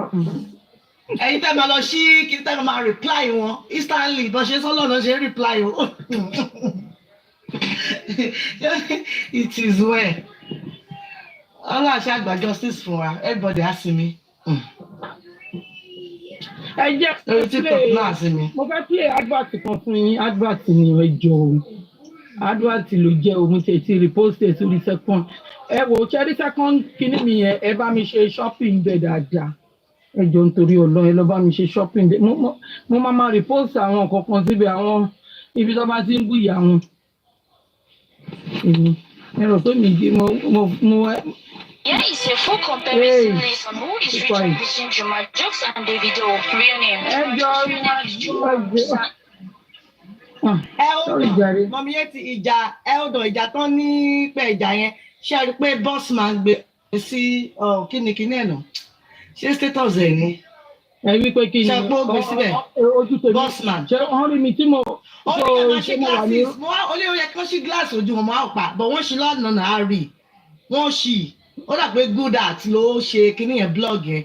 òkè ṣé ìgbà tí mo ṣí ojú mi lánàá ẹ bá mi ṣe ojú ibi tẹ́ ti wọ glasses nìkan náà ṣe wọ́n ní kán wojú yín pé ẹ lè yọ glasses èmi wà ó pa àwọn ọ̀sẹ̀ náà ẹ ṣí ẹ yọ. ibẹ̀ ló ń gbé tí wọ́n gbé ibi tẹ́ ti yọ glasses yìí. Mọ́mí Yétì ṣebí fídíò ibi tẹ́ ti ṣí ojú yẹn wà lọ́wọ́ yín àbí. kò sí lọ́wọ́ mi ní. mi mọ WhatsApp yín mo ti crop ẹ̀ jáde mo ti crop ẹ̀ jáde. ayé àdá mo ti ní fídíò. wọ́n lè gbé sígbà fún mi gan-an ó lè ṣí àbí kó bá ń jẹ́ sígbà. àwọn sọ pé wọ́n ṣí gíláàsì pé wọ́n ti ṣe wọ́n ní ìṣẹ̀lẹ̀ wọ́n ní torí ẹ̀ lè ṣe wọ́n gíláàsì. òjò sójà ni. ìyá alága gbogbo wọn ṣí gíláàsì. máa gbé sórí wọ́ọ̀ ní ìsinmi ìfẹ́ gbé síta tẹ́lẹ̀ ni ìgbà tẹ́lẹ̀ ti fún lọ́jà máa gbé síta.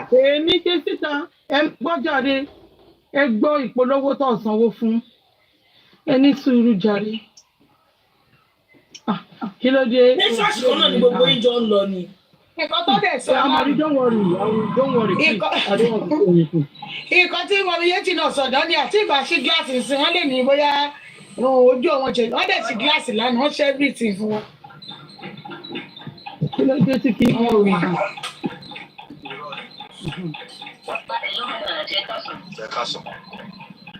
Oh shit, kí ló dé yìí sí? Okay, ó yá. Yes, sir. Orí platform àbúrò yín mo ti ń gbọ́ ní alẹ́ àná. Wọ́n ní àǹtí Bọ́lá Àbújá, wọ́n ná 80-70 ní church wọ́n jà. Irọ́ ni. Wàhálà gbogbo. Irọ́ ni. Olúwa ní mú ní òsì yẹn wá bó ṣe jẹ́ pé wọ́n ní íńtánẹ́ẹ̀tì lórí. Wọ́n ní ìṣe tọ́kì sí. Ẹ jẹ́ ìsọ̀rọ̀ ẹ má wọrí. Ẹjọ́ náà bàbá gbé ṣe jẹ́ ká gbọ́ ọ̀gọ̀ tó ń sọ yẹn náà. Mo gbọ́ náà, mo gbọ́n bí kan yẹn kọ́kọ́ mẹ́tì Lagata gan ló sọ níbi Lagata ló sọ. Jẹ́ ìgbọ́. Ẹtí kan ti kọ́mẹ́ntì pé Lagata said it. Ní London. Ẹ nà ó ní ìdí ó yẹ kó yọ gbogbo eyín wúmà yẹn. So ẹnu lásán ló tiẹ̀ ní. Kí ló ń ṣe kinní yìí? Ó yà pé ẹnu ni o a máa wú fọ. A máa sọ̀rọ̀ bí King Kong. A máa sọ̀rọ̀ bí King Kong. Yes. Bóun ni director wọn. Yes. Àṣé kò tiẹ̀ le. Ẹ bá mi tẹ lọ́ọ̀fù fún àǹtí Bọ́lá àdúgbò.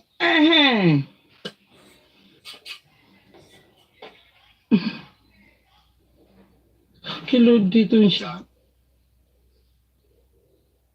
Ẹ bá mi show some love fún àǹtí Bọ́lá Àbújá.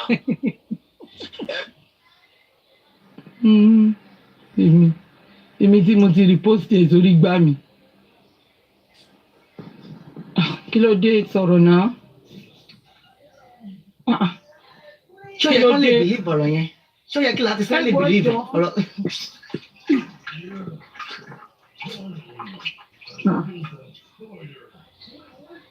Kí ló dé? Ṣebí èmi lè sọ̀rọ̀ ẹ̀. Ẹni kọ́ta yín máa believe nǹkan tó ń sọ ń pa yín. Báwo lẹ ṣe rò ó? Ó máa believe ẹ̀ kú.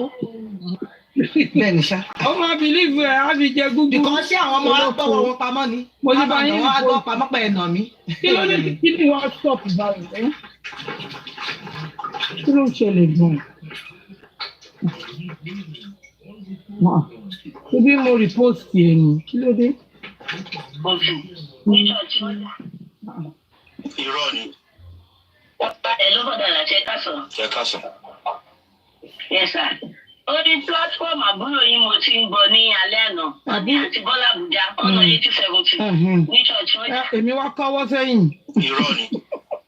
Wàhálà gbogbo. Irọ́ ni. Olúwa ní mú news yẹn wá bó ṣe jẹ́ pé wọ́n ní íńtánẹ́ẹ̀tì orí platform yìí. Ò ní mú news yẹn wá. Nẹ́tíwọ̀kì mi bá dùn lánàá ni bọ̀dá mi, ó bá dùn. Mo gbọ́ náà, mo gbọ́n bí kan yẹn kọ́kọ́ mẹ́tì Lagata gan ló sọ níbi Lagata ló sọ.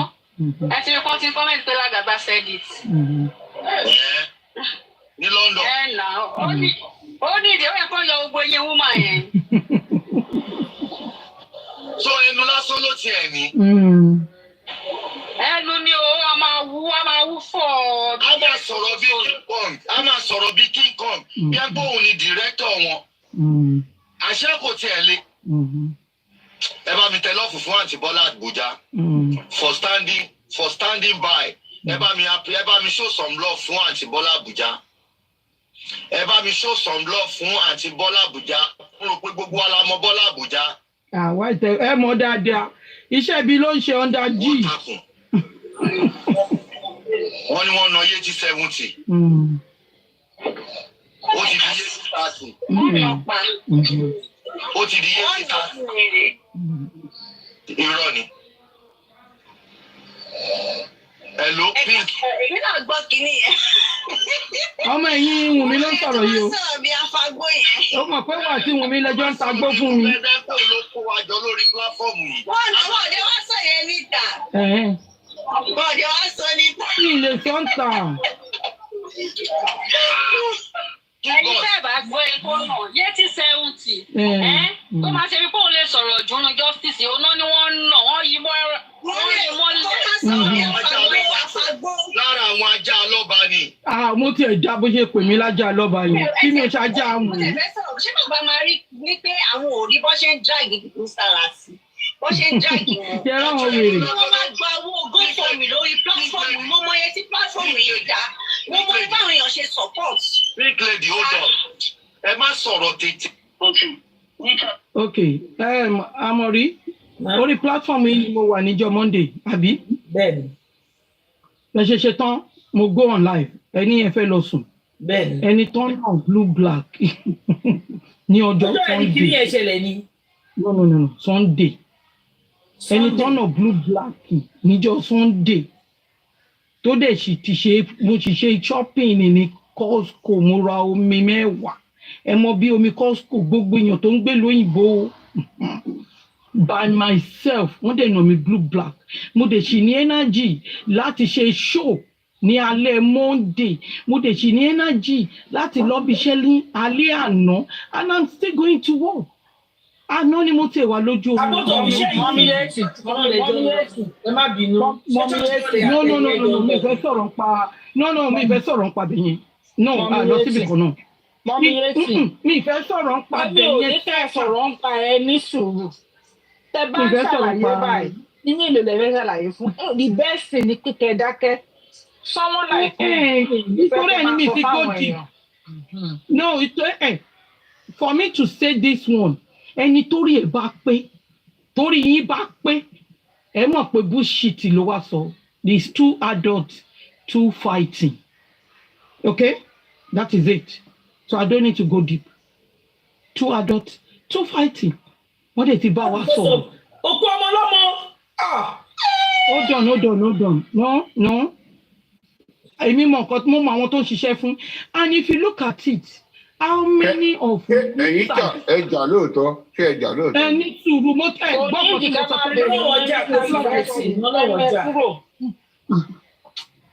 ṣé tí ni tẹ́ bá wo nǹkan tí mo sọ yìí. Èèyàn mélòó ní sáìdì Wùnmí tó ń gbé picture àwọn ọmọ síta kẹfì mọ̀ pé àwọn pípù yìí tó wà ń bí tẹ́lẹ̀ ló ń ṣe gbogbo kínní and wọ́n ní photographer ni o video cameraman ni camera woman ni o mo dẹ̀ ṣì mí nítorí mo lọ bí iṣẹ́ lálẹ́ máa ṣe show lọ́nà máa advertise Bọ́lá Abuja dada. Yes. My advertise dada. Because òun ló gbé wá sórí social media. Ṣé àwọn fóònù ló gbé wá sórí social media? Ó dẹ̀ nẹ́tọ̀ láti sọ̀rọ̀ lé lórí. That is it. Mi nídìí láti sọ nǹkan mímu. Wọ́n pè láwọn tani. Èmi wà ní ẹni tẹ́lẹ̀ really to silent ni. Kò ní jẹ́ gbogbo yín. Bam! I'm still standing for Baba Mohbad. Torí mi ò gbébi dání ẹ̀yin lẹ ń gbébi dání ẹ̀yin lẹ ń gbóṣì dání ẹ̀yin lẹ ń gbéranù dání. Òun ló lọ rìpọ́tì mi fún èèyàn kan nígbà tí mo bẹ̀rẹ̀ sí ń play ohun Karimot last year ó ń gbèjà Karimot ni.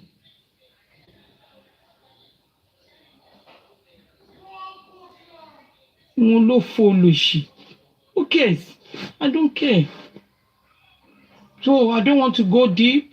Mo ti sọ 2 adults 2 fighting ni. So mo ti gbójú mi síta lánàá. Torí ẹni mi fi dé wíìgì mi dé fìlà mi dé bọ́nẹ̀tì. Kẹ́má ni ó cover orí ẹ̀ bóyá orí ẹ̀ wú mo gbọ́ ẹ̀ ni mo ṣò bá. Ní yẹyin ẹ̀yin tá ìmọ̀ géèmù yìí. Èmi lè fẹ́ bá play géèmù òṣì kan. Mo wà lé fún yín confam.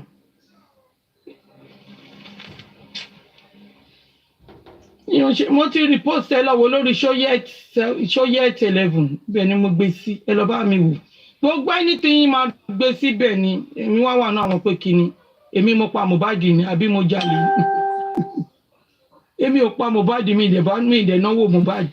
Yín ló fò. Àbọ̀ sọ fún yín pé mo lọ gbowó lọ́wọ́ PS. Èmi ò gbowó lọ́wọ́ PS. Ẹ̀yin lẹ ń jẹ́ ẹ̀jẹ̀ ìlérí àbí kí ló máa ń pè. Sọ tèmi nìyẹn. Ẹni tó gbé wá náà ni kó máa explain deep fún yín lẹ́yìn. So ẹ̀yin á lè máa gbé síta.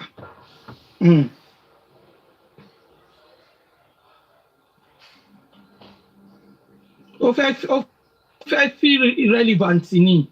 Ó fẹ́ jẹ́ káwọn èèyàn mọ̀ òun ni wọ́n á mú ẹ̀ dáadáa. Wọ́n á mú ẹ̀ pé tó bá ti mo àmọ́ rí ọ̀rẹ́ mi ẹ ti gbàgbé Tèmídayọ̀ nígbà tó gbé fọ́tò Dorcas. Báwo ni ayé Tèmídayọ̀ ṣe rí?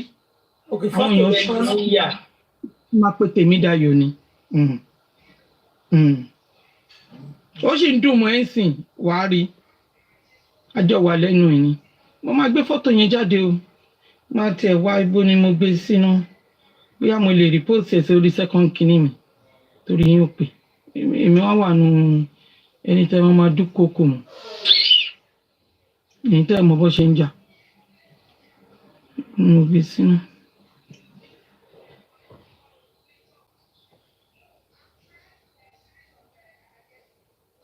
Wọ́n sọ pé ṣé nítorí òkú ọmọ 26. This is the reason why, because wọ́n rí pé mò ń sọ òótọ́. Wọ́n rí pé orí òótọ́ ni mo wà. Wọ́n rí pé mò ń tákù irọ́ wọn. Wọ́n dẹ̀ rí pé mò ń expose àwọn. Nǹkan tó ń dùn gbogbo wọn nìyẹn. Mo expose yín bam ní yẹn àti ìyá yín one with God. Èmi tí mo mọ bó ṣe ń lọ. Níbo ló wà jàre?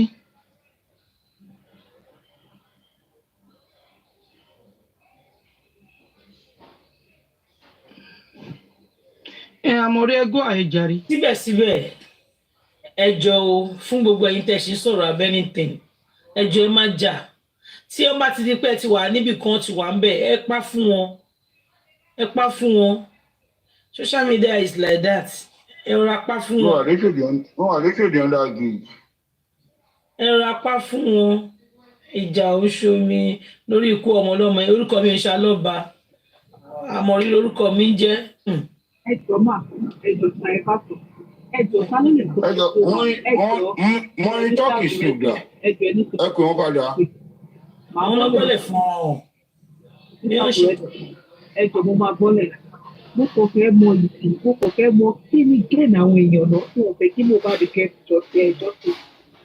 Gẹ́ẹ̀nì wọn yẹn gangan ni ò sì yé mi. Kí ló fẹ́ gbà níbẹ̀?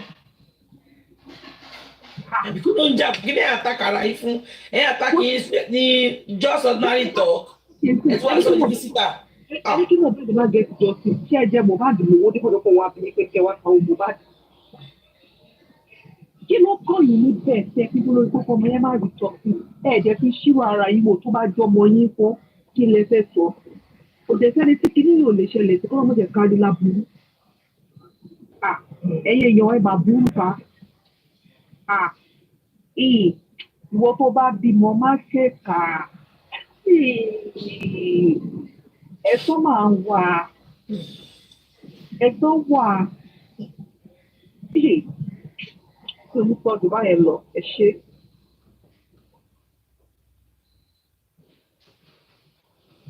Àmọ̀rí. Ọ̀rẹ́ mi. Ó dàbò gẹ̀ẹ́tì géèmù àwọn arábí. Ẹ̀yin lẹ́yìn ń wá justice. Ẹ̀yin ń wá justice. Àwọn kan gbowó kẹ́ ẹ má rí justice. Iṣẹ́ owó náà ń ṣe. Ó rí bínú wọn ṣe ń dùn ni. Wàá rò pé wọ́n ti rẹ́ni tó pa Mohbad ni. Wọ́n náà já ó lu dáadáa ọkùnrin. Láì sọmọdé. Owó táwọn gbà ní owó distraction ni. Sórí níjọba bá ní wọ́n tó ti ní evidence kan o tó lè jẹ́ ká mọ tó pa Mohbad o. Ó di gbọ́n ṣẹ́sífẹ́ǹsì yẹn ṣé wọ́n á lè gbà nílé ẹjọ́ ṣẹ́sífẹ́ǹsì yẹn. Ṣọ́kùnrin yẹn ni. Rárá àwọn tí ń advertise ni kì í ṣọkùnrin lẹ́ni yẹn àwọn tó ń advertise dancing ni o máa gbọ́ pé ṣé wọ́n bá mi lù dáadáa ṣé wọ́n fọ́ lójú ṣé wọ́n ṣe kinní kan ó rí i pé distraction yẹn iṣẹ́ táwọn ń ṣe nìyẹn tiwọn ẹni tó jókòó tó ló ń jà fún justice ṣé bí tó yẹ kó máa excite kí ni ẹ máa dùn lé lórí ni tí wọ́n bá gbé wá tó máa fún wa ní justice ànírọ́ ni níjọ́ tẹ́mi ti ń rí gbogbo wọn sẹ́ tó bá ti gbọ́ body language wọn ǹjọ́ tó bá rí tínú wọn dùn wọ́n ti rí distraction kan tó fẹ́ lò fún bàbá ni tó bá rí ẹ̀ wọ́n máa yí káàkiri kí lẹ́yìn rò sí o nígbà wàá rò sí leléyìí o kí lẹ́yìn rò sáà yín yẹn ṣó yẹ kí bàbá ó ṣe báyìí ṣó yẹ kí ṣe kí ló mú ọ̀rọ̀ wọn jà tó fi fa excitement tó fi fa ẹnu lásán lóní kíní kan lóní ọkùnrin ẹ̀yin lẹ́yìn ń wá justice àwọn ti gbowó distraction wọ́n dẹ̀ gbọ́dọ̀ máa continue ni tó bá tún di alẹ́ ńsìn wọ́n á tún gbé mi wọlé tó bá tún dọ̀là ńsìn wọ́n á tún gbé mi wọlé tẹ́ ẹ bá ti sọ díẹ̀ ẹ̀ á tún padà sórí justice ẹ̀ máa ṣe analysis yín lọ sórí tó ń dùn wọ́n ò ju analysis tẹ́ ń ṣe lọ eré ìtara gbé wálé nísìn táwọn wò á ṣó yẹ kí lè rí báyìí ṣó yẹ kí lè rí báyìí ṣó kò yẹ kí wọ́n tẹ́ ń ṣe báyìí ṣó kò yẹ kẹ́ ní ìdẹ̀ ṣe báyìí ṣó yẹ kẹ́ ní ìdẹ̀ sórí gbogbo tẹ́ ń ṣe yẹn ohun nígbà tẹ́ ń fún wọn ní injection ni wọ́n dẹ̀ ti expect pé ó yẹ kí kíní tiẹ̀ ti lọ wọ́n wá rí pé ẹ̀ tiẹ̀ wò kàkà kéwé àgbọ̀ndẹ̀ ó ń le sí lójoojúmọ́ ni so ẹ̀ wá dá máa wà focus more on justice tá à ń wá then and you know how to push them back ẹ ṣe. ṣẹ́rí iye tí 70 rí ẹ̀kẹ́ mọ̀ pé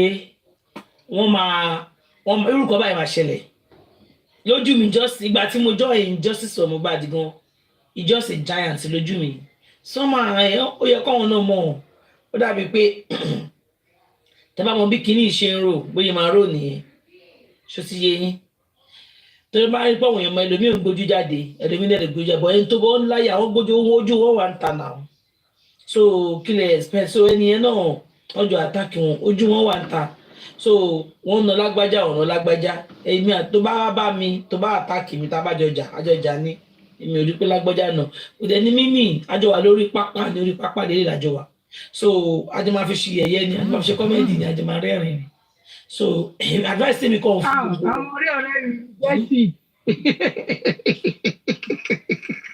ọ̀dẹ̀ ni wọn kò yé wọn ní pé mi káwọ́ sẹ́yìn mi retaliate mò ń wo bí ìdọ́mí. wọ́n wà bẹ́ẹ̀ yẹn ẹ ṣàmógún yẹn má jà lórí òkú ọmọlọ́mọ mi orúkọ tèmi làwọn ọmọ láyọ̀ orúkọ tèmi ń ṣàlọ́ba so tabadẹ wà ní àgbà kí n tẹ́wá tí ó ti tẹ́tí tẹ́ hàn náà bẹ́ẹ̀.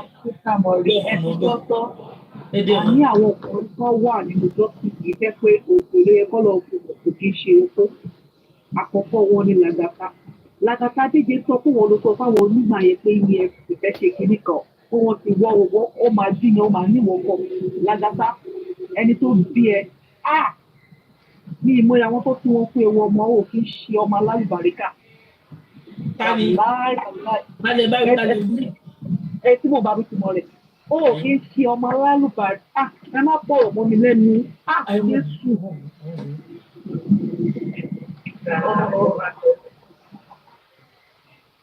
ẹ má bínú àlẹ́ má bínú láti mi mẹ́ni tẹ́ ń bú gbogbo yín á dẹ̀ máa sọ̀rọ̀ pẹ̀lú. ìwọ ló lọ sọ pé wọ́n ní wọ́n gbówó kò ní afẹ́fà lọ síbi kan ó dẹ̀ jìnnà ní ọjọ́ yẹn ó ní ìwọ kọ mo wá wo wájú mo wẹ̀ mo wá lọ́wọ́ píkẹ̀ mo wá ní ṣọ́kùnrin nílé ìyàbòkè mo wá rí i pé obìnrin ló fẹ́ wáyé ọlápẹ́bí tí yẹ ẹrù ẹjọ́ dé wọ́n fi pààrọ̀ ẹjọ́ fi tó ẹbí ọkùnrin wàhálà ìgbàlá tó bá ti yẹ pé wọ́n mọ́ táná bá sì wà láyé ó yẹ kó lọ sọ fún wọn pé wọ́n ṣe ọmọ pé ní wọ́ọ̀dù yìí ó fi ṣe ọmọ alálùbáríkà sí ọ̀fẹ́ sọ̀rọ̀ ọmọ ọkùnrin tó dẹ̀ bímọ tiẹ̀ ó dẹ̀ ń gbàbọ̀dẹ̀ pé kí mo bá lè má rí jọ pé làgàtà ojú méjèèjì ẹ̀ ààrẹ lédi ẹ̀ ni màá fi yí ẹ pé ayé wà ó ní ṣe oríire lọ́wọ́. Ọlọ́run gbogbo yín ẹ ṣáà sọ di woro sí woro báyìí torí kò yé mi báyìí. àní má ẹ sílẹ̀ èmi kankan tó fẹ́ gbà nìyẹn mo dúpẹ́ lọ́wọ́ Ọlọ́run wọn ò lè gbóhùn mi síta torí ó rí i pé èmi ò ní bá wọn sọ̀sọ̀ òṣì láti jọ yẹ ìlérò ohùn mi gbé sí yẹn ló ń dùn wọn rí ìkan ti pè mí ó pè mí èmi tí mo mọ èsì tí máa fún wọn èmi ọmọ ọgbọ́n làgàtà gan pè mí ohun ẹ wà nílẹ̀ gbogbo ẹnu mo fi sọ.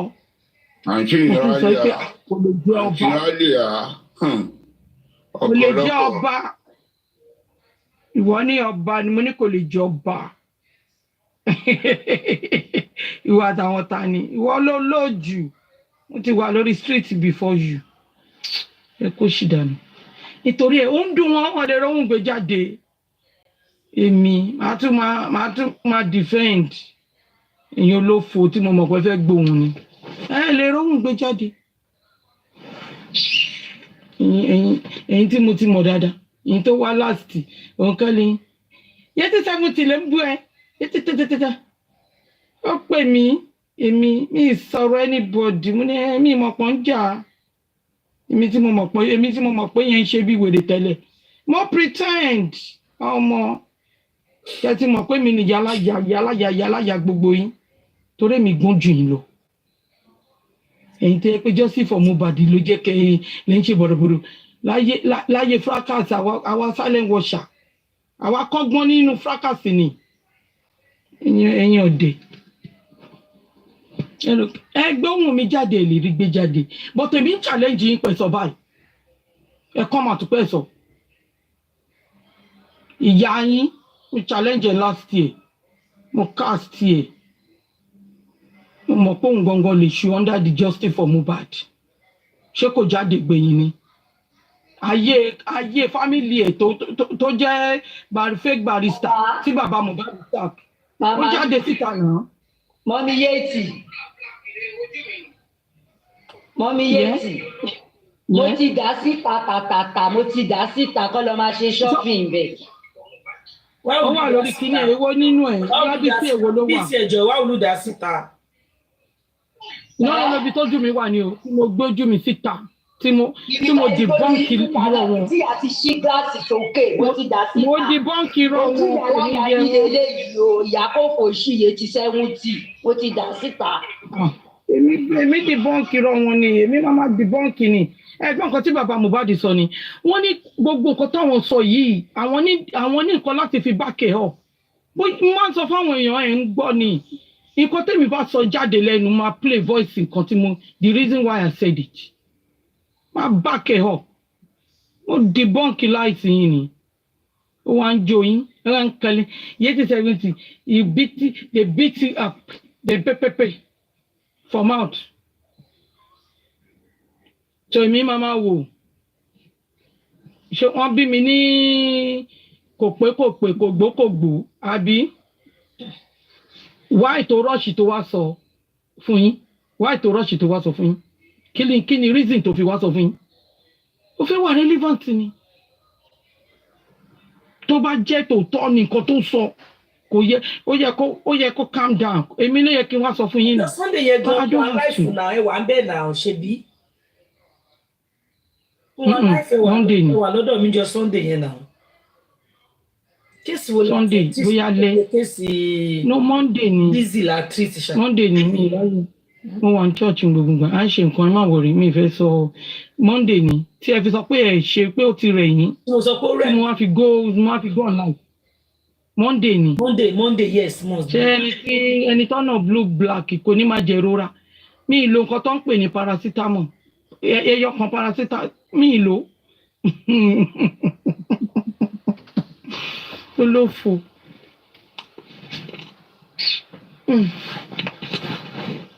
àwọn òde ṣọ́tẹ̀ ríbi tó rúùtù tó gbé gbà yẹn ọ̀dọ̀ ọmọ àtọ̀lé tó ti sọ jáde yẹn nǹkan tínú mi fi dùn nìyẹn yàtọ̀ pé you are working for her ìwọ gangan ló mọ gbogbo nǹkan tó ń ṣẹlẹ̀ you are working for her and ẹni yìí 3 years lásán mo fi mọ̀ kò mọ̀ mi kò mọ̀ ibi tí kò mọ̀ kàkà 3 years lásán mo fi mọ̀ ẹ́ you are just working for her ẹni tí ẹni ó just mi fẹ́ sọ̀rọ̀ ẹ̀ jù mo kàn fẹ́ ṣèpolówó fún ni pé tó bá ti yà yín picture báyìí ló ṣe fẹ́ ṣe o máa gbé síta oní picture òfò. ok picture àwọn èèyàn sẹ́lẹ̀ ṣé olúwa jẹ́ ẹ ti yàn dọ̀tí lórí ọ̀rọ̀ kìíní ẹ má bínú ẹ gbójú kò bẹ yín tó dẹ̀ ń ṣe ẹ já sọ̀rọ̀ tá à ń sọ lọ ẹ má yẹ kọ́ wa ẹ má jẹ́ ẹ má wà jẹ́jẹ́ ẹ má jẹ́ ká sọ̀rọ̀ mí jàre ọ̀rọ̀ mi wá ẹ̀rí wọ́n ti wá gànù dé látàárọ̀ ẹ̀kọ́ bí ọ̀dọ̀ amọ̀rí ní gbogbo yín gànù sílé ní ó yá ẹwà gbogbo yín tẹ̀ wo mi pàtàpàtà tẹ̀yìn tẹ̀ screen lọ́dọ̀ yín bẹ́ẹ̀ wọ́n ní ìyàn gbogbo yín ó yá. Mommy bless mommy ṣẹ́rí picture tó gbé fún wọn picture church mo wà nù sùtá náà ni nǹkan ẹyọkan tó yà ní kò yé yín ó dà pé ó wà lórí kinní one of the friend kinní mi lórí Facebook mo rí pé òun ló lọ because nobody can go in mo ti fi kinní mi kò yé yín so òun ni ó ṣe iṣẹ́ yẹn and bí ṣe gbọ́ pé látọ̀dọ̀ àtọ̀lé mo ní okay ìwọ ni mo dẹ̀ send gbogbo kinní screenshot yẹn fáwọn àgbààgbà tó ti parí ẹ̀ fún wa wọ́n ti parí nǹkan yìí fún wa why kò yé yín nǹkan tí mo sọ. Because I'm a mature person. I don't behave like that. I don't roll like that. Ṣọ́rọ̀ pé I don't know. Àti kékeré ni èèyàn méjì ti ń jà. So kí ni big deal inú yẹn? Ṣọ́fín gbowó ni. I don't understand. Àwọn èèyàn kan wà àwọn ò ní exposure. No. Ó fẹ́ gbowó ni ọ̀pọ̀ PS máa fún lówó Lagata ló máa bá wọn gbowó lọ́wọ́ PS ó gba ẹnu mi mo sọ tán ni gbogbo ẹnu ni mo fi sọ PS fẹ́ fún ẹ lówó Lagata ló fẹ́ bẹ́ẹ̀ gbowó ó gba ẹnu mi ni for you to come to social media wèrè yìí ó ẹ lè rí kó ṣe show lórí Justice for Mohbad but underneath ló ti ń ṣiṣẹ́ wèrè orí burúkú ẹ̀ òun ló ní bàbá Gúrẹ́sì pé wọ́n kàn gbowó fún ni mo ní kinní yẹn títí kù ṣùgbọ́n play yes kẹfì gbọ́ nǹkan tí mò ń tà láti sọ o kéèyàn wà tó jẹ́ pé ìbànújẹ́ because if you are happy you don't need to tackle someone Mr. Gúrẹ́sì wọ́n máa ṣe operation fún wọn adẹ̀dáwó ó dẹ̀ ń gbé kiri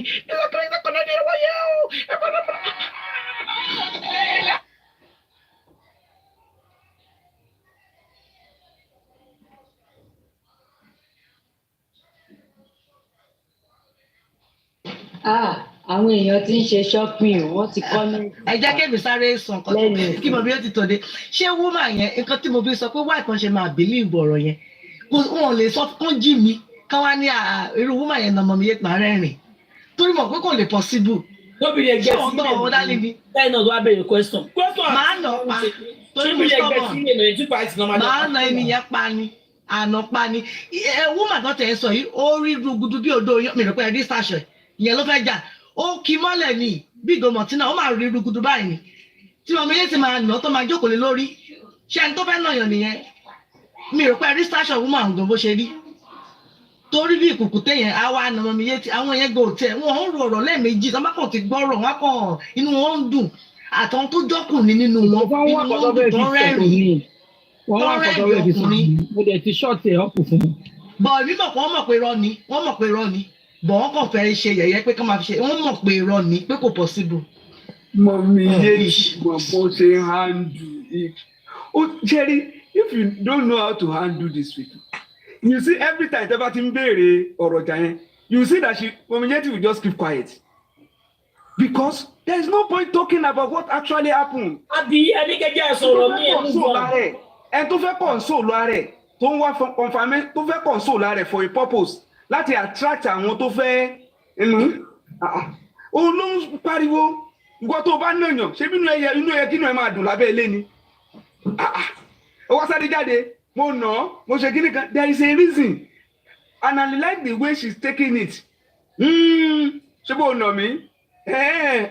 Okay o ẹn tó nà náà nìyẹn but talking about the real issue she refused to talk about it. Nítorí pé maturity nìyẹn ó fẹ́ kàn já inú yẹn ó yá kó sọ mọ́ let her come and prove how it happened. Ẹ jẹ́ kó fẹ́ nu ẹ̀ sọ ẹ wo wọ́n distraction náà ń wá wọ́n gbọ́dọ̀ console ara wọn. Bàdá mi àǹtí mi ń dáwọn fi ń jẹun mo bú bàbá yín ń dáwọn fi ń jẹun ẹgbọmọṣẹ́ mi tó fi ń jẹun nìyẹn ẹ béèrè lọ́wọ́ wọn pé kí ni ìtumọ̀ sacrosanct, kí ni ìtumọ̀ Jermaine, kí ni ìtumọ̀ frontliner, kò lè jẹ́ wọn. So ṣé ìníyẹn ni àwọn yẹn lè fẹ́ máa take it serious? Ẹ wo ẹ máa fire on. Àǹtí mi. Ẹ má bínú mọ́ àṣà. So Bukky Jesse, ó ṣì máa ní a lot of things láti answer gan, gidi gan. Kó tó ṣe. Ìgbà tí Mr. Grace tó ṣì ń ronú pé ṣáwọn ààyè wọn ti ṣe operation fún wọn. A sì dáwó ni o, làwọn goat yìí tó ń pariwo. Ẹ má gbọ́. The reason why, because I know her before Justice for Mohbad. Ó dẹ̀ ń lọ kiri gbogbo platform. Ó dọ́dọ̀ láti níwájú Ọlọ́run láti lè kúrò. Ó lóun ò fẹ́ gbọ́. Ó dọ́dọ̀ Papariano yẹn gbé sórí big screen ni. Ló ń gbé fọ́tò Gùrẹ́sì, ló ń ṣe pé ṣé Gùrẹ́sì rẹ̀ irọ́ ló ń pa yẹ́yẹ́yẹ́ ìhùwà wò. Níbi tó ká ọmọ lórí burúkú Ìbọ́lá Àbújá dé. Ó tún lọ ṣí platform tiẹ̀ gangan tó tan ring light. Mo tún lọ tẹ request pé let me explain to you.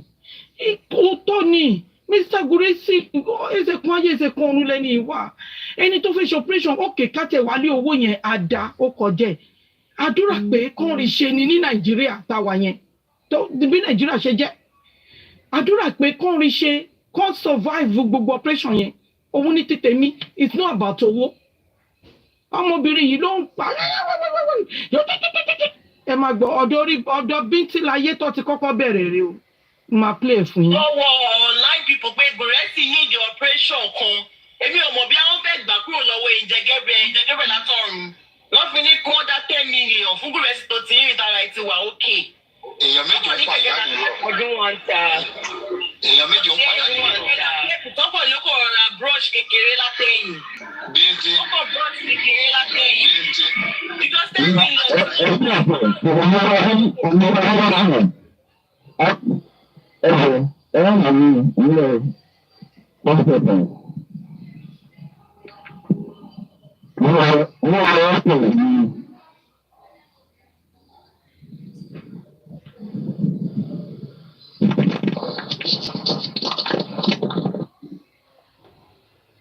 Ṣé kò dẹ̀ ní dáa ń gbẹ̀ ìwọ́ l'Àbújá yìí, ayé ò dẹ̀ ní dáa.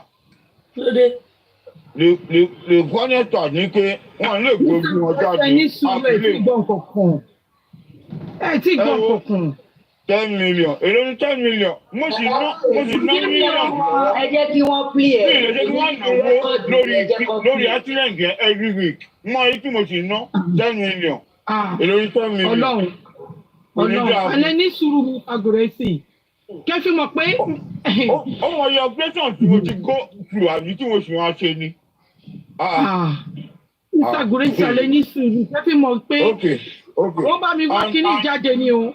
Mo fẹ́ ṣẹ́rẹ́ fún wọn lọ́sùn. Mọ bí yé tiẹ̀ sílẹ̀ láti bẹ̀rẹ̀ jọ. Èmi náà fẹ́ ṣe láti bẹ̀rẹ̀ lẹ́yìn. Ẹni sùúrù, wọ́n gbọ́ tí àti sọ lẹ́nu pé orí platform wọ́n dáwó kan fún mi.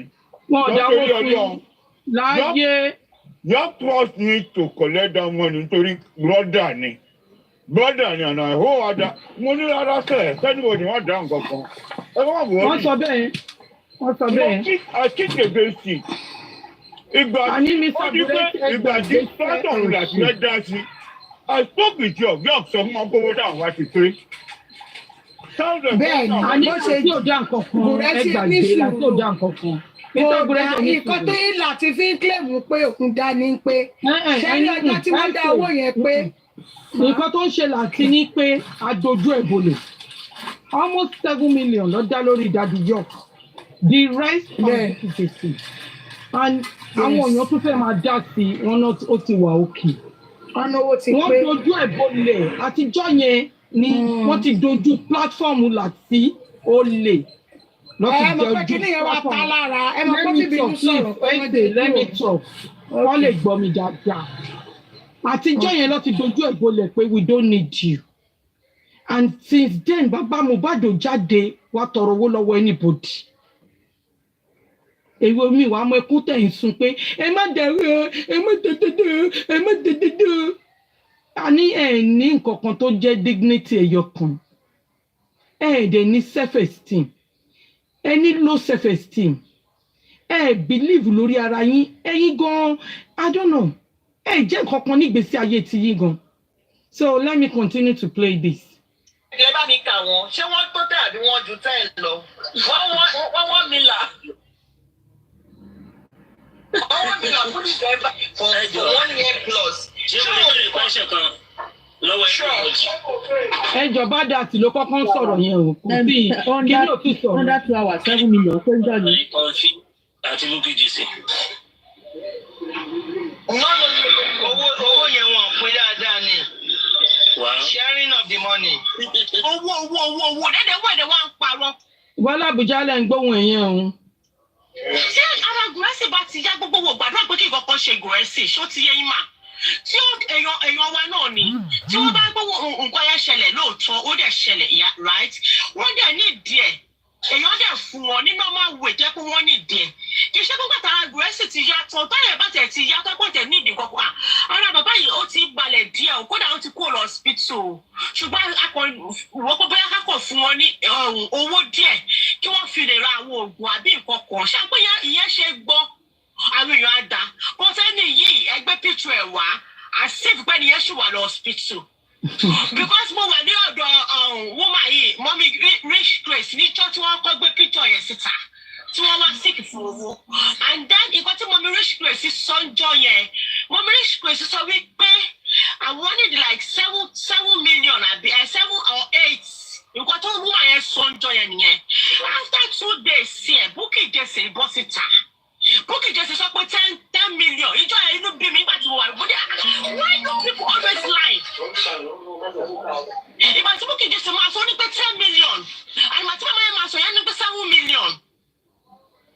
And 10 million and 7 million yẹn gangan tí wọ́n àwọn èèyàn donate fún wọn. This one is already out. Ó ti wà nílé. Why tí wọ́n parọ́ báyìí?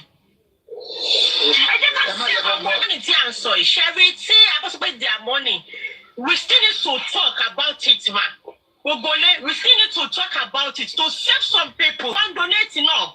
Látọ̀ pé kò sí ìkọ̀kọ̀ nínú àpò àwọn ẹni yìí. Làwọn sára Nàìjíríà ni mò ń sọ lọ́wọ́lọ́wọ́. Látọ̀ kò sí ìkọ̀kọ̀ nínú àpò ẹni yìí. Nígbà tó bá gbé jáde. Àwọn bójá ìjọ ẹlòmíì lè san 1,000. Ẹlòmíì lè fi 500. Ẹlòmíì fi lè fi 10,000 lẹ̀ 5,000. Okay, irú àwọn ẹni yẹn ni èmi torí ẹ̀ sọ ọ̀rọ̀ yìí. Ṣé ara wọn tó wà ní diaspora? If they want to close their account for them, that's not my business. But I'm talking about these people that they are Nigeria. Tí wọ́n ti ẹ̀ mọ̀ wípé these people they are lying. Tí wọ́n mọ̀ pé irọ́ ni wọ́n pa irú àwọn yẹn ní ìsìtọ́ bá ti gbọ́ next time àwọn yẹn máa jára wọn ní brain. Kódà náà wọ́n wá fi justice for Mohbad wọ́n wá fi ṣe ẹlòmíì kọ́lẹ̀ ẹlòmíì ìlàbọ̀tọ̀ ẹlòmíì ṣe gbá ẹlòmíì ṣàwò. Kí ló dé? Well, because nobody misuse it, ẹlòmíì ṣe máa need the help èèyàn.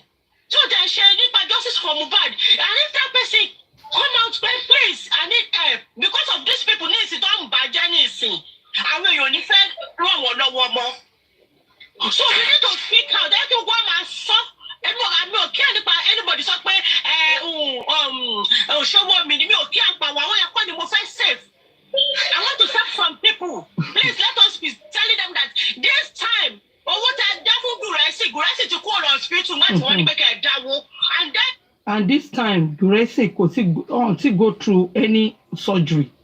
They are still waiting to enter that surgery. Orí ẹ̀ ti dàrú. I was in hospital.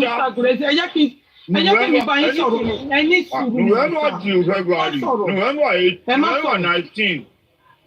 Ẹ má sọ̀rọ̀. Ẹ jẹ́ kí n bá yín sọ̀rọ̀. Ẹ jọ̀ọ́ sà. February. Abiola, okay, ẹ tún wá ó bẹ̀. Èmi tún wá fẹ́ pín ọkàn ní hospital yẹn sùn. Confirm. If we confirm, I will go live. It's getting too much. Ẹni tí ó ṣèwádìí fún mi, ẹ wò ilé kejì ilé àwọn àdìgúrẹ́ sì jọ fèsì ara wọn báyìí ni. So easy lẹ́nu yẹn tó sọ ìgbà ẹ̀dùn dẹ́gbó ti wà òkè wọn bọ̀ wọ́n sì wà lọ hospital bọ̀ kì í ṣe wípé wọ́n sì rẹ̀ wọ́n báyẹn náà ibi wọ́n ti rìn wọ́n dẹ̀ ti ń jẹun. Kò tó wá kí pé wọ́n á jẹ. Àwọn akẹ́kọ̀ọ́ wa rán bí ń tilẹ̀ wọ̀n, wọ́n á sọ pé bóyá kìíní ẹni tó ní kó máa police mi kí á kiri yẹn ó máa pè ráìdè o. àní fi wọ́n lẹ̀. Nífìyàn mọ̀ ju kó máa pa irọ́ lọ láyé ẹ̀. Irọ́ ni gbogbo nǹkan tó ń sọ. Ẹ̀dúró náà ti yín ló sọ̀rọ̀ yìí náà ti yín sọ̀rọ̀.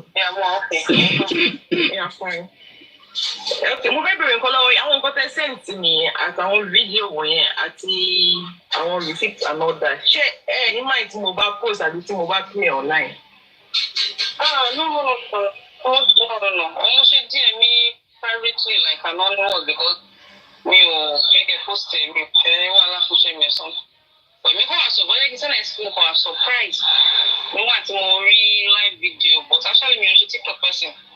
Àwọn ṣe live video tí Bukide ṣe ń sọ pé ó ń donate 10 million kìíní kan gbà ọkọ̀. I was like this person tó ń dárúkọ tó ń ṣòyìn náà. Ẹni tí wà okay and so gbogbo exaggeration ẹ̀ kò dẹ̀ tó yẹ. Mo ṣe àṣìpáìsì pé kí n sẹ́ẹ̀kì díẹ̀ mi pé sísò nǹkan báyìí ọ̀hún voice note. Yóò lọ́gọ́ mo sọ fún senior doctor mi. Wọ́n ní Steve Wood kí n pe ṣèbọ́ ti spills tiwa.